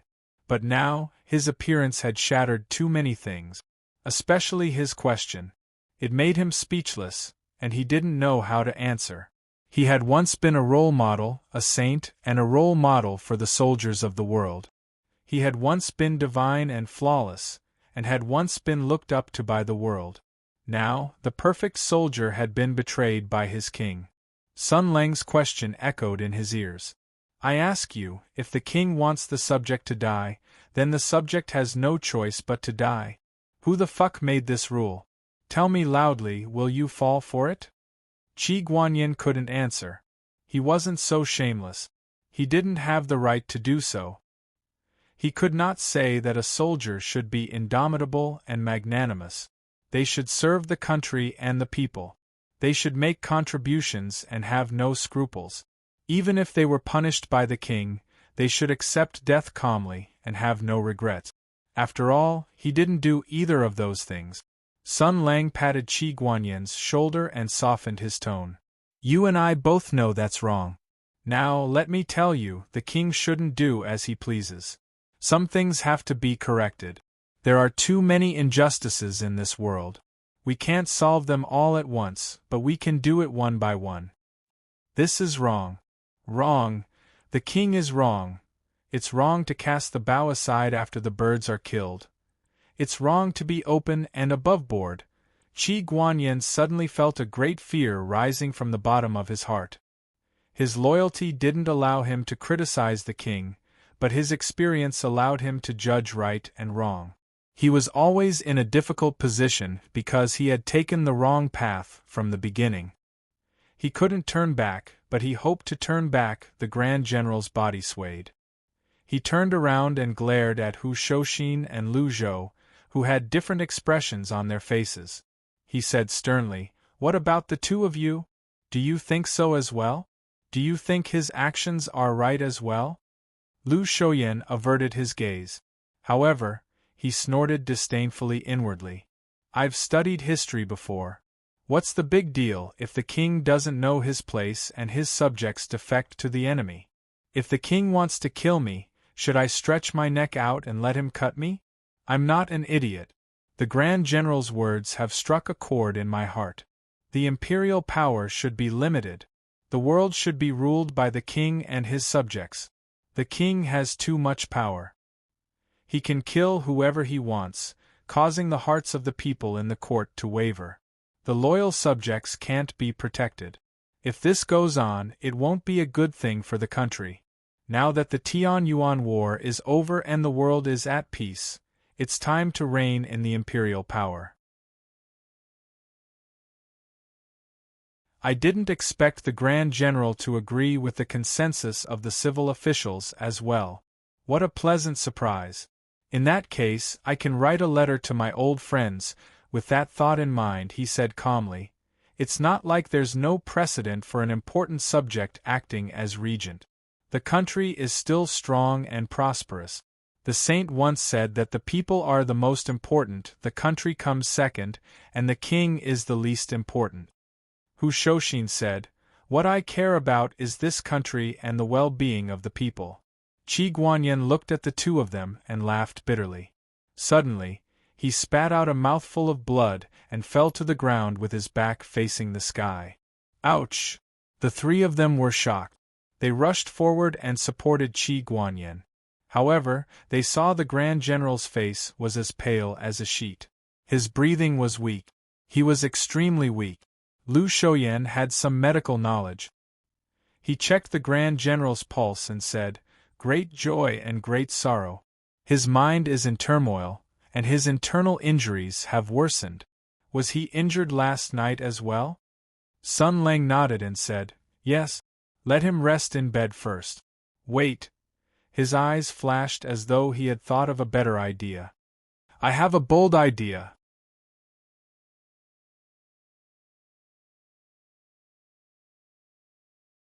Chapter 478. Last night, Qi Guanyin had personally seen through his wife's vicious plan. In his agitated state of mind, he had forced himself to take action. Furthermore, he had forcibly exchanged blows with Sun Lang, one of the few great masters in the world. He had already suffered internal injuries. Now, when he was in confrontation with Sun Lang, he recalled the knot in his heart that had troubled him for a long time, and a myriad of thoughts came one after another, causing him to be at a loss and bewildered. After all, he'd really spent his entire life in extreme contradiction and pain, and if it was anyone else, that person would have either given up on himself or gone mad. Now, his agitated state of mind had once again affected his internal injuries. He could no longer hold on and fell to the ground, vomiting blood. These days, his troubled thoughts and exhausted mind had aggravated the outbreak of his internal injuries. Now, the great general of Mingzhou was extremely weak. He lay in old Hu's arms, his face pale and his breath weak. In front of him, Sun Lang showed a mysterious smile. Everyone, I have a bold idea. Hu Shoshin and Lord Lu both looked at him in astonishment. They did not know what this guy was planning to do. Sun Lang raised his finger and reminded them, look, now this is our territory, right? The two nodded in unison. Sun Lang pointed at them again. The three of us are in the same group, right? The two lackeys nodded again. Sun Lang's smile became more and more amiable. Finally, he pointed at the weak Qi Guanyin, his face full of malice. In other words, the current Qi Guanyin is completely helpless. This is our territory, and we are all on the same side. Now that he has fallen into our hands, even if we do anything to him, he won't be able to resist. Even if we cut his throat, we won't be able to save him. Lu Shouyan showed a horrified expression. Hu Shoshin stared and said, what do you want to do? Sun Lang looked up to the sky and laughed like the villain in The Secret Agent. His voice could stop young girls from falling in love and make women tremble. Even the weak Qi Guanyin was shocked and opened his eyes wide. The marshal laughed for a while before stopping.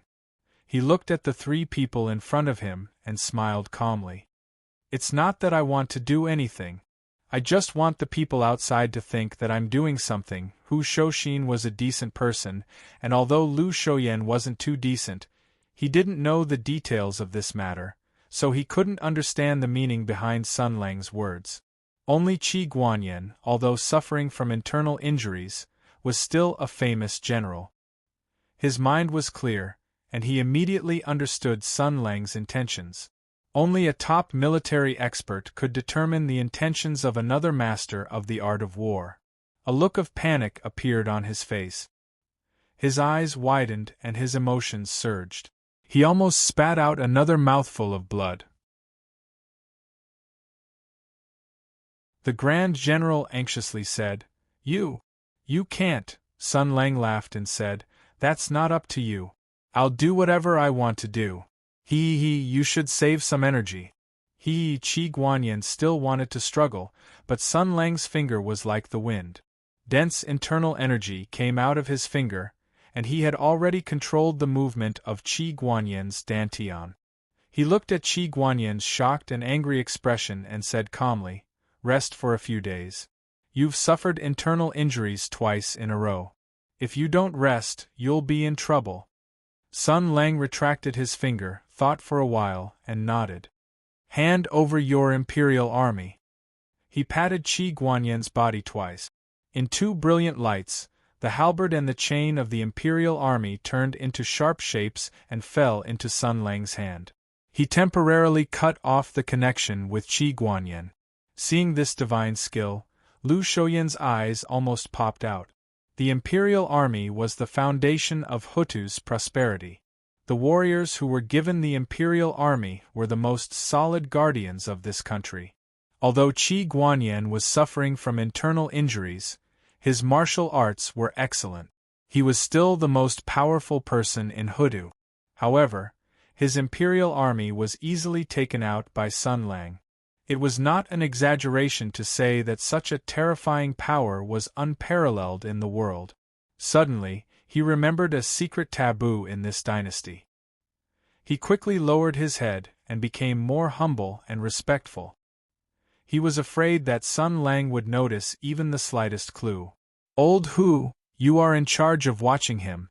Hey Qi Guanyin, I know what you want to do.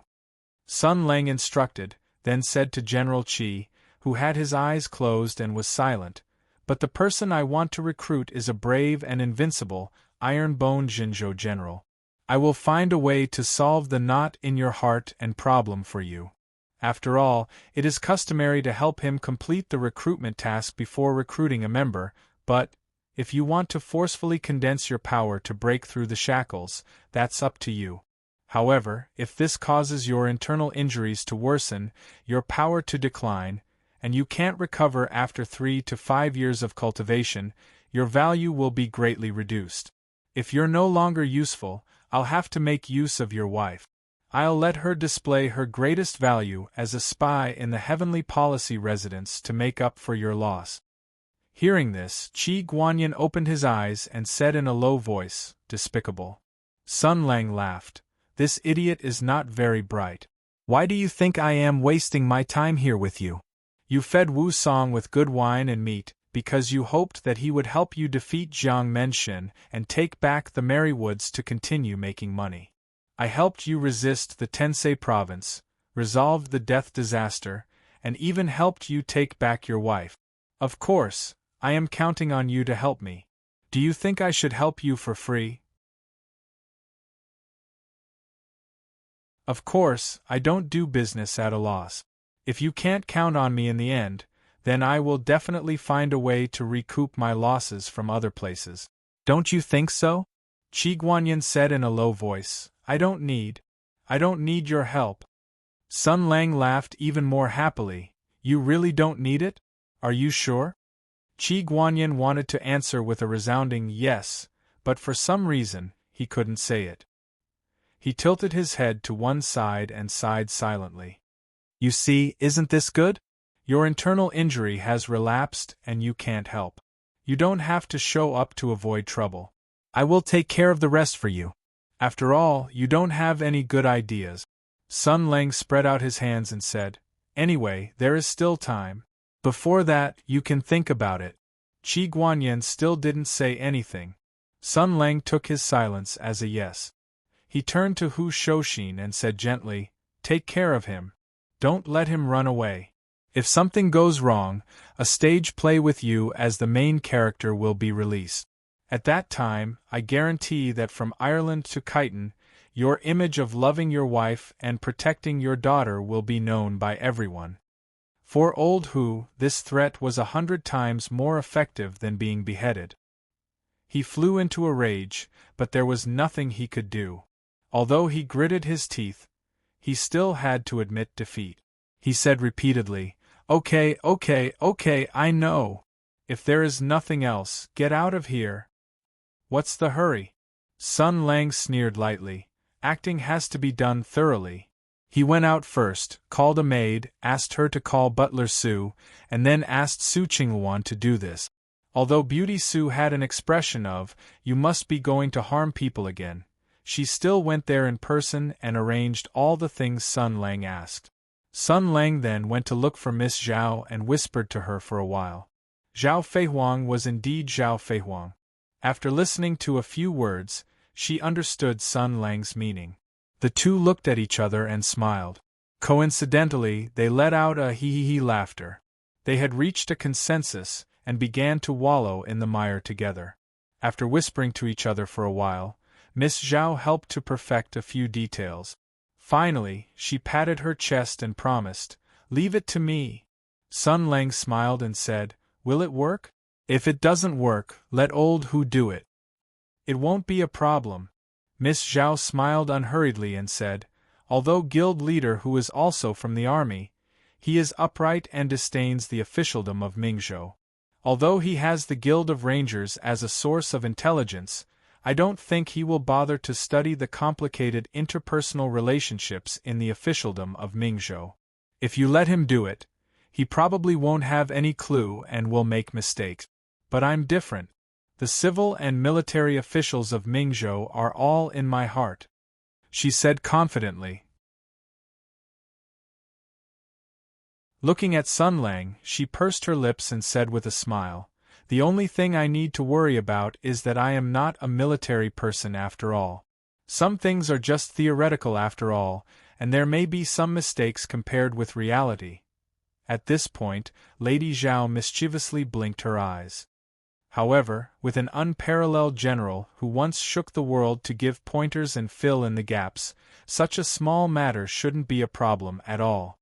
Hearing that, Sun Lang smiled and said, "That's true. Besides, we are trying to lure the snake out of its hole this time. You don't have to do it perfectly. You have to make a mistake that is neither too big nor too small. I know better than you when it comes to the severity of the matter." Miss Zhao's eyes narrowed into crescents as she nodded hard. Sun Lang smiled and said, "You seem very happy." Zhao Feihuang said with a smile, "Of course. I'm more than happy to be of help to Sun Lang. You can only discuss such things with me, Sun Lang. Even if Zhang Yinluo has another 100 years, he won't be able to beat me in this aspect." Sun Lang looked at Miss Zhao, who was smiling from the bottom of her heart, and his heart was moved. Apart from other things, this girl's skill in flirting was top-notch. That's why it's said that people just don't know, they just can't be predicted. This is the so-called nature makes fools of people. Miss Zhao had thousands of tender feelings and thousands of exquisite skills. Although she had worked hard, she was still inferior in the course of history. Even if she had thousands of tricks up her sleeve, she couldn't display them. She was naturally at a disadvantage. This was also the reason why Miss Zhao complained all day that Zhang Yinluo was too pretentious and did not take the advantage of a good spear. She mocked Yinluo all day long for playing like this despite having a good hand. It was true that if Miss Zhao had Yinluo's body, she would most likely become the girl who saved the world. She might be able to do what the Hutu emperor failed to do with all the power of the country. Such big breasts, such a good figure, such a beautiful face, and the most important thing is that she is able to resist the great strength of a bodyguard. She is also so considerate, clever, and knows how to tease and play. Let's not talk about getting what I want and living together forever. Even if you want me to put down my hatred and live in seclusion for a year or so, I'm afraid it won't be a difficult thing. Alas, the world really made fools of people. Sun Lang looked at Miss Zhao and seemed to want to say something. Then he saw a flash of light on the other side, and housekeeper Su, who was wearing a lake green dress, came over with a few servants. When Su Qingluan saw her family's eldest miss standing beside Sun Lang, she instinctively wanted to go up and stop them. But when she saw the sincere joy and happiness on Miss Zhao's face, housekeeper Su sighed in her heart. She had already faintly heard some rumors about Sun Lang's true identity these days. Regardless of whether the matter of the demonic tool that day was a coincidence or fate, Marquis Jinggan Fu could forget about cutting ties with this man in this lifetime. This was something that could not be resolved no matter how much she begged. And the smile on eldest Miss's face was from the bottom of her heart. It could be said that ever since she met Sun Lang, eldest Miss became more and more cheerful and happy. Su Qingluan secretly sighed in her heart and looked deeply at Sun Lang. Then she went up to greet him and said in a calm tone, "Sir Sun, I have already prepared the people and things. Everything will be done according to your instructions. I'll have to trouble you." Sun Lang smiled and then turned to look at Miss Zhao. Miss Zhao also blinked and revealed a bright and beautiful smile. Sun Lang nodded and said, "Since everything is already prepared, then let us begin." Under the direction of the housekeeper, several servants carried a soft sedan into the side hall and carried Qi Guanyin out. The Grand General's limbs were weak. He gazed at Sun Lang from afar, as if he wanted to say something, but he only received a mischievous wave of the other party's hand. Then, he was arranged to stay in a spacious but heavily guarded courtyard. Throughout the entire process there were several witnesses. Whether it was the servants carrying the sedan or a few servants who happened to pass by, they all saw this scene. Under Miss Zhao's personal supervision, a perfect chain of witnesses was slowly being woven. How it would be used and how it would be used still required further work. Hu Shouxin stood beside Sun Lang and gazed at the courtyard that Qi Guanyin was staying in. He already knew Sun Lang's goal and said, "Playing it so big, aren't you afraid that Qi Guanyin will hate you?" Sun Lang said cheerfully, "Killing him will only take one strike, but if I want to perfectly take over Ming Province, it's worth the effort and risk. Qi Guanyin, it's a pity. Fate really makes fools of people. I don't mind giving a person like this a chance to start all over again." Hu Shouxin asked indifferently, "What if you fail?" Sun Lang said decisively, "Ming Province's geographical location is special, so we can't afford to lose it.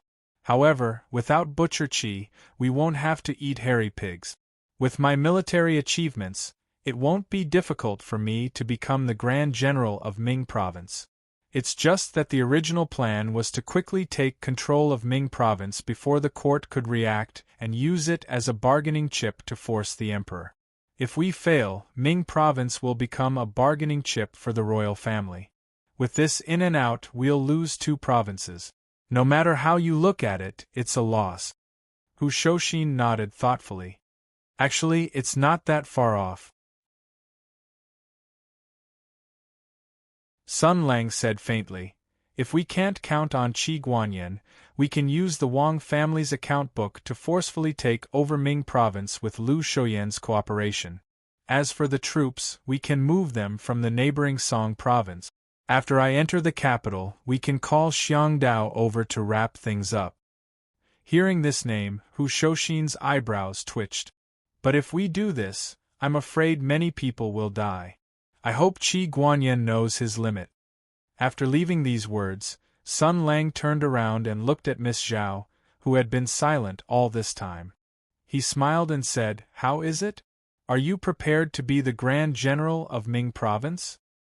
You're tuning in to the Phoenix Knights YouTube channel. Don't forget to subscribe and join us on this journey to catch the most captivating stories.